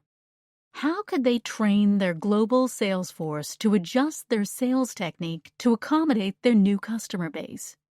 Microsoft sales readiness leaders quickly realized the scope of the challenge. They knew it was a sea change for the sales team, and as such, it would require a new approach of significant magnitude. In response, Microsoft partnered with Intrepid to develop a cloud mini MBA program.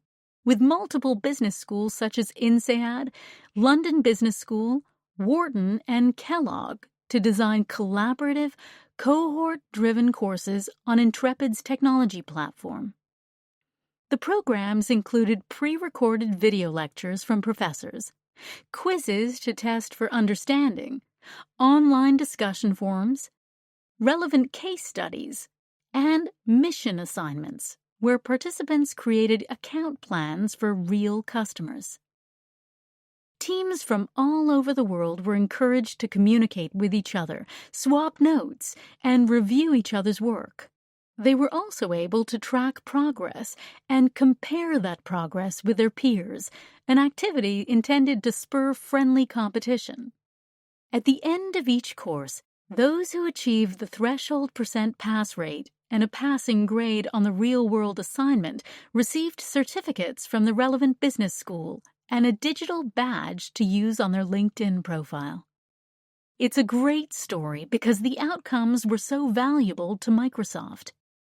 Early on, when they measured the impact of the program, they showed it supported over $50 million in new revenue from just a couple hundred of the thousands of learners. And because team members created customer plans while taking the courses, field sales leadership was thrilled because account planning was a major priority for the team. In addition, the sales team loved the program. Individual engagement and satisfaction scores set new records for sales training programs at Microsoft. Not only did the outcomes show business impact and employee satisfaction, but also the program inspired some heartfelt testimonials from the sales reps, one of whom proudly announced, "I took this course, and because I took this course, I signed this deal with a bank for $25 million. Another employee was so impressed with the program that he spent twice the time recommended to follow it, just because he felt it was so beneficial to his career success and customer planning efforts.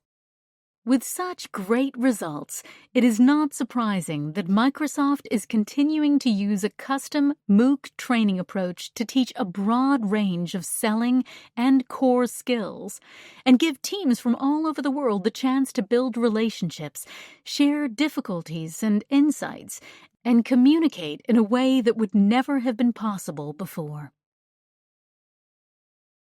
Company culture and technology.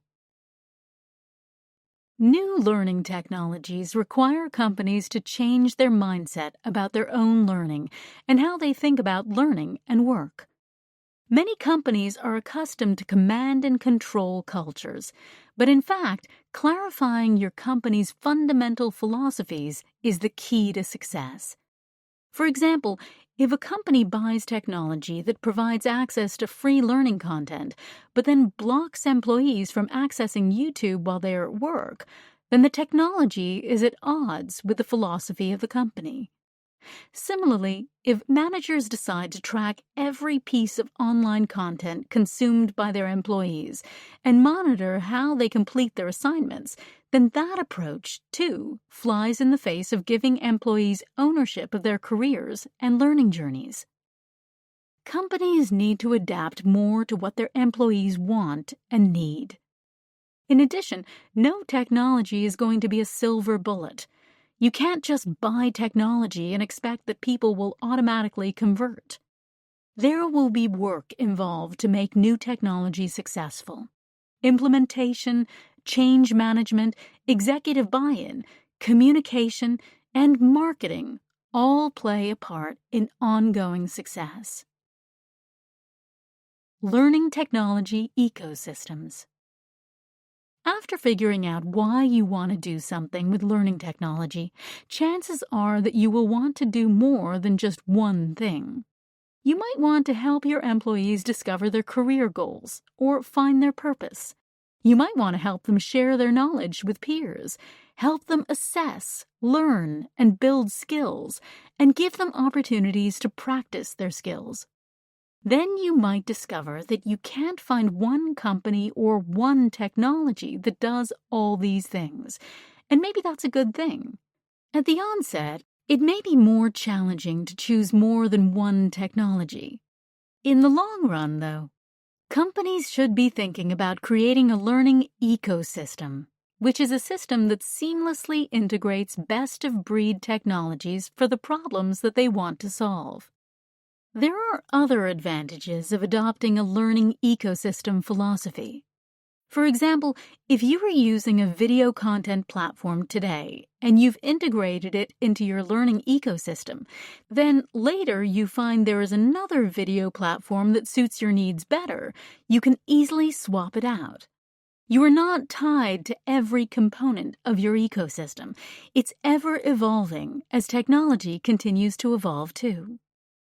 Many disruptive technologies in the market are changing the game when it comes to helping employees imagine their career goals, create and disseminate content, discover and consume information, and track skills and learning.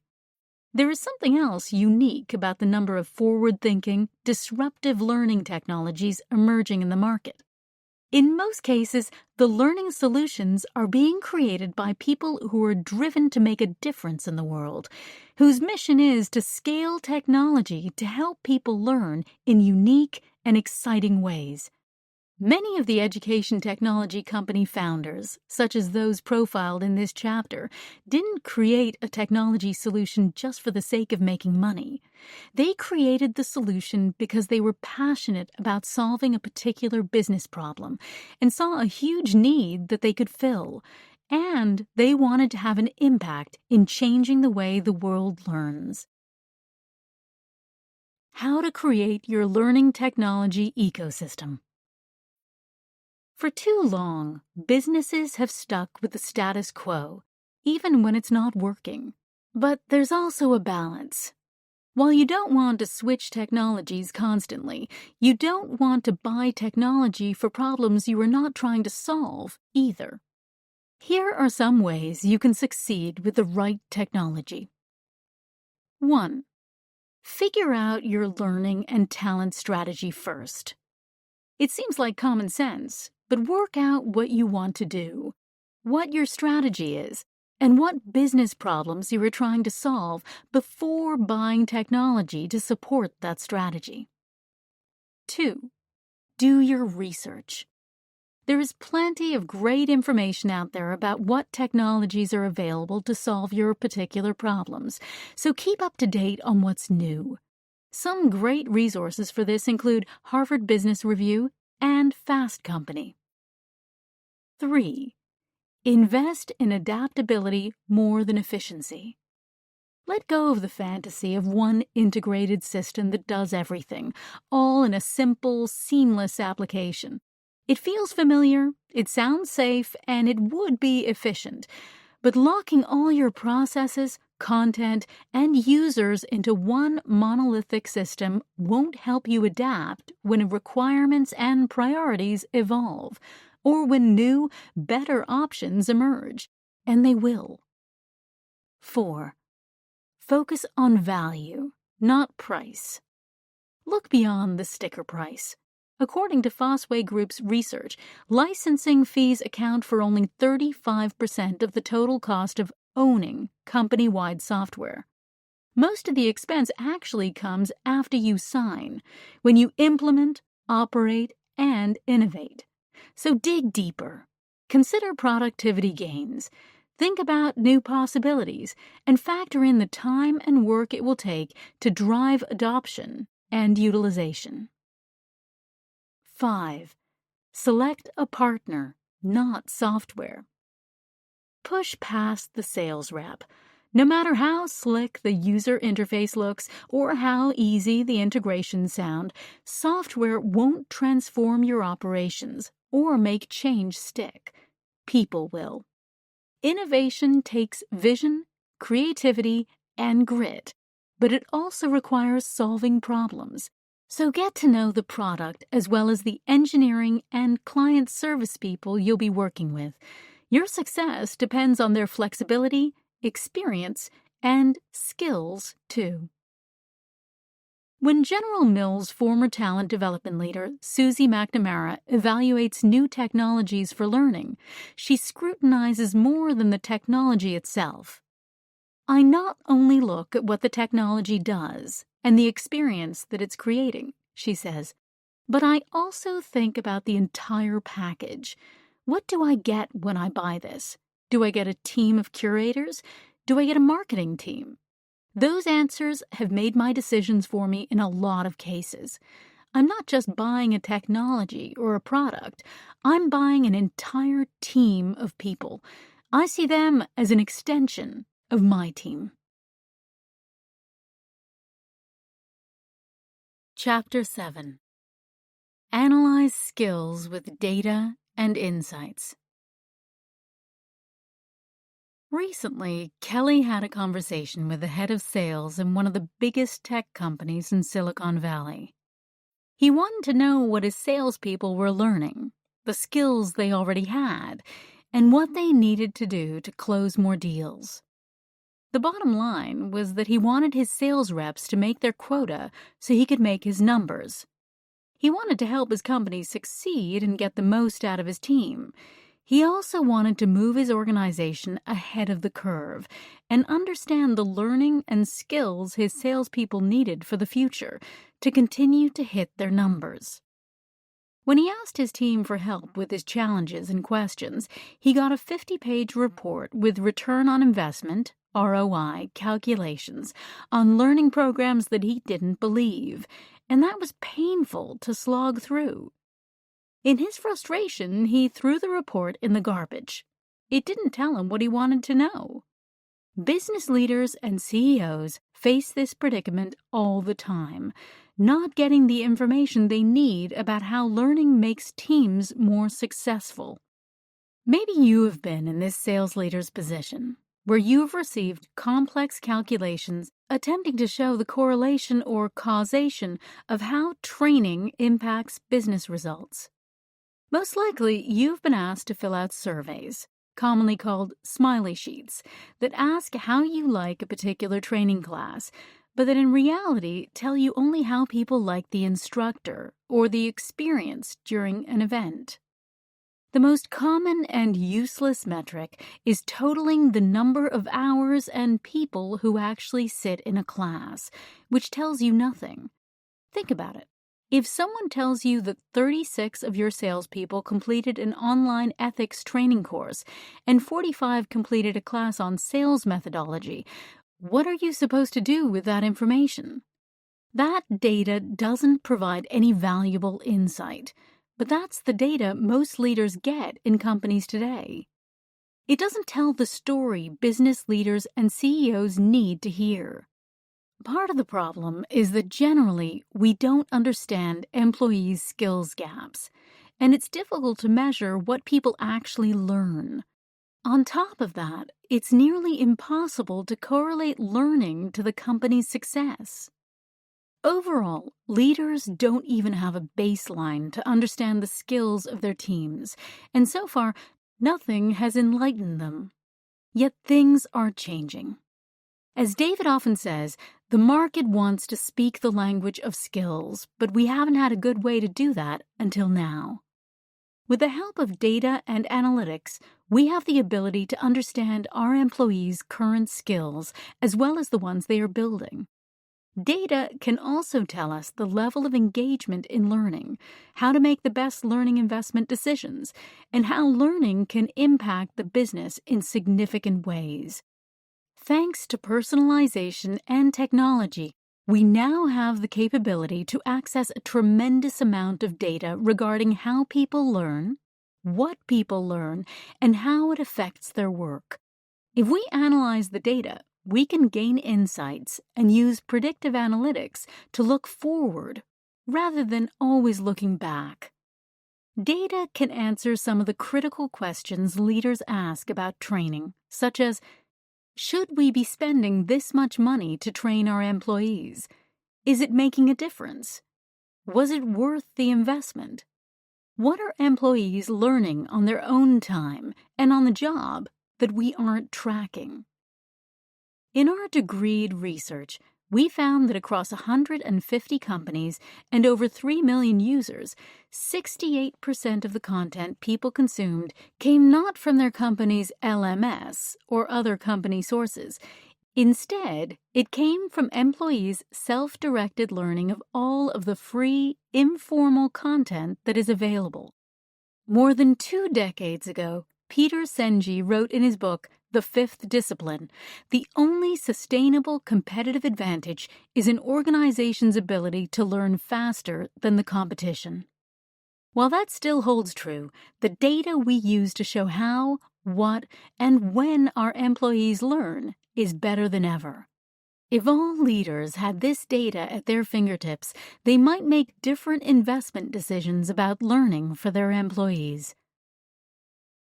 Corporate learning as a business. To further understand the value of data when it comes to learning strategy, it's important to look at how some of the most successful companies think about corporate learning. Since corporate learning is often viewed as a cost center rather than a revenue-generating function, learning typically becomes more reactive than strategic. For example, one business leader asks for a conscious bias training program. Another wants an agile development training program. And maybe a third asks for an onboarding program. So here are 3 discrete learning programs, but no larger learning strategy to frame what the business is trying to accomplish. A strong learning leader who understands business can develop an overall learning strategy based on data from several sources and show how this learning can impact both the business and employees in meaningful ways. Many successful learning leaders do not start out in the learning field. Instead, they often come from marketing, product development, product management, technology, and corporate strategy. These leaders can take advantage of their business background to approach learning more as a business than as a support function or service, and apply the principles of business to make learning a strategic competitive advantage. Janice Burns, Chief Learning Officer at MasterCard, is a good example of a successful learning leader who comes from a business background. Before making the move into learning, she spent time in MasterCard's product, marketing, and customer satisfaction organizations. Similarly, Heather Kirkby moved from key roles in product management and marketing at Intuit to become Vice President of Intuit's talent development function. Beth Galletti, Senior Vice President of HR at Amazon, was originally CIO at FedEx before taking over the HR and learning function at Amazon. Finally, Tim Quinlan at Intel worked in sales, marketing, and technology before leading Intel's digital learning strategy. Susie Lee, Head of Global Business Solutions at Degreed, is another leader who started in business before moving to learning. In 2010, Lee moved internally from her role at Bank of America as Vice President of Product Development and Loyalty Marketing to Senior Vice President of Global Learning Product Management and Implementations. When Lee first joined corporate learning, the organization was mired in process and order-taking. It was very reactive and event-driven. It was difficult to get data. Without good data, it was impossible to analyze what was working and what wasn't, or to even determine the type of metrics to analyze. Lee noticed that by applying the principles of marketing and metrics to corporate learning, she was able to engage in meaningful conversations with business leaders about the learning patterns of employees. Lee believes one of the smartest things companies can do is look at corporate learning more holistically and think of learning as a business. In the simplest form, that means understanding your customers. But who are your learning customers in a corporation? Often, learning organizations think that their customers are the executives who are asking for the training for their teams. Or they think their customers are in the HR organization, since they are also asking for training programs, assuming they know what's best for the employees. But ultimately, and this is where the shift in mindset is important, the customers are your employees. They are the ones who are doing the learning. That's why it's even more important to focus on learning data to give you insights about what skills your employees have and what learning they need to get the skills they need. Then it's not about guesswork. Instead, it's about data showing what employees really need. This also happens in businesses where engineers think they know what the customer wants, but they haven't actually ever talked to one of their customers. In learning, you need to look at data from your employees so that you know where the business is succeeding or where you may need to make changes. When learning programs or learning technologies are viewed as products rather than events, then strategy, marketing, and success metrics become second nature. According to Lee, you can use data in layers. First, look at metrics and data at the product level, then at the program level, and then at the course level. Once you have data at those levels, you can use qualitative and quantitative measurement strategies to get insights that enable you to pivot and change what's happening in the business and become more outcome-driven. For example, say you have several content libraries in your learning ecosystem, and you've discovered through data that no one is accessing or engaging with one particular learning library, which costs your business about $300,000 a year. Armed with this information, you can make the case through data insights to either divest in this learning product, to invest in different content, or to realize overall cost savings. In another example, imagine your company has developed a learning program for building management skills, but your qualitative and quantitative research or data tells you the program or product is not making a difference. Just like if you were marketing a product, you would get customer input and make changes based on that input to get the results that you want. Customer feedback as one data point provides valuable insights for companies and indicates what you need to change and how you need to pivot the business to motivate and change your employees' behavior. Lee added, too often internal technology projects, when not managed as a product or run like a business, are influenced by people's opinions instead of reality.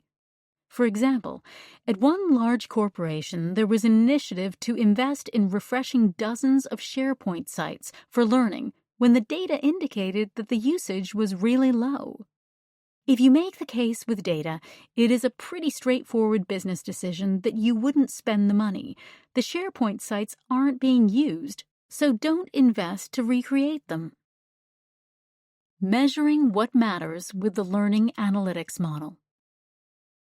As Lee discovered, data insights enabled her to have meaningful conversations with leaders about the impact of employee learning. The smartest companies succeed using data and insights to tell a compelling story. Many companies apply the principles of the Learning Analytics Model, LAM, to acquire information. This model shows you how to collect the right learning data, analyze that data to find powerful insights, tell a compelling story about learning at your company to help gain a competitive advantage, provide actionable outcomes using this data. The model provides business outcomes based on those insights, which may lead to actions or recommendations to either change or further develop the learning process. Once you collect all the relevant data, it's time for analysis. The goal of analyzing the learning data is to help you figure out what it all means and get the answers you're looking for. Analyzing data is part science and part art, and it is one of the most in-demand skills in business today, having grown over 650% since 2012. Overall, being able to analyze data will become more important for everyone moving forward. Data can be collected at a variety of levels to tell a complete learning story. For example, you can collect data at the industry level, the company level, the organizational level, and the individual employee level. There are several inputs across each of these levels that you can use to help tell the learning story. Industry level. What are the most needed skills in the industry? What are the skills of our competitors, and how do we match up? Collect data through industry benchmark studies and analyst reports. For example, say you are a growing cybersecurity company, and you discover through a cybersecurity ventures report that jobs are in high demand, and they predict there will be 3.5 million unfilled cybersecurity positions by 2021. That would inform your business strategy and how you will need to compete for talent in the future. Company level. What are the most important strategic drivers and metrics in the business? For example, say your customers' requests for expertise on data insights keeps growing. So, to stay competitive, you've taken that input and decided to invest in data experts by planning to hire or develop 5,000 data scientists during the next 5 years. Organizational team level. What skills do your people have, and what skills do your people need to stay competitive? Collect data through assessments, skill self-assessments, 360 assessments, peer assessments, manager assessments, feedback, learning goals, adaptive learning, and voice of the customer. For example, suppose you lead a product management team at your company, and you discover through self-assessments and manager assessments that prioritization is a critical skill for your product managers. If some of your team members are not strong in that skill and you think it's important, you can provide feedback to those employees so they can focus on that skill as a learning goal. Individual level. How and what are your employees learning? What skills do they have and need to build? Collect data about both formal and informal learning, as well as skills gaps, through research, surveys, learning technology platform analytics, Google Analytics, machine learning data, and voice of the customer. Just knowing what people are learning and what skills they are building can be incredibly powerful. At Degreed, we track this data regularly, using our own product to see what skills we have within the organization. Then, when there is an internal opening that requires those skills, we have a good idea who is interested because we have the data. Employees are excited when they see opportunities tied to the new learning and skills they are developing. Analyze data. Industry level. At the industry level, you can look at data a few different ways. Let's take as an example the World Economic Forum 2018 The Future of Jobs report, which highlights skills disruption data by country and industry. The report states that 35% of core skills will be disrupted in the workforce between 2015 and 2020. It also indicates that around the world, 210 million people will change their occupation by 2030. Disruption across industries. 43% financial services and investors, 42% basic and infrastructure, 39% mobility, 35% information and communication tech, 33% professional services, 30% energy, 30% consumer, 29% health, 27% media, entertainment, and information. Disruption across countries.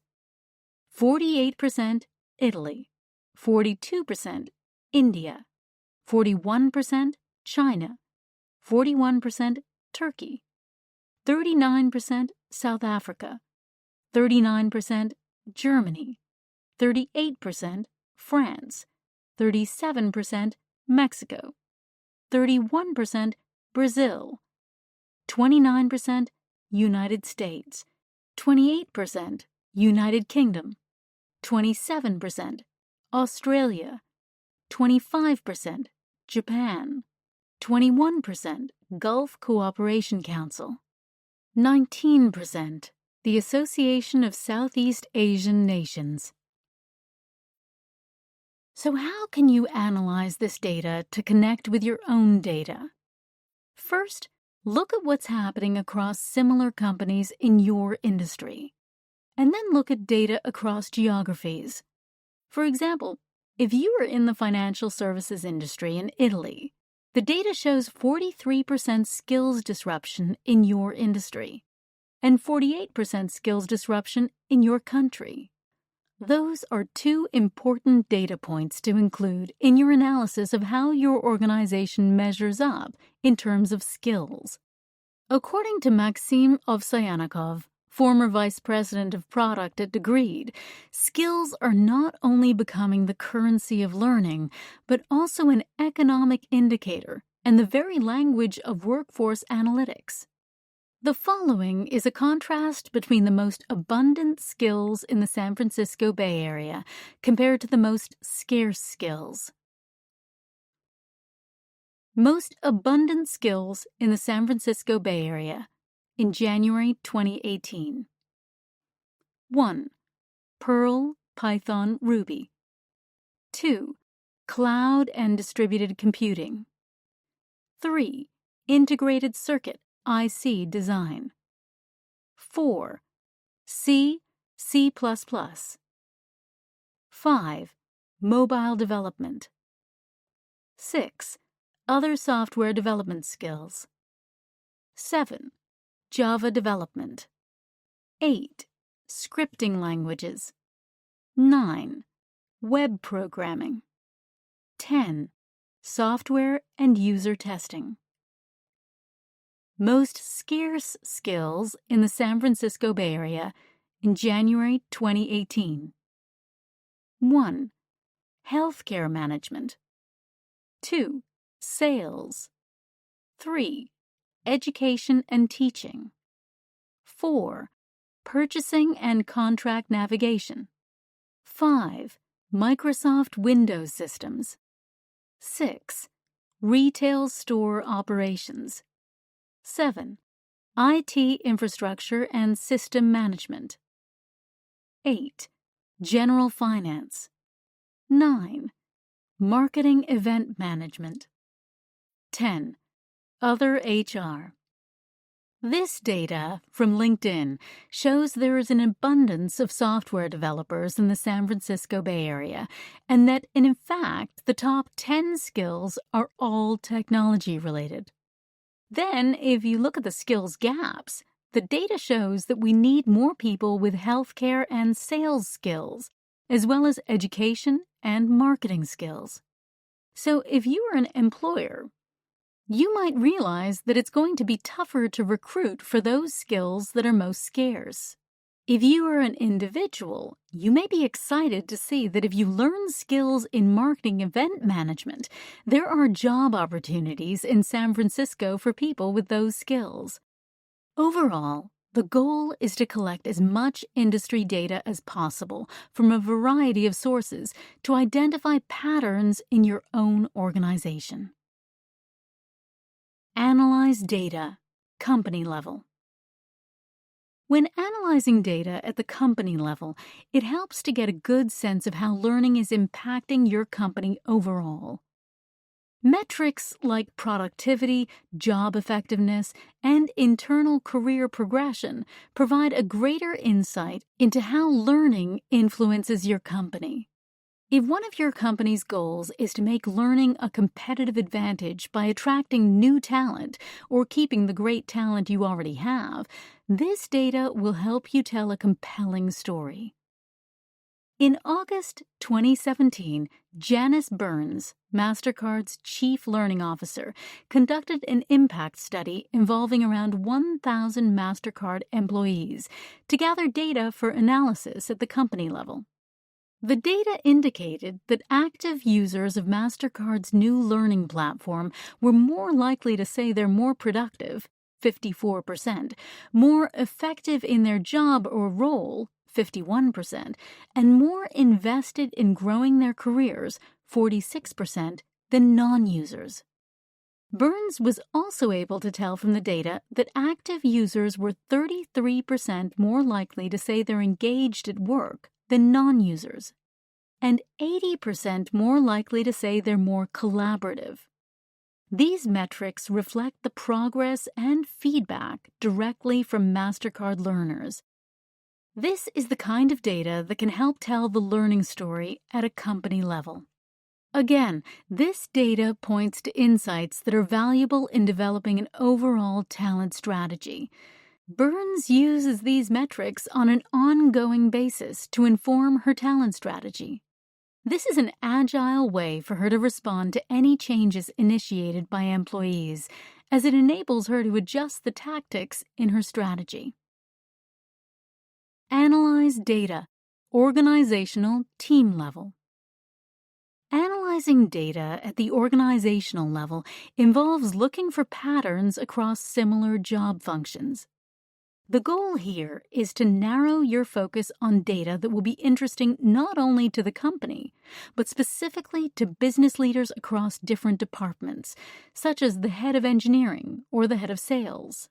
For example, if you analyze data from the engineering organization, it helps that leader design a talent strategy for engineers, which will probably differ from the talent strategy designed for salespeople. The following gives an organizational-level view of data for a specific function, in this case, the corporate learning function. This data provides leaders of learning organizations with information about the types of skills their employees already have, as well as the ones they will need for the future. The organizational level involves looking at trends and patterns in a funnel, first starting with macro data and then narrowing that focus to your team or organization. For example, when it comes to your learning team, the data might show that you have a high number of project managers and instructional designers, but very few technologists or data analysts. This data provides you with intelligence on the skills your team has versus the skills your team needs. When applied to an engineering team, the data may show that 80% of your developers are web developers, but that only 20% have mobile development skills. If your company strategy is moving toward mobile, then you now have the data that tells you the mix needs to change. This is a valuable insight for business leaders who are planning their business and talent strategy for the future. Top L&D skills that organizations have now. 85% classroom F2 learning. 73% learning management. 63% coaching and mentoring. 62% teaching and assessment. 58% project management. Top L&D skills that organizations want to develop. 75% facilitating collaboration. 70% data analytics. 66% digital content development. 65% webinar delivery. 60% technology infrastructure. At the team level, it's essential that you know the skills your people already have. It's amazing that most leaders don't have this insight beyond what their employees are hired to do. When Kelly was leading the learning function at LinkedIn, she wanted to develop a brand for the organization and design marketing campaigns for their learning products. As it happened, there was a person in Kelly's organization, Nawal Fakouri, who had a degree in public relations as well as experience creating a brand for learning products at a prior company. Kelly only became aware of this skill set during a conversation, since Nawal had been hired to lead onboarding for LinkedIn. In this case, Nawal was thrilled to consult on this initiative and provide her skills and expertise to the team. If there was a good way to know all the skills of the people in your team or organization, it would be much easier to give your talent new opportunities to grow and develop. Analyze data, individual level. Data at the individual level enables you to gain a clear picture of the type of learning your employees are engaged in. In the past, it was possible to gain insight into only a fraction of what people were learning. Thanks to new learning technology, it is now easier to obtain data on learning both formally and informally, inside and outside your company. The goal of analyzing data at the individual level is to use the data to tell the story of the type of content being consumed by employees, as well as what they are learning. In 2017, Degreed began work with NASA's Jet Propulsion Laboratory, JPL. JPL is a unique national research facility that carries out robotic space and Earth science missions.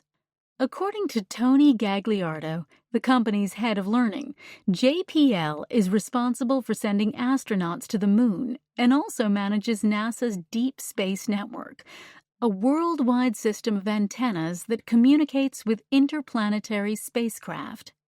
It has some of the world's most advanced technology and brightest minds, but even these rocket scientists need to be continually learning. Gagliardo said, "We recognize the shift is already underway in the technology, skills, and employee demographic that will lead us into the future. So we needed to shift our learning strategy and technology ecosystem as well." They wanted to understand what their scientists were learning to remain innovative and up-to-date on the latest technologies. To do that, they had to collect meaningful data about what their employees were doing and figure out ways to measure learning and skills. Let's look at some answers to the questions posed by JPL. First, are people learning?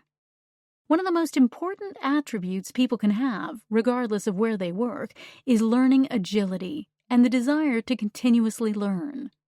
When you are looking at data you've gathered, take time to focus on the level of learning engagement. Can you measure whether people in your company are actually engaged in learning? Are they accessing the content and the systems that you've put in place for learning? If so, how often do they engage? Analyzing data based on weekly active users, monthly active users, activations, or logins to learning systems is one way to set a baseline engagement metric. Second, how are people learning? Are they learning from going to conferences, reading books, or recommending content to peers? Are they involved in team learning programs or projects? The insights here can help you understand where you can make smart learning investments and where you might need to make some changes. For example, if the data tells you that all your engineers are learning from Pluralsight's content library, but your company only offers content from lynda.com, you may want to change the investment portfolio for learning. Or you may find that your employees are learning from such a wide variety of sources that it makes more sense to allocate money per employee to learn what they want and then track it. That way, you can continue to collect data to help you understand how they are learning. The final two questions are, what skills do people have, and what skills do they need? Understanding what skills your people have versus what skills people need is critically important for companies analyzing their talent. Companies need to know if they have people with the skills that will take them into the future. For example, a few years ago in the engineering organization at Yahoo, there was a struggle to find mobile developers because tech companies were snapping up as many as they could hire. It resulted in a scramble to develop the engineers that they had because hiring had become so difficult. If you could predict the type of skills your engineers would need for the future, you could start to help them develop those skills early, rather than try to compete for talent with other companies later. Wrong data can be deadly.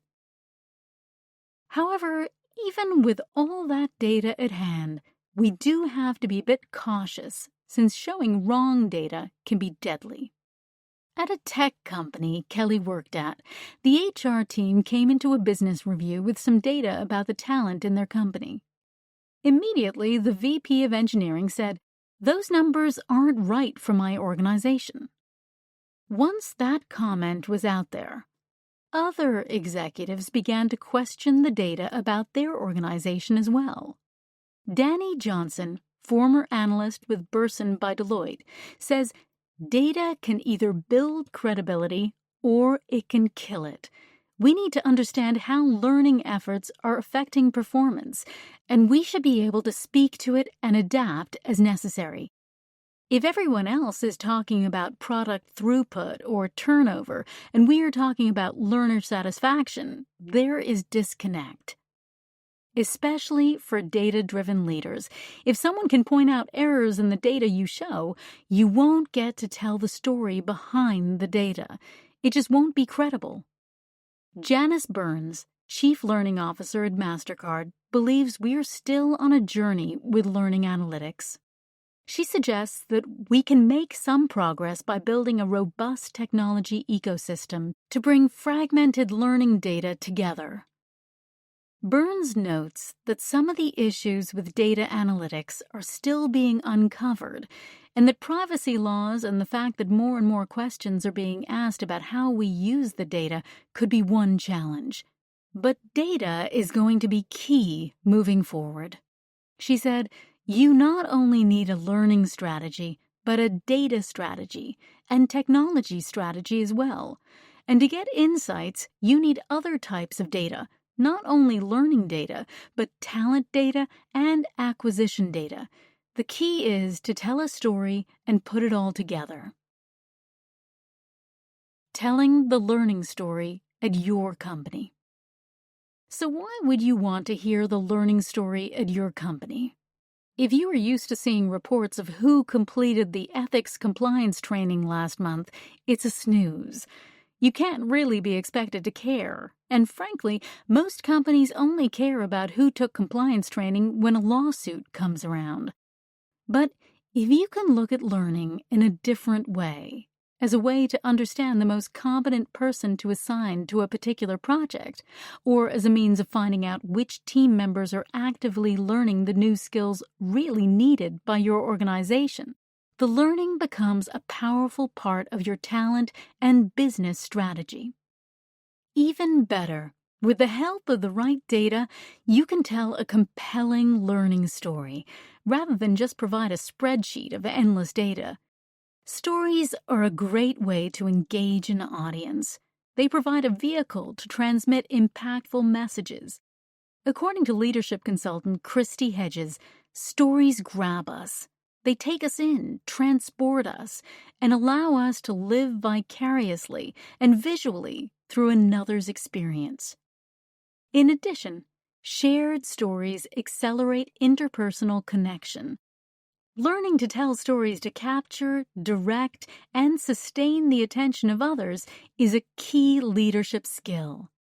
Storytelling can be a compelling way to tell the learning story and really share your understanding of the degree of talent in your organization. Chapter 8. Make expertise count. If you were to ask someone about their health and they told you that they ran a marathon 20 years ago, what would you think? Similarly, when someone asks you, "Tell me about your education," how do you answer? Most of us immediately think about our formal education, the degrees or certificates we have earned. You might mention the university, college, or school you graduated from. Or you'll respond that you didn't go to college, or you haven't finished your degree. Whether you're 20 years into your career or 20 months, you'll answer the question about your education through the lens of formal schooling, which is absurd. Does your answer tell the story of all the learning you've done? Does it capture all the knowledge and experience, both formal and informal, you have accumulated since you graduated? Of course not. You don't stop learning once you finish school. We learn the entirety of our lives, everywhere we go. But most of the time, you are likely not very intentional about what you learn and how you acquire new knowledge. Instead, learning happens in an organic way.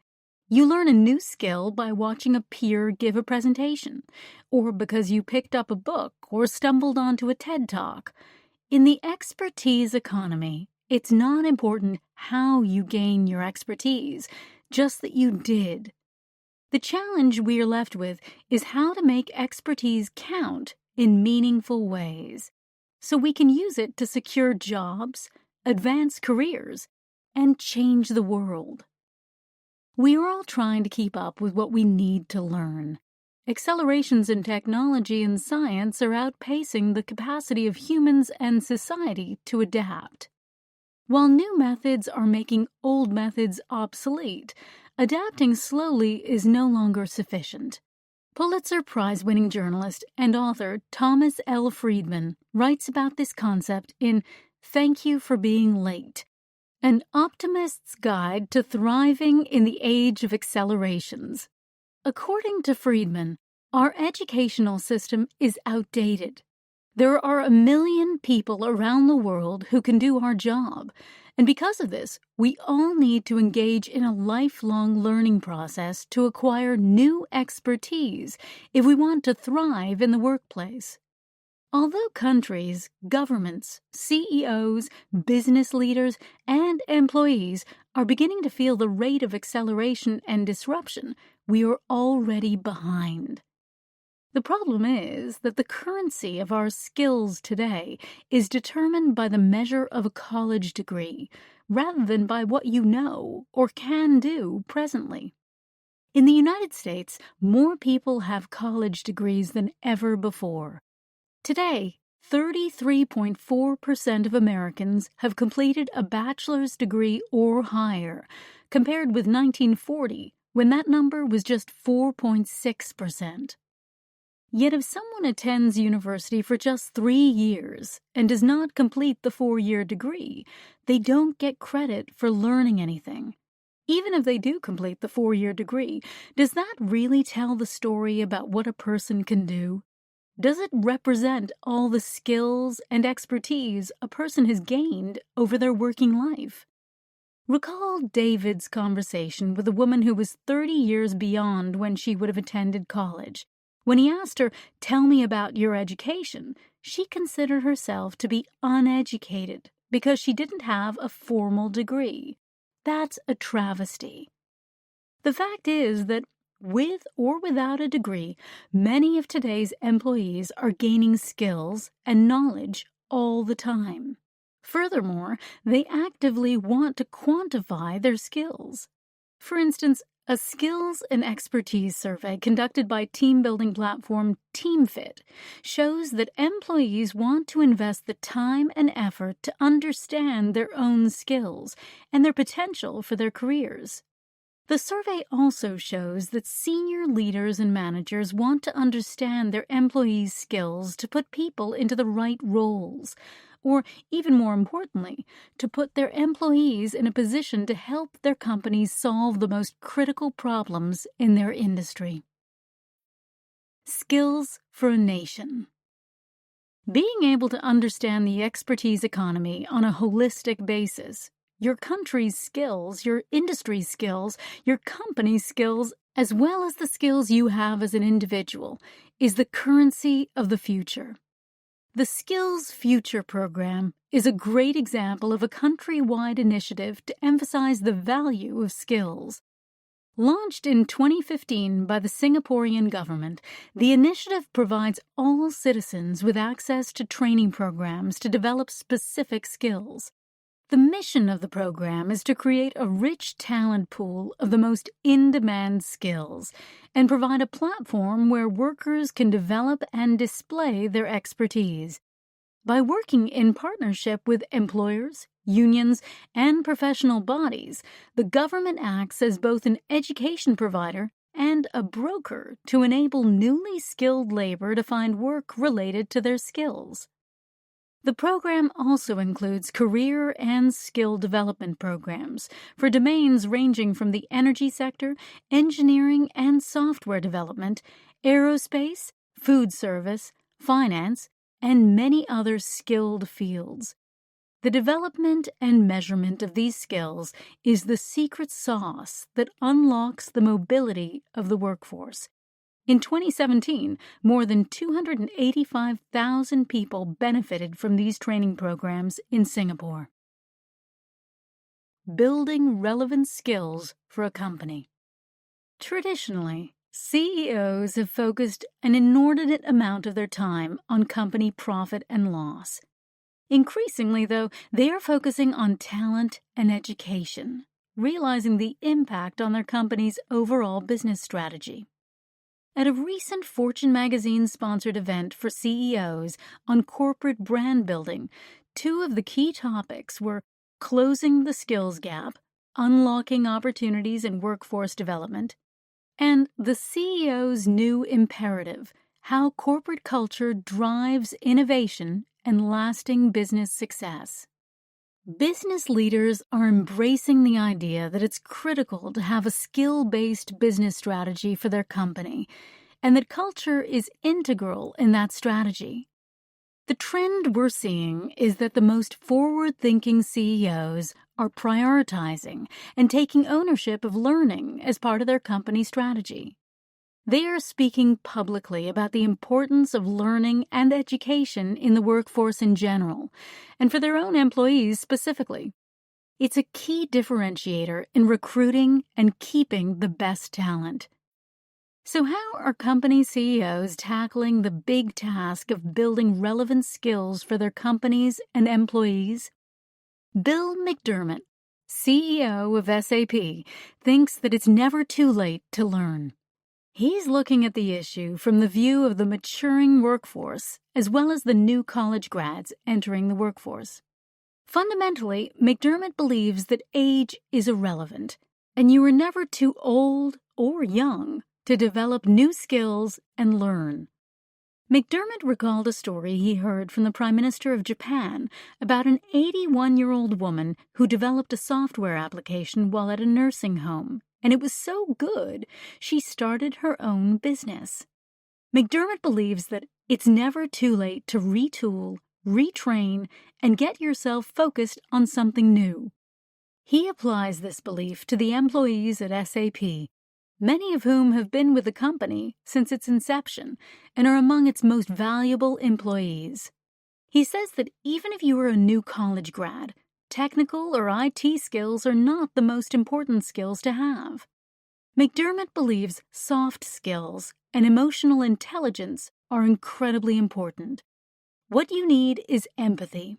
The idea of being in service to other people is the greatest form of leadership. When SAP is recruiting new talent, they look for a person's desire to learn and a natural proclivity to do something well first, and then try to match the hard skills of the prospective employee with the opportunity. McDermott believes strongly in developing his employees at SAP.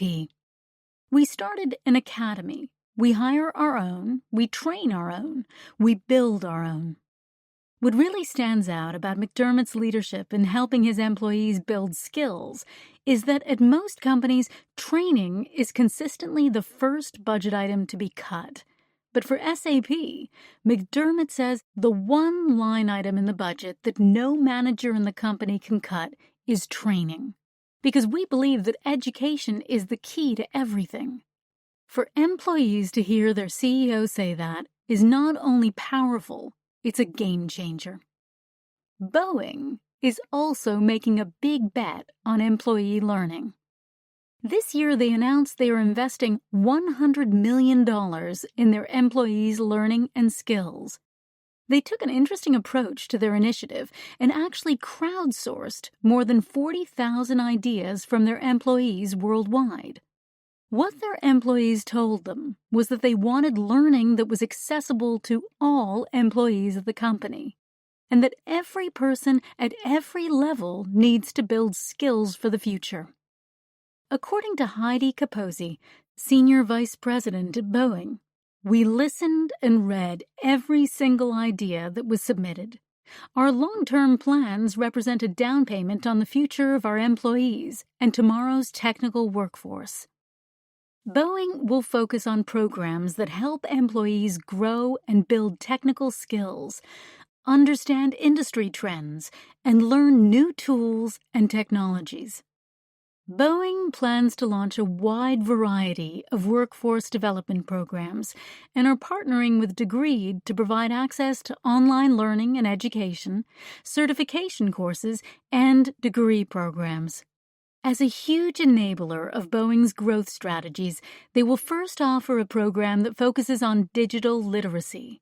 It's impressive the number of education and career growth initiatives Boeing offers, including internships, boot camps, rotational programs, formal mentorships, and leadership training.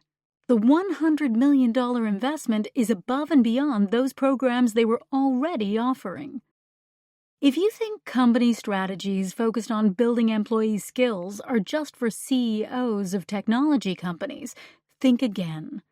Drew Greenblatt is the CEO of manufacturing company Marlin Steel Wire Products, and he's known the power of having as many employees as possible cross-trained in as many skills as possible for years. It's given his company the flexibility required to respond to the constant changes at work and in the world. He's evolved the company from one that makes wire baskets for bagel retailers to a fast-growing manufacturer of specialty precision metal fabrications used by auto companies like Toyota and multinational defense contractors like BAE. Greenblatt has made a huge investment in the skills of his frontline employees, providing them with the tools, training, and incentives that help them earn a strong middle-class living. Instead of competing on price, driving down wages, and offering fewer benefits, Greenblatt values his people and invests in their skills, motivates them, and then compensates them based on the new skills they learn and the proficiency that they've achieved in those skills. What he's gotten in return are loyal employees who are learning how to operate computer-controlled routers, presses, and robots that have taken over some of the automated tasks. Greenblatt is ahead of his time. While some are just starting to think about how humans and machines will coexist in the workforce, he's been doing it for years. His forward-thinking approach to investing in his people is not really new. According to Stephen Perlstein, who interviewed Greenblatt recently, the principles Greenblatt follows come from business books published decades ago. But for some reason, companies have forgotten some of the important business management principles. Greenblatt's philosophy is, they do well, we do well, we do well, they do well. That's the deal. Individuals focusing on skilling and reskilling. Of course, not everybody needs to work for a big organization to acquire the skills they need. Take Mikkel Blake, for example. Blake grew up in a very traditional culture in Utah. She graduated from Brigham Young University, BYU, in 2006 with a degree in international relations. She met her husband, David, the co-founder of Degreed, in college, and they decided to get married and start a family. While Blake was studying for the LSAT, David was interviewing at consulting firms across the country. David landed a management consulting job in Dallas, so Blake decided to put her lawyer ambitions on hold, and after having her first child, she decided to stay at home to raise their family. A few years later, a new job opportunity for David took them back to Utah and close to BYU. During the summer term, Blake, still feeling a career calling, decided to audit a computer science course. A professor at BYU agreed to allow her to sit in the class for the term, which fueled Blake's interest in the topic. She enthusiastically completed all the assignments and homework and really enjoyed the experience, but she didn't pursue it further at that time. Eventually, she and David ended up moving to San Francisco with their 2 small children. Nearly 10 years after she got her degree at BYU, Blake realized that she wanted to continue to raise her family, but that she also wanted to pursue a career. She wanted to work and realize her full professional potential. But what did this mean? Pursuing law school? Computer science? Or getting a part-time job just to keep her busy? After much soul-searching, Blake realized what she really wanted was a career. Yet she felt conflicted between working and being a stay-at-home mom. After a lot of deliberation, she finally came to the realization that her family would all benefit from her pursuing her passions to find a fulfilling career. In 2012, Blake discovered Code Academy, an online, interactive platform that provides free online tutorials and classes. Through this platform, she was able to learn to code interactively in the evenings after her kids went to bed.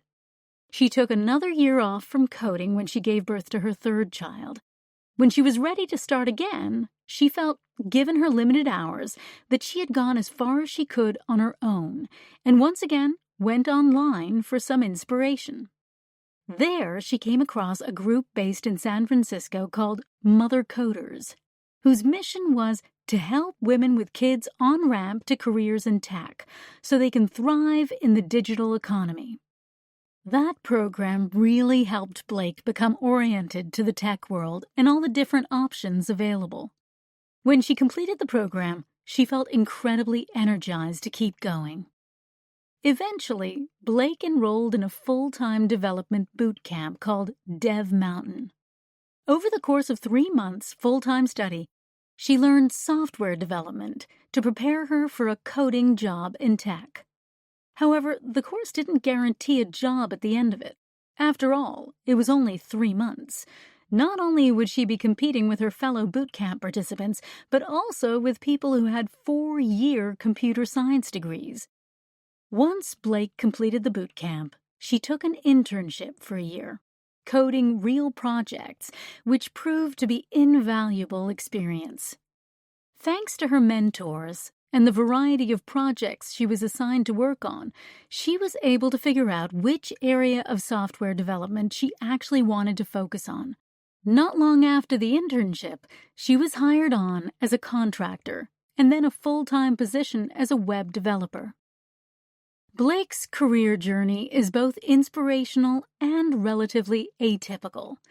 Ultimately, she took a very untraditional path with many starts and stops to develop her expertise and build her career as a web developer. Through her years of learning, Blake found that she could have a fulfilling career and raise a family.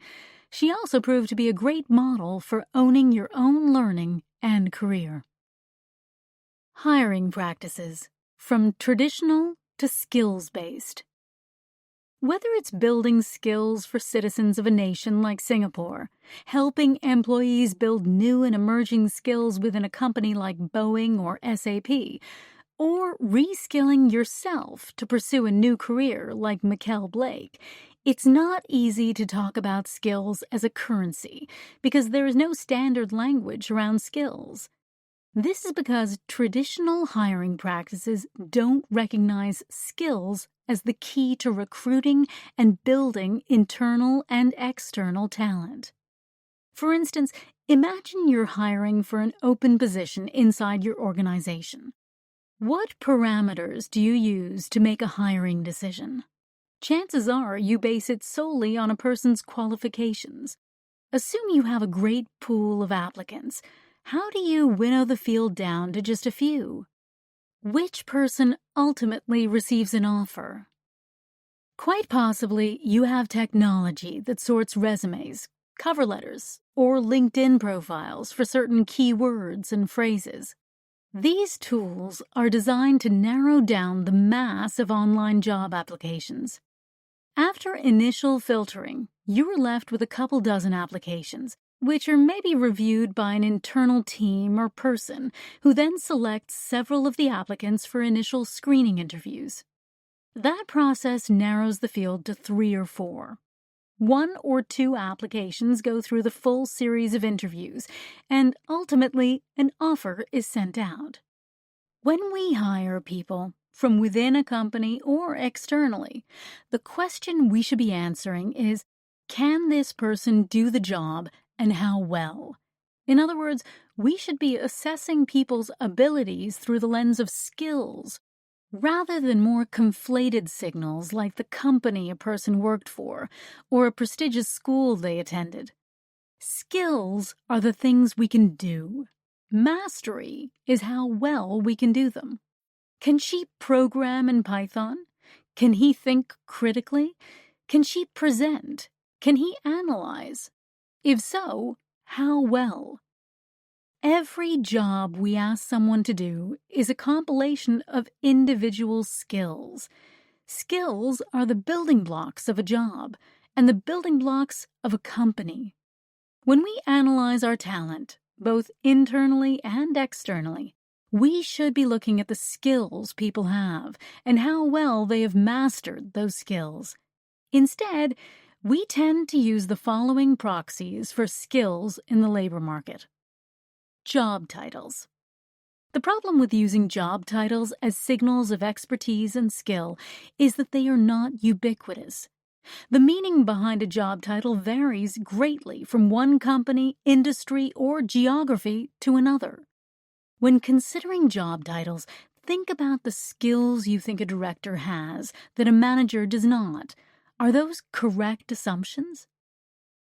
Pedigree of university. Granted, where a person went to college often creates a certain impression.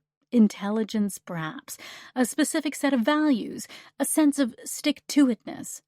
It can also indicate the type of training a person has received. But hiring decisions cannot be based on where someone went to school because, overall, it tells you little about the candidate's current portfolio of skills.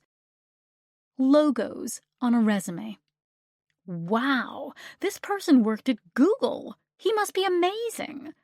Well, maybe, but maybe not. Logos on resumes give no indication of what people can do and how well they can do it. References. Character references are a good thing, but it is important not to conflate positive references with skills. A reference may be great when it comes to validating a candidate's work ethic or honesty, but it's not the best way to prove the degree of financial planning and analysis skills, FP&A, or critical thinking abilities. Interviewing skills. While interviews are essential to the hiring process, they don't tell you everything about a candidate. For example, some people interview very well, only to flounder once the job is theirs. Don't confuse magnanimity with ability. GPA, SAT, ACT. Believe it or not, some companies still use GPA, or scores on standardized exams, as signals of expertise or potential inside a company. These measures were never meant to signal expertise, and so they also fall into the bucket of proxy measures for the thing we care about. In other words, just because you score well on a test doesn't mean you can successfully do a job. For us to solve the labor market problems we have in this economy, we must begin speaking the language of skills and stop caring about pedigrees, logos, time spent learning, test-taking ability, interviewing skills, or anything else. The first step to speaking this language is to think of your company as its own labor market. Your company is a labor market. While your organization is part of the labor market at large, it's also a microcosm of the labor market. You have a labor pool with open positions to be filled in which you recruit, fire, promote, analyze, and assess your talent. The labor market is made of a supply side and a demand side. The supply side is comprised of the workers and those who prepare those workers for the labor market, including higher education establishments, professional associations, apprentice programs, boot camps, and so on. The demand side of the labor market is the jobs to be done to help you achieve your organizational goals. In addition to companies, there are also brokers, job boards, recruiters, and influential people that match people to opportunities. The big advantage companies have is that it's a completely vertically integrated market. You own the entire process, and so you can drive a level of efficiency that the overall labor market would be very hard-pressed to match. Creating efficiency inside your company's labor market pays enormous dividends if done correctly. Imagine the business outcomes you could drive if you knew every skill every person has inside your company right now. How quickly could you deploy resources to solve a problem? Who are the most qualified people to join the innovation task force? Where should your organization be developing skills against gaps? Who are the best people for the VP role? How well are new managers managing? How much could you reduce recruiting costs if you knew you were hiring against skills and not logos on a resume?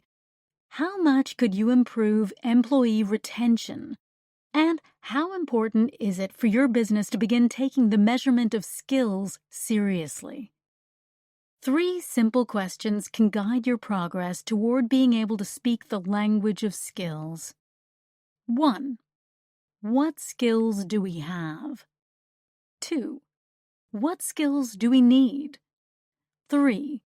What could we do if we had this information at our fingertips? If you can't answer these questions, then you are operating with an inefficient internal labor market and relying on more opaque signals of skills. Skills as a currency. The labor market transacts in much the same way as any other market does, using currency to translate relative value to make the market more efficient. If skills are the unit of value in the labor market, then professional credentials are the currency. And there's the rub. There are so many types of academic and professional credentials in the market today that the market cannot transact with them effectively.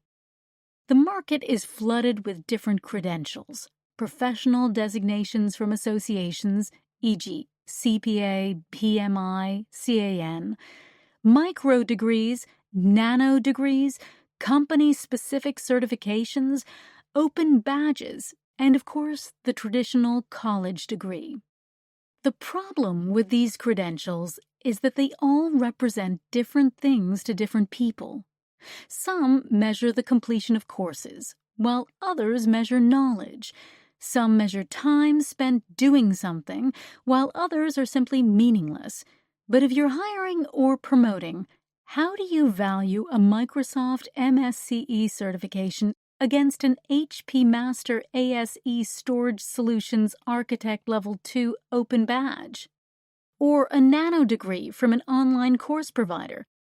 What skills do these represent? Do they represent skills or knowledge at all? Right now, not enough companies are thinking about talent in terms of skills, depending instead on formal degrees. More companies need to find better ways for people to talk about the skills they have gained. It's alphabet soup out there. What we need is a single currency to measure any skill at any level and provide workers, managers, and recruiters with a common language in which to interact.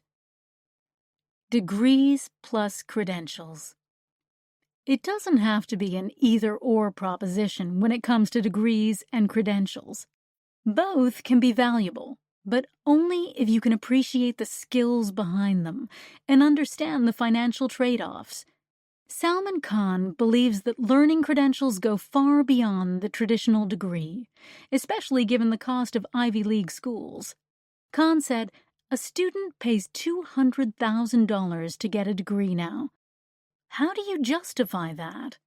The university might validate the cost through the quality of their teaching or their impressive campus, but they don't talk about the learning experience. And the students may argue that spending $200,000 and 4 years of their lives is worth the credentials at the end of it. There's definitely something broken when a large amount of money is changing hands and the buyer and the seller are selling and buying two different things." If you could have a Harvard education or a Harvard degree, but not both, which would you choose?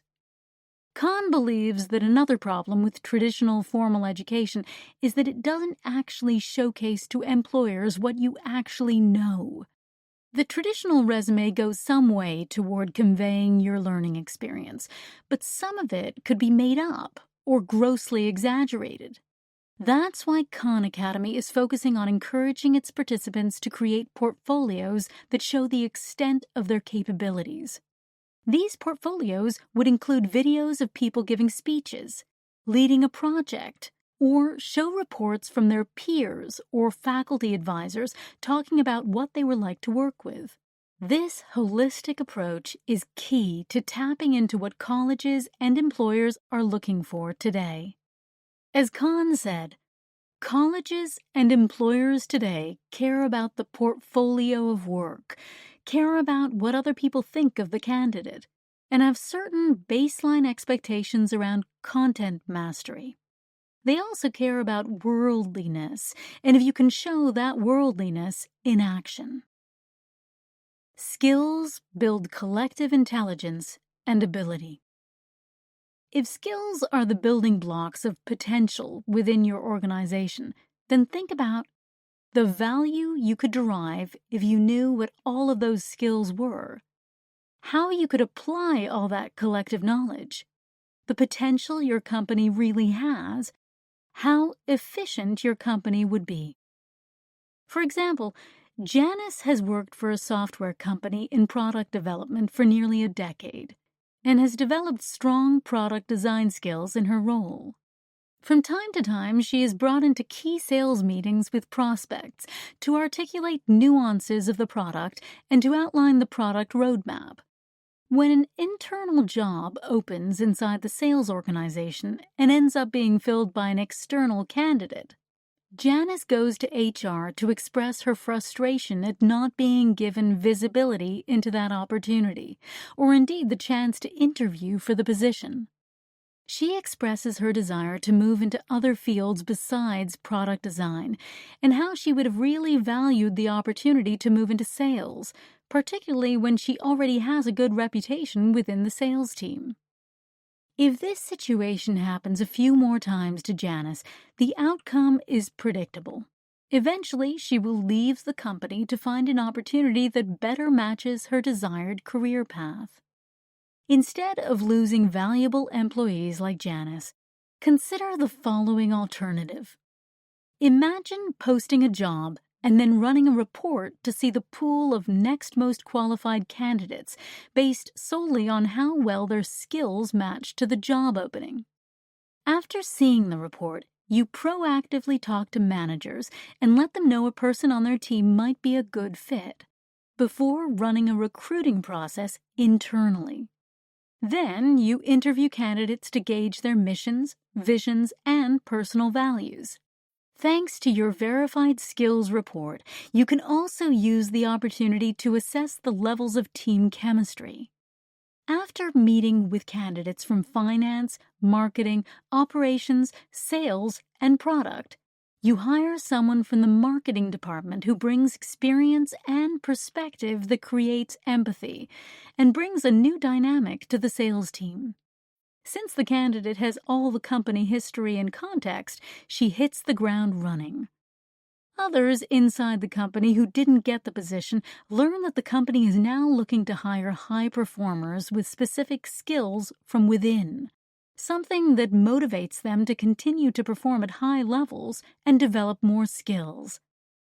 Each person in your company comes with a unique portfolio of skills and level of mastery. And collectively, your company also possesses a unique skill genome. Until you measure these skills, they are nothing but intangible assets that cannot be managed, deployed, grown, or leveraged to improve, adapt, innovate, or compete in the global market. Measuring skills. All organizations need to set standards to create a complete picture of how they are measuring and growing skills in particular roles. For example, when considering the role of a client implementation specialist, they could ask the following questions. What does it mean to be a successful client implementation specialist? What skills are required for the role, and at what level of mastery? There are myriad taxonomies and tools available to help organizations find the answers to these questions by mapping job roles to skills. In fact, more and more companies are turning to AI and machine learning technologies with relational databases to make recommendations based on near real-time labor market and jobs data.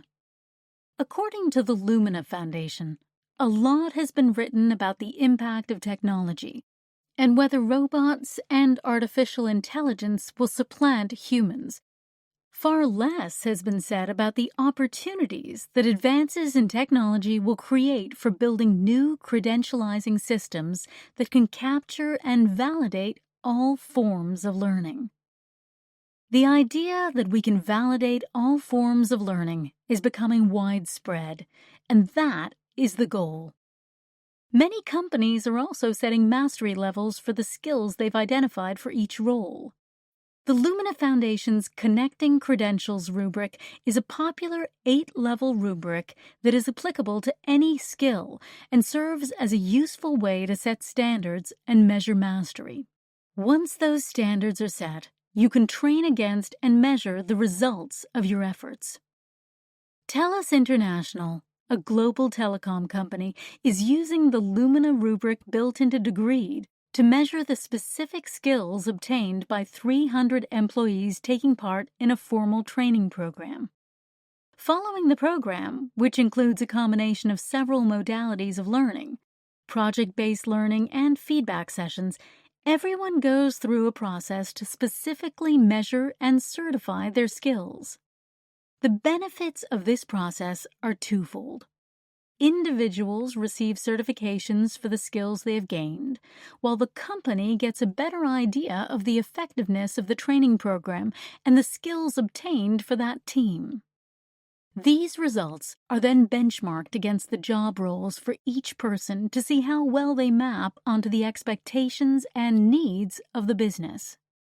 As this program continues, the organization will be able to benchmark the development of skills over time, resulting in a rich data set that provides a mapped genome of skills inside the company that few others could match. A growing number of companies like TELUS recognize the massive value of the roles skill development and thoughtful measurement play when it comes to defining job success. Skills Quotient, SQ. Once these skills have been measured, then you can start to leverage the information to create a new dynamic in the company. We propose using a new standard we call the Skills Quotient, or SQ. The SQ is the skills you have divided by the skills you need, then multiplied by 100. Here's how you calculate an SQ. 1. Choose a role that you care about. 2. Identify the skills that matter for that role. 3. Identify the levels of these skills expected for that role. 4. Add up the levels in these skills expected for that role. 5. Measure your own level in these skills. 6. Add up your levels in these skills. 7. Divide the skills you have by the skills you need and multiply by 100. For example, let's say you're a technical writer inside a software company. The company has outlined 9 critical skills for you to master, each with a target mastery level. We'll use the Lumina Foundation's 8-level rubric for leveling. The following table illustrates: Skill, business communications. Target mastery skill level, 5. Actual verified skill level, 4. Skill, research. Target mastery skill level, 3. Actual verified skill level, 3. Skill, time management. Target mastery skill level, 4. Actual verified skill level, 3. Skill, software testing. Target mastery skill level, 3. Actual verified skill level, 4. Skill, writing. Target mastery skill level, 7. Actual verified skill level, 6. Skill, project management. Target mastery skill level, 3. Actual verified skill level, 2. Skill, editing. Target mastery skill level, 5. Actual verified skill level, 4. Skill, computer skills. Target mastery skill level, 6. Actual verified skill level, 4. Skill, communication skills. Target mastery skill level, 5. Actual verified skill level, 6. Caps at target level, 5. Total target mastery skill level, 41. Actual verified skill level, 35. In this example, your SQ for the role of technical writer at the company is 85, calculated by dividing the skills you already have, 35, by the skills you need, 41, and then multiplying by 100. You'll notice the caveat with communication skills, where, in this example, your skills exceed the target mastery skill level. In these cases where you have exceeded the target, the calculation never exceeds the target level. An SQ of 100 means you have a perfect match between the required skills for your job and the skills you have mastered. Of course, a score of 0 means you have none of the skills required for a particular job. Yet it's worth noting that the SQ is always contextual. For example, you may have an SQ of 0 for the job of microbiologist, since you likely hold none of the skills required, but it does not mean you don't have any skills at all.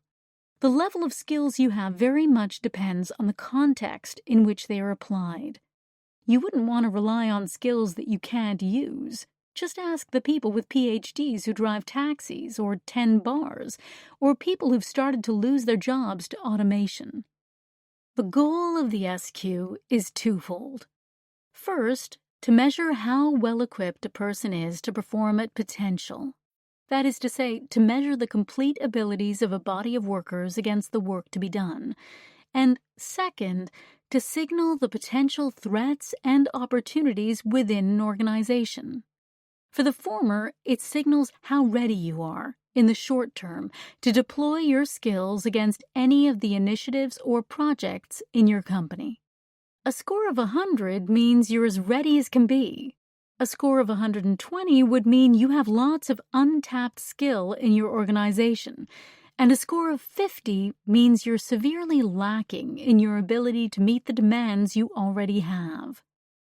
The second purpose of SQ is as a leading indicator of how engaged or frustrated your workers might be.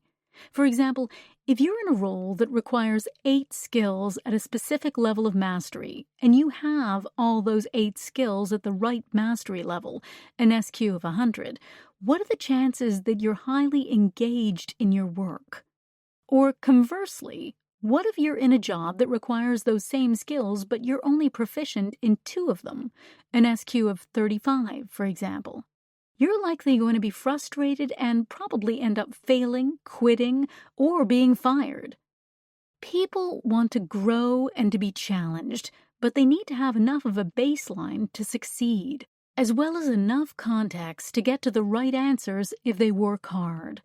So, while a score of 100 might sound positive for a company in the short term, it also signifies lack of individual growth, which will have a negative effect on the company in the mid to long term.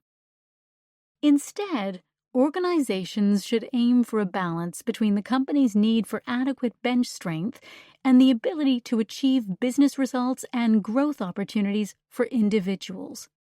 An SQ range of 70 to 85 for most companies is ideal for creating both balance and tension.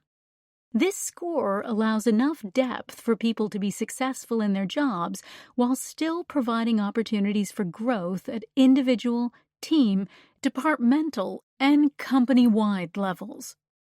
In other words, this SQ range enables your organization to burn orange hot. Hot enough to make great progress and challenge people, but not so hot to burn people out, or so cold that they lose momentum. It's also worth noting the business benefits to using SQ as an operating function. SQ answers questions such as, what skills do you have? What skills do you lack? It gives you the data to make business decisions based on your skills. The SQ can be used to measure growth of the labor market, industry, company, department, individual. It's something that's never been possible before, but in today's knowledge economy, what could be more powerful? How to use the skills quotient, SQ.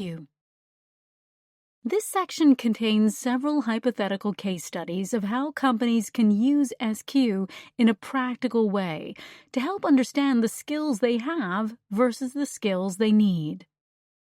Job seeking. A skilled retail manager works for a company that has succumbed to pressure from a large online retailer. Since the entire industry is contracting, there just aren't enough management jobs to go around. The manager works with a placement agency to do a comprehensive skills assessment, which measures the skills he has developed over the past 27 years. The agency then calculates his skills quotient against a large database of open roles, then recommends that the manager apply to those roles with a skills quotient above 70 with the highest starting salary. Recruiting. A solar company needs to hire 200 solar installers across several states, but it has thousands of applications. Since it is a forward-looking company, they don't want to exclude people who don't have college degrees, but they still need to filter this list down to those who are most qualified for the role. To find the most suitable candidate, they direct each applicant to a skills assessment portal that measures their skill levels against the skills necessary for the solar installer role. The solar company measures the skills quotient for each applicant and interviews those with the highest values. Since all applicants' measurements are recorded in a lifelong transcript, even those who do not get the job can walk away with evidence of their skills that will help them in their quest for another job. Internal recruiting. At a 150-year-old traditional tech company, an experienced VP of sales has decided to retire without a clear succession plan in place. However, the sales organization recently did a full skills inventory as part of their annual development process, where each member rated themselves against a set of relevant skills. As a first pass, this company calculates the self-reported skills quotient for each member against the VP of sales role. Those who rank highest then go through a rigorous skill certification process for several of the most important skills to verify that their self-assessments are truthful and unbiased. One of these high achievers is chosen to fill the vacant position, and the remainder leave with clear direction as to where they need to grow to be ready for the next big opportunity. Contract assignment. A large consulting firm needs a better way to match employees with time available to open contracts. Since this is their core business, they've already assessed the skills their employees have by tying voluntary development of high-demand skills to significant incentive bonuses. To improve the contract assignment process, they treat each contract as a role, identifying with the stakeholders the type of skills and skill levels needed for that role. They then calculate a skills quotient for all available employees, looking for values close to 100 for maximum customer satisfaction. Promotion list. A multinational manufacturer of products focuses heavily on promoting top performers, doing their best to ensure that each high-potential employee has opportunities for growth somewhere in the corporate family. Since all top performers go through a comprehensive skills assessment and regularly update their progress, the company calculates the SQ for each top performer against their current role. Anyone with an SQ above 90 gets flagged for immediate review. Why? Because these high performers will likely look for their next growth opportunity elsewhere if they aren't given one within the company. Reskilling initiative. A large global consulting company sees emerging trends in data science and decides they need to provide service professionals who can fill those roles. However, there just aren't enough data scientists around to hire the thousands needed to fill customer demand. Since the company needs to know what skills their employees have to match them to contracts, they have a skills inventory integrated into onboarding, with ongoing skill measurement playing an integral part of their talent development plan. With this data available, the company measures a skills quotient for each employee against a data scientist role, quickly identifying whom they could develop to fill the gap. Mentoring program. A Silicon Valley social media company has a loose matrix organization and has decided to promote mentoring across the company. For each employee, the company identifies the skill with the largest deficit between their current skill level and the skill level expected for their role. It then identifies 3 people in the same location with both a higher level in that skill and the largest surplus between the actual and expected skill levels for that skill. These mentors and mentees then meet in person to see who would be the best personality fit.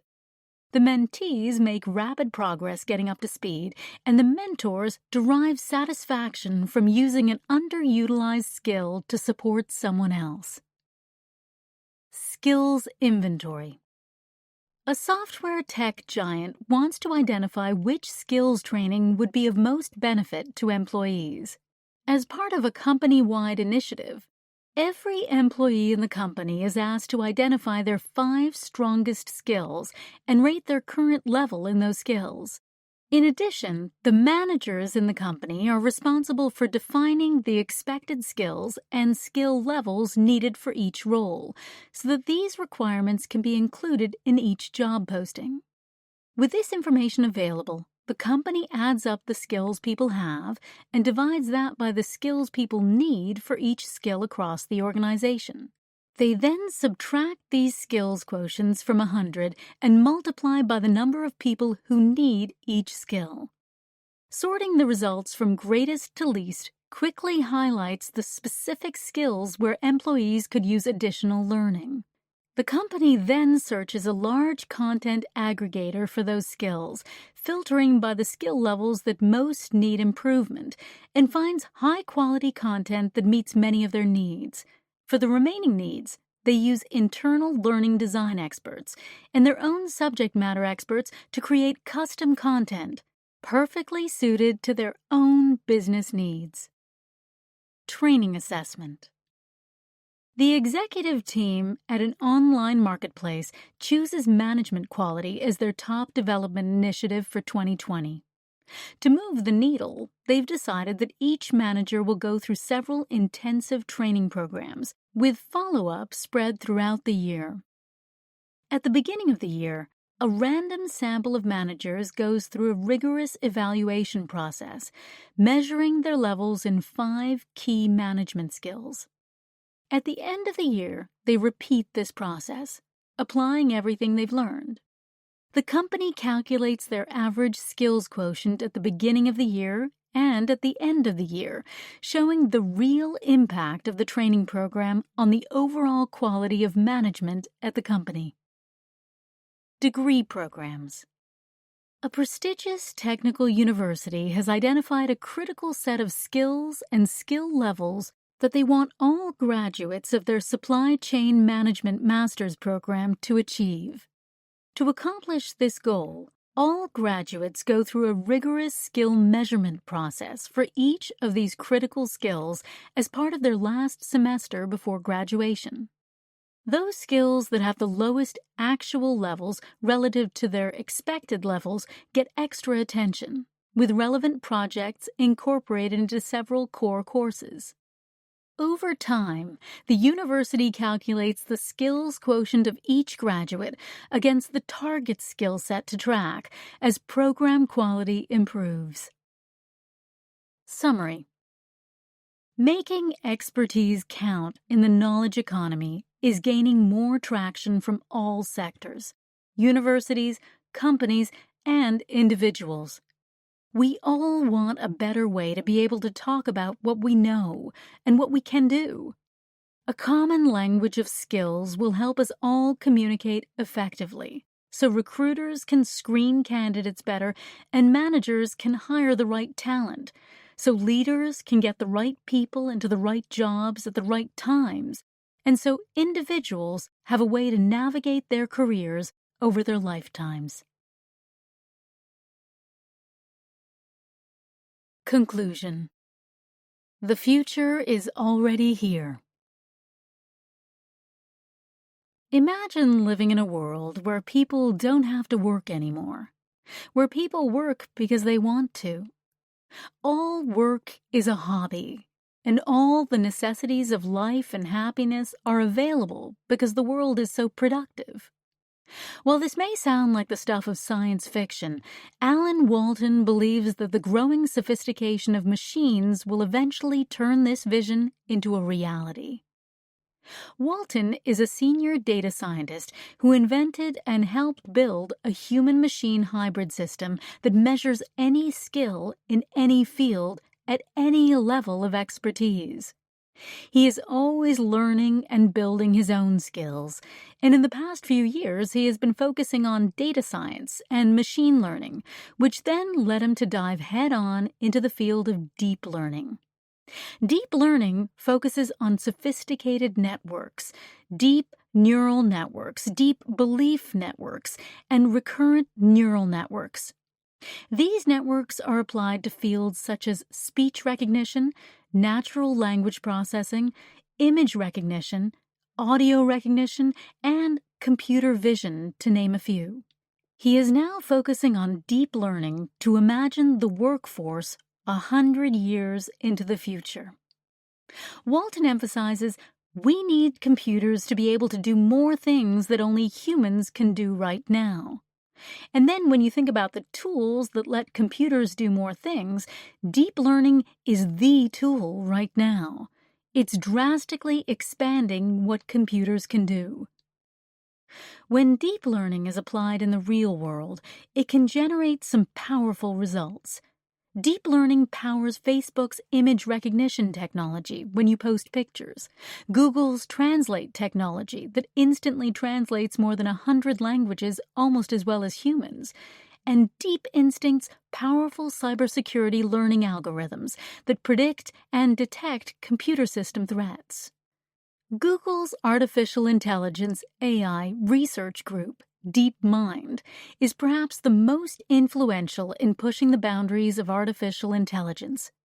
In 2017, an award-winning documentary showcased DeepMind's AlphaGo system, which learned the sophisticated ancient Chinese game of Go so well that it beat South Korean Grandmaster Lee Sedol, considered orders of magnitude better than any other Go player in the world.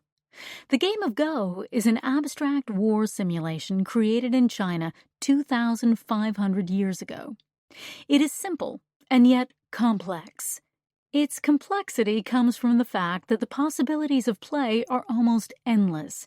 It has taken 2,500 years for humans to master the game, while DeepMind's team of more than 100 scientists created a distributed system that used deep learning to beat the Grandmaster in just 3 years. What's interesting about the human versus machine story is how prominently human emotions come into play. Sadol admitted that he felt hindered by his humanness. Before the game began, he was the world champion, confident in the knowledge that he would triumph over the machine. Even after he lost the first game, he still believed he could outmaneuver his non-human adversary. Yet, as the game went on, Sadol struggled to sense what the machine was doing. He overthought his strategy and, consequently, became tense and insecure.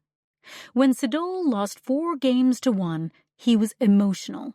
He tried to stay composed and apologized for letting everyone down. Ultimately, he accepted defeat by machine. DeepMind's next version of the technology is called AlphaGo Zero, a supercomputer that has learned by playing itself millions of times, without any human intervention beyond giving it the rules of the game.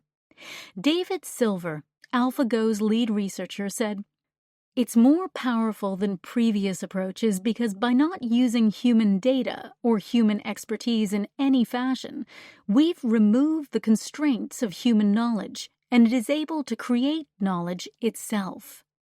With AlphaGo Zero, computers are now teaching humans how to play the game of Go.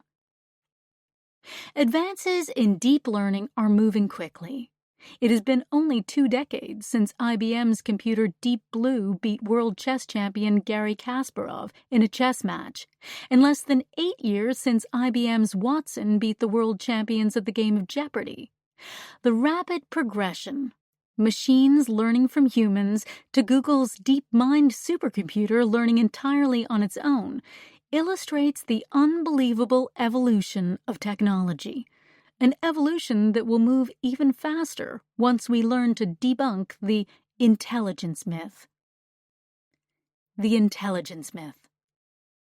Economist Daniel Susskind, author of The Future of the Professions, How Technology Will Transform the Work of Human Experts, believes that we need to challenge the intelligence myth, which is the belief that machines have to copy the way human beings think and reason.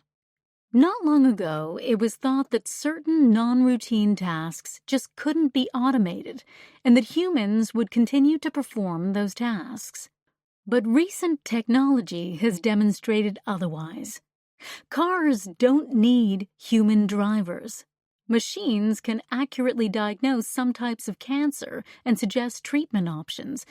And, as the Go example shows, computers can beat humans in complex thinking challenges. Susskind said that resolving the intelligence myth will show us that our limited understanding about human intelligence, about how we think and reason, is far less a constraint than it was in the past.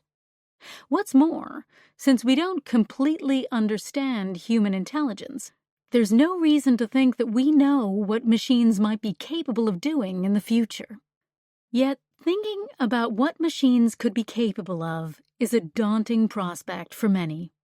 After all, it can be scary to think that machines will take over the professions and careers of the future, that our teachers, doctors, and drivers could be replaced with machines. But we shouldn't see machines as being a threat. When human intelligence is augmented with machines and technology, we get the best of both worlds. It doesn't have to be an either-or proposition. World-renowned chess champion Garry Kasparov, who lost to a machine in 1997, makes this case. Since his well-known chess match, he's done a lot of thinking himself about humanity and machines. Kasparov said that, as always, machines' triumph was a human triumph, something we tend to forget when humans are surpassed by our own creations. In other words, given that humans created the machines in the first place, we should celebrate their achievements. What's most important, according to Kasparov, is how we humans feel about living and working with these machines. Machines have objectivity, can make calculations, and take instruction, but humans have understanding, purpose, and passion. Computers can't show compassion or empathy or deep human emotions, crucial for basic survival, building relationships, and creating community, yet. When human and machine intelligence are combined, they have the power to create incredible things. Like Walton, Kasparov believes that we will need the help of new intelligent machines to turn our grandest dreams into reality. Machines and technology will give us new options in the work that we do and how we live our lives, and learning will continue to play a huge role in this future. Careers that haven't yet been invented. When we think about work, jobs, and careers, it's hard to predict where the world will go next. A little more than a decade ago, Apple iPhones were just being introduced. They've changed our lives in ways we couldn't have imagined. Today, most of us can't live without mobile phones and computers in our pockets. In tandem, the job market has changed significantly. Jobs like driverless car engineers and YouTube content creators didn't exist 10 years ago. And if you have kids who are younger than 5, 65% of them are likely to end up in jobs and careers that haven't yet been invented. So, when we think about the skills of the future, it's difficult to predict exactly what people will need. Because of that, we have to think less about the traditional view of careers as job roles and job descriptions, and more about the skills people will need to solve the world's most pressing problems. This is why learning and continuously building skills are so important. It's why employees need to be agile learners to keep up with and be prepared for what's new and how technology is advancing in the world. Skills are currency in the expertise economy, and the most successful companies are already thinking about this and putting strategies in place. These will be the companies that will thrive in an uncertain future. Skills for the future. There are certain skills and knowledge that will be valuable for the future, even with the rise of artificial intelligence and machine learning. Andrew Scott, professor at the London School of Economics and co-author of The 100-Year Life, Living and Working in an Age of Longevity, identifies 3 key areas where education and learning can support the careers of the future. 1. Supporting the development of ideas and creativity. 2. Enabling human skills and empathy. 3. Developing mental flexibility and agility. Scott also predicts that technology will greatly impact the education sector. Classroom teaching and textbooks will be replaced with digital, adaptable versions. This has already happened in many schools, and the emphasis will instead focus on how educators and trainers can motivate, empathize, and encourage learning. The way we learn will also change. It will be much less about what we know, since knowledge acquisition becomes easier through technology, but rather what we do with what we know. That will prove most important. Mastery and evidence of skills, not degrees, will be the future currency. Sal Khan, founder of the Khan Academy, agrees. He believes that building a portfolio that showcases what we can actually do is going to be a key differentiator. It will be exciting to see someone's portfolio creation. Hey, here's a prompt. Why don't you build this, write this, do this, video this? And when you do it, you get some feedback and opportunities to revise. You can imagine that if you have all this in the next 10 years, you're only going to be limited by your time and your motivation. One of the goals of the Khan Academy is to reach motivated people around the globe and make it possible for them to receive an education they otherwise could not pursue.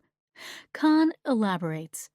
We have people on Khan Academy who are refugees, but they are so motivated that they literally go from K to 12 in 3 years and become an engineer. In other words, a highly motivated person is now able to pursue an education and unlock career opportunities previously impossible to imagine with the constraints of finances and geography. Khan also believes that the Khan Academy platform can help motivate people, since anyone who literally wants to learn anything will be able to start at any level. Get explanations, get practice, get game mechanics. They will be able to learn whatever they want to learn, and they will be able to prove what they know to the world. And that proof will be directly connected to opportunities, so that's exciting. Skills and the gig economy. Scott, in The 100-Year Life, states that in the future, technology that connects an individual to companies who want to buy their skills will become more global, cheaper, and more sophisticated. These connecting platforms are already proliferating, leading to growing commentary about the gig economy and the sharing economy. It's possible right now to sell almost any skill across the market. To illustrate Scott's point, when Kelly travels on business trips, she uses Airbnb for her accommodation, Uber for all her transportation in Europe, Lyft for getting around in the United States, and Rover.com as a pet-sitting service for her dogs. Conveniently, the same person from Rover.com also works as a driver for Lyft, and, as an independent worker, is able to control what work she does, flex her work schedule, and decide how much money she makes. This is the gig economy in action. The number of workers in the gig economy continues to grow. Some are doing it part-time, some full-time. As people start to think about marketing and selling their skills for projects or short-term jobs in the future, it becomes even more important that we have a common understanding of what skills people have and a common way to think and talk about them. What about the baby boomers? While a huge focus has been on predicting the future of technology, comparatively little has been devoted to the future of humans, particularly in the case of the baby boomer generation. Carrie Williard, a workplace futurist, predicted future trends in the world of learning and work in her book, The 2020 Workplace: How Innovative Companies Attract, Develop, and Keep Tomorrow's Employees Today. It's interesting to look back and see how the predictions have panned out. She notes that 8 years ago, the world was worried about baby boomers retiring en masse, but with the combination of the Great Recession forcing people to work longer and the fact that, in general, careers last longer because we are living longer, baby boomers are not leaving the workforce. They are not as prepared financially as they need to be, so there are a lot more baby boomers in the workforce, and we have not necessarily prepared for that or accommodated for that. People not only need to work longer, they actually want to work longer. Many people who have retired say the one thing they regret is that they retired too early and that retirement is overrated. Williard said, "People want to have a meaningful contribution to society, and if it's not through their work, it's going to be through giving back in some other way. They may change how they work, but they plan on working longer." People also go through different life stages. In one stage, an employee can be all in on a career. At any one time, a person has different things that they need to attend to in life.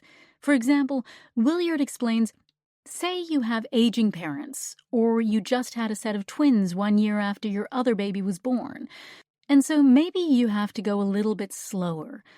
But does that mean you have to get off the career ladder if you can't keep climbing as fast as others? You should be able to learn and go at your own pace. Finding purpose in life through work is not just for the younger workforce either. For her book Stretch, How to Future-Proof Yourself for Tomorrow's Workplace, Williard interviewed 6 people who were more than 100 years old. When she talked to them, it was all about what they were going to do next. It's the nature of the healthy human being who is thinking, okay, what else do I need to do? For other people, the dream was to keep the job they had. Williard said, nobody owns a job. There is no such thing as my job, unless you are the entrepreneur who started the company, because jobs belong to companies. So the message is that if you want the job you have to keep up with how the job is shifting and changing. Nigel Payne, author of The Learning Challenge, agrees that we haven't put nearly enough emphasis on the working population over 50. What we've got now is a super obsession with everyone who is under 30, and we've got to think about them, worry about them, build for them, and make sure they're on board. What we are not doing is making sure that the 50 and 60-year-olds are on board with the sometimes 20 more years of their career. We still have that idea that when you reach 50, you are pretty much redundant, and it's hopeless. The mindset change that needs to happen in companies is substantial. Our society in general doesn't value older workers, and Payne reminds us that we've extended the working career, but we haven't extended the working career mentality. In other words, we expect people might work until they are 70, but we write them off at the age of 50. The ageism is real, and it's going to become a bigger problem over the next decades. We need to value this demographic as contributing members of the workforce. They want and need to be working, and they provide a level of expertise that comes from experience that you just don't get with someone a few years out of school. The employees in this age group also can be amazing mentors and share what they know and can do with others. Instead, Payne says, organizations are wasting a vast amount of human potential because they are telling older people to take it easy, don't worry, and just do their job. What they should be saying is, hey, here's a new challenge. Let's develop you. Let's look at a career shift. Let's look at a new job. Let's keep you motivated and excited for the next 10 to 15 years. Linda Grattan, co-author of The 100-Year Life, makes the case that we need to abandon the traditional idea of a neatly arranged, three-staged life comprised of education, career, and retirement. Instead, we need to embrace a multiple-phased life course where people keep learning throughout their lives, take lots of breaks, and dip in and out of jobs and careers. Joining forces to tackle the skills gap. No single company, university, person, group, or even one generation can solve the skills gap issue alone. We also can't address the skills issue in isolation since each area is so dependent on the others for success. So, we need to tackle skills, learning, and education where they all meet, at the intersection of universities, companies, and individuals. Each has a part to play. It's not a solution that overhauls any one of these systems, but rather the solution lies in connecting these systems in a more deliberate way. In general, these forces all have similar high-level goals: to help solve the skills gap and help society become more educated, productive, and successful. But it's tough. Learning and education is multifaceted, sometimes polarizing and complex. Yet there are countless ideas percolating in relative isolation today that could inform what others are thinking and doing around learning transformation. It's possible, however, to make some progress and think about how these three forces can be more in sync with where we are all headed. We think there is a way for universities to do their part, for companies to remain competitive, and for individuals to get the best chance to realize their career goals and dreams by joining forces and taking new and fresh approaches to learning. The following sections are high-level recommendations on what we can do as universities, companies, and individuals to prepare for skills as the currency of the expertise economy. What universities can do. Universities are incredibly expensive, and is it worth it is the question students and parents ask most often. Are universities preparing students with skills they need to be successful in the workforce? Universities weren't originally formed to help people get jobs. Instead, they were created to help educate, so we could all be more informed citizens of the world. However, as we moved from the days of Socrates and Plato to the Industrial Revolution, and now into the knowledge and expertise economy, universities have, sometimes reluctantly, taken on another role. Studies show that in this economy, college-educated people have an advantage in the workforce. According to the Economic Policy Institute, college graduates, on average, earned 56% more than high school grads in 2015. 33% of Americans are college graduates and are paying hundreds of thousands of dollars to land a more successful job and generate more income over their lifetimes. As tuition costs have risen and student debts have climbed in tandem, students are increasingly asking universities for more than just theoretical information. They want practical information to help them get a job and succeed once they land it. We haven't yet filled the gap between what students learn in college and what they need to do practically to be successful in the workplace. But there are ways to connect higher education more closely with the real needs of companies without completely overhauling it or discarding it, thus giving students a better shot at gaining the relevant skills for the job market. 1. Universities should stay connected with graduates. Universities are typically subject-based and not career-based. Students can major in math or computer science, marketing or public relations, and it gives them a solid foundation for a career, but they still need professional development along the way. Colleges tend to say goodbye to students as they graduate and typically only get back in touch for alumni group participation or for donations. But students' education doesn't end when they graduate. In fact, it's just beginning, especially given that most people could be in the workforce for 50 to 60 years. So, what happens to graduates who want to learn more during their careers? Jamie Cassip, education evangelist at Google, says people don't go back to their university when they need professional development. Instead, they turn to their company or to other solutions like Degreed or Khan Academy.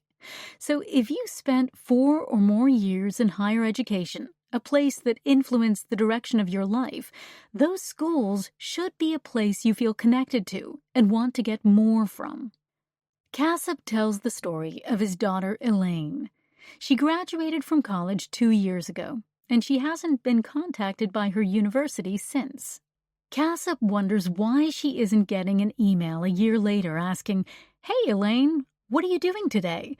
Oh, you're working in video production at the New York Times.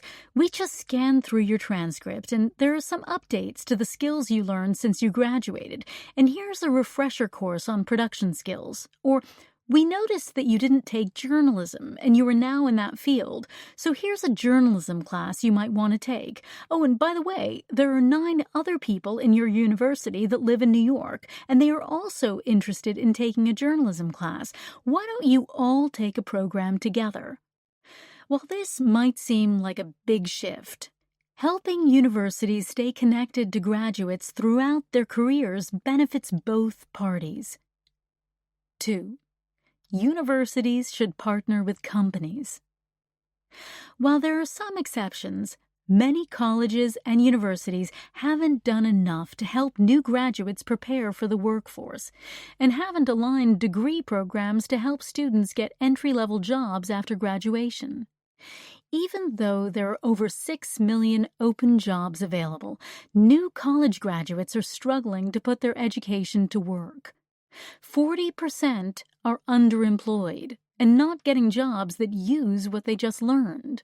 There's a great opportunity to partner more closely with companies to understand what's happening in the workforce and understand what skills students will need to be successful and help close the gap of what employers expect.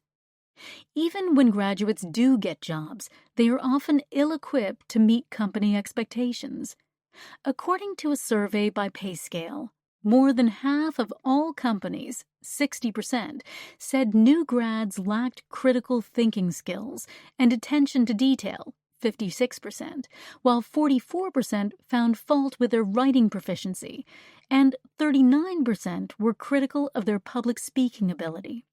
There is a great opportunity for universities to partner more closely with companies to help bridge the gap between what companies want from their employees and what those employees need to be successful.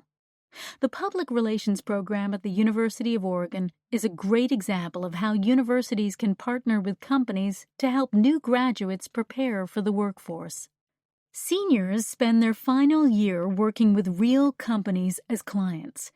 Students build a portfolio of their work and present it to a panel of not only PR professors at the university, but also PR professionals in the industry. By the time they have finished the year, the seniors have had exposure working on a real project for an actual company, practiced presenting in a high-pressure situation, and received valuable feedback on their work. This provides them with some of the experience they need to prepare them for the real world of work. 3. Universities should use emerging technology. Some universities are doing an incredible job of using technology to help their students learn. Online undergraduate and graduate programs provide students with the opportunities to learn anywhere and at their own pace. This is especially beneficial for those who want to earn their master's degree because learning online or with a combination of online and in-person meetings means they don't have to take a 2-year career break to pursue an MBA.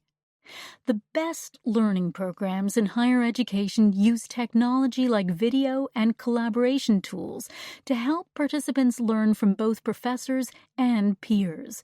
In these cases, students are immersed in learning about new subjects, practice skills, get feedback, and reflect on what they learned, the learning loop model. The least effective programs make people sit through unengaging online content or just put professor lectures online. Despite some lapses in quality, online education is becoming more and more popular, and it may end up displacing some of our more traditional institutions. Clayton Christensen, Harvard Business School professor and author of The Innovator's Dilemma, believes that online education will eventually disrupt higher education. The environment for disruption is created when a firm or industry begins to overserve its customer base, creating space for entrants to offer good enough solutions that are generally more affordable, accessible, and convenient for other tiers of customers. Universities generally overshoot on the needs of both employers and students, and as a result, corporate education presents a disruptive opportunity. Christensen also sees credentials for lifelong learning playing a huge role in the future of education. He believes that there are some jobs where a Harvard education just isn't necessary. So that's where credentials come in. We see this phenomenon in higher education, and skill certification is a great example of how modular, plug-and-play pieces for skills and credentials has the potential to disrupt the degree. What companies can do. Most companies know they are not getting college grads who are ready to hit the ground running when they enter the workforce, and their corporate training dollars are often wasted on misaligned training, focused on the wrong things. However, there are 3 ways that companies can skill the workforce. Companies are at the cutting edge of new technology, which means that they can move faster than universities in helping people acquire new skills. Hiring managers can use skills as the new currency for evaluating candidates for job opportunities, rather than just basing them on their pedigree. Managers can work with their employees to make sure they stay hungry and engaged by encouraging them to grow, learn, and transform their careers. 1. Companies can move fast to skill the workforce. Companies have traditionally been consumers of education and learning. They depend on universities to train the people they hire. Then, in the workforce, they expect their employees to learn on the job, with some management training thrown in. But as the age of acceleration is moving ever faster, universities can't keep up with teaching the latest technologies and methodologies. For example, when mobile software development became a highly desired skill, companies couldn't rely on universities to teach students about the latest mobile technology, so it was left to them to build talent from within. But what if companies could become producers as well as consumers of education? Some companies are already doing this. For example, for decades, General Electric, not Harvard, was known for producing the best leaders in their industry. Some of the best business training comes from the consulting firm McKinsey, not Wharton. If we now think about technologies like cybersecurity, cryptocurrency, deep learning, and artificial intelligence, companies that are deeply immersed in these technologies could help people build skills for a specialty area and develop talent for a whole industry, not just for the company itself. 2. Don't hire for pedigree. Hire for real skills. Hiring managers have a huge role to play in the future of learning and skills. They are the linchpin. If managers continue to hire based on signals besides skills, such as what school their employees went to, Stanford or Harvard, for instance, their GPA, or the brand of the company they worked for previously, one of the big tech giants, the skills gap will persist. Leaders need to elevate skills and what people can actually do over pedigree. The fact that someone got a degree in communications or economics from Columbia 10 years ago doesn't tell you anything valuable about their skills today or what they can actually do. Hiring managers should focus on people's ability and desire to continuously learn new things. Learning agility should be top of the list of desired skills. 3. Once you hire them, help your employees stay hungry. Whether working with a new college grad or a seasoned professional, managers need to continuously challenge their employees so that companies can stay competitive. This means understanding that there is a cycle every employee goes through when they start a new job or assignment. According to Whitney Johnson, author of Build an A-Team, Play to Their Strengths and Lead Them Up the Learning Curve, everyone is on a learning curve or an S-curve in their current role. Initially, you are inexperienced, then you move into engagement, and then finally mastery. Companies can help employees stay engaged and hungry by understanding where their employees are on this curve.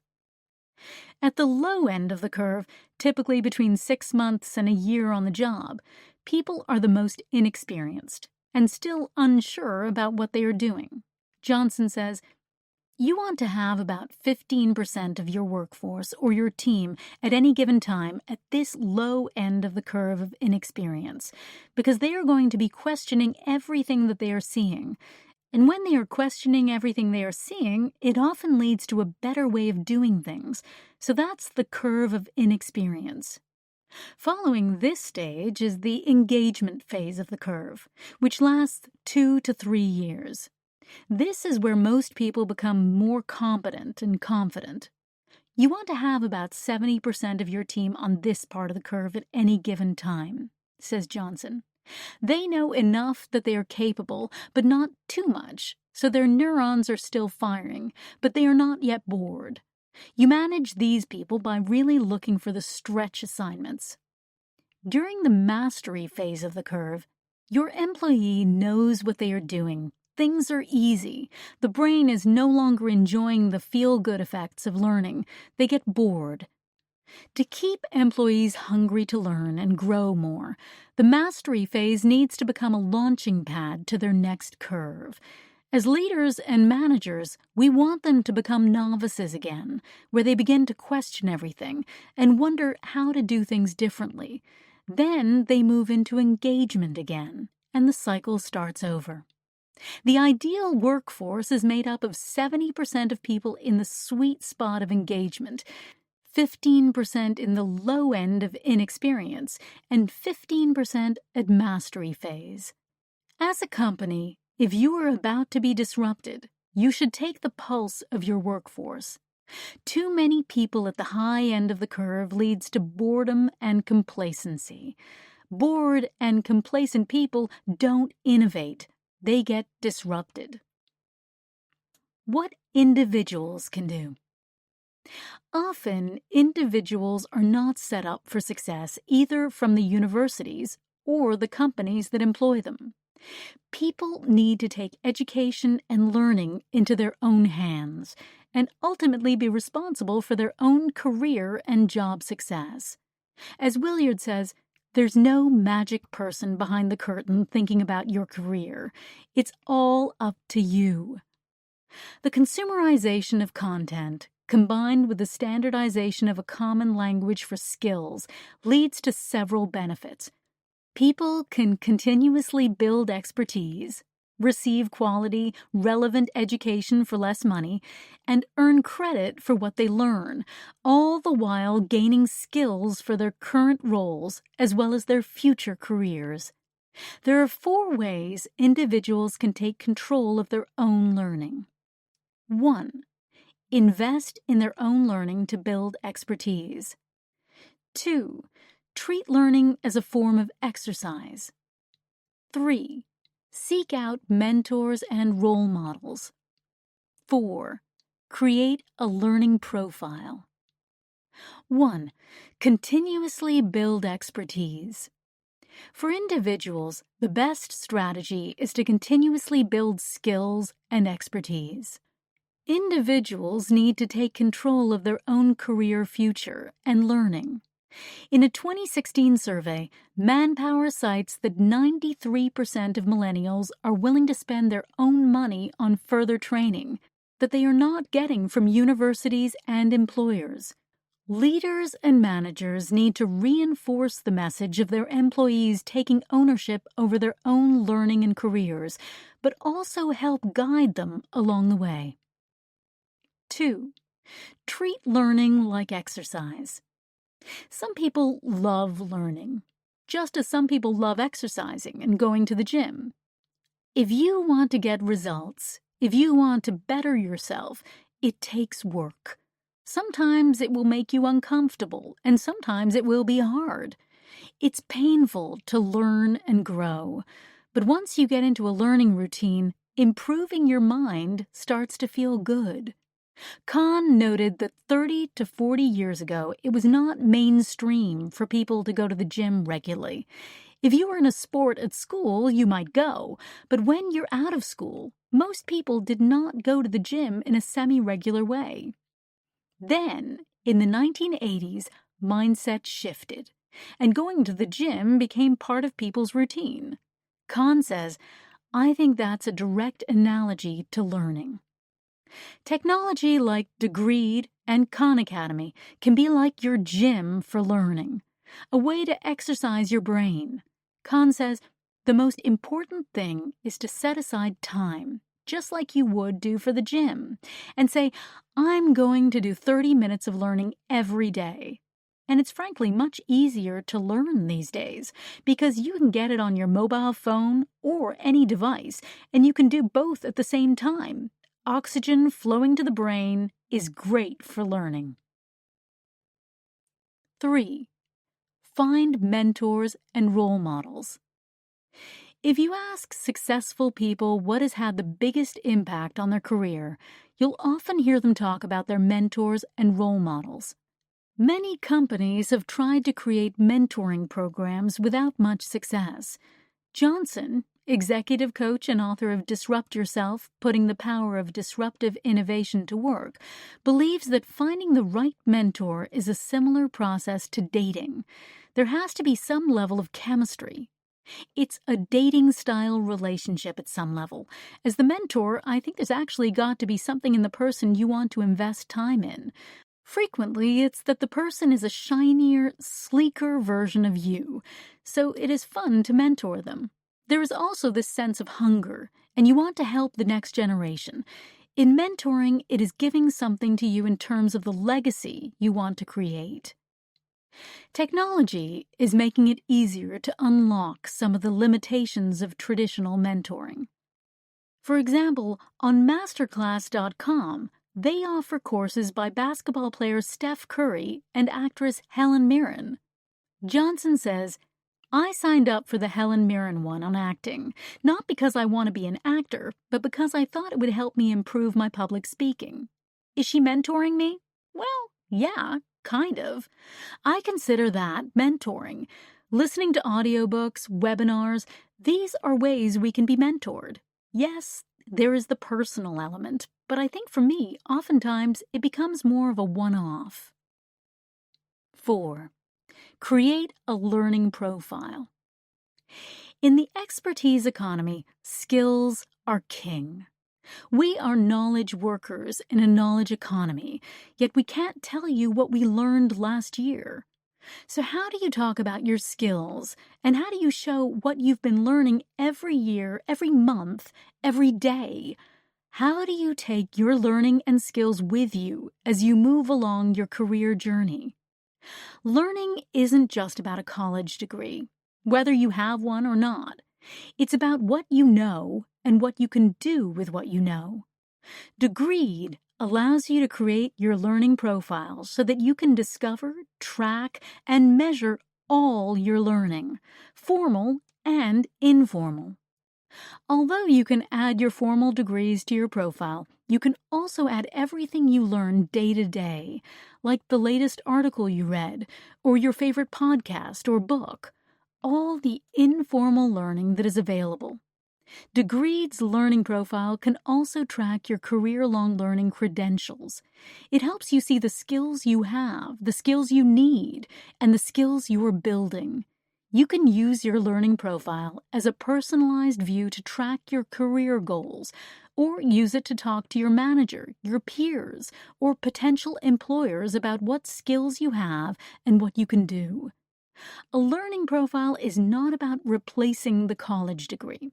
On the contrary, a learning profile helps communicate what you've learned and what you are learning over the lifetime of your career. The future doesn't care how you became an expert, only that you did. You will continuously build skills over the course of your life, and you want a good way to be able to talk about that. Learners inherit the earth. The expertise economy is a future where we all learn together over the entirety of our lives, where learning enables us to remain competitive in a world changing at advancing rates.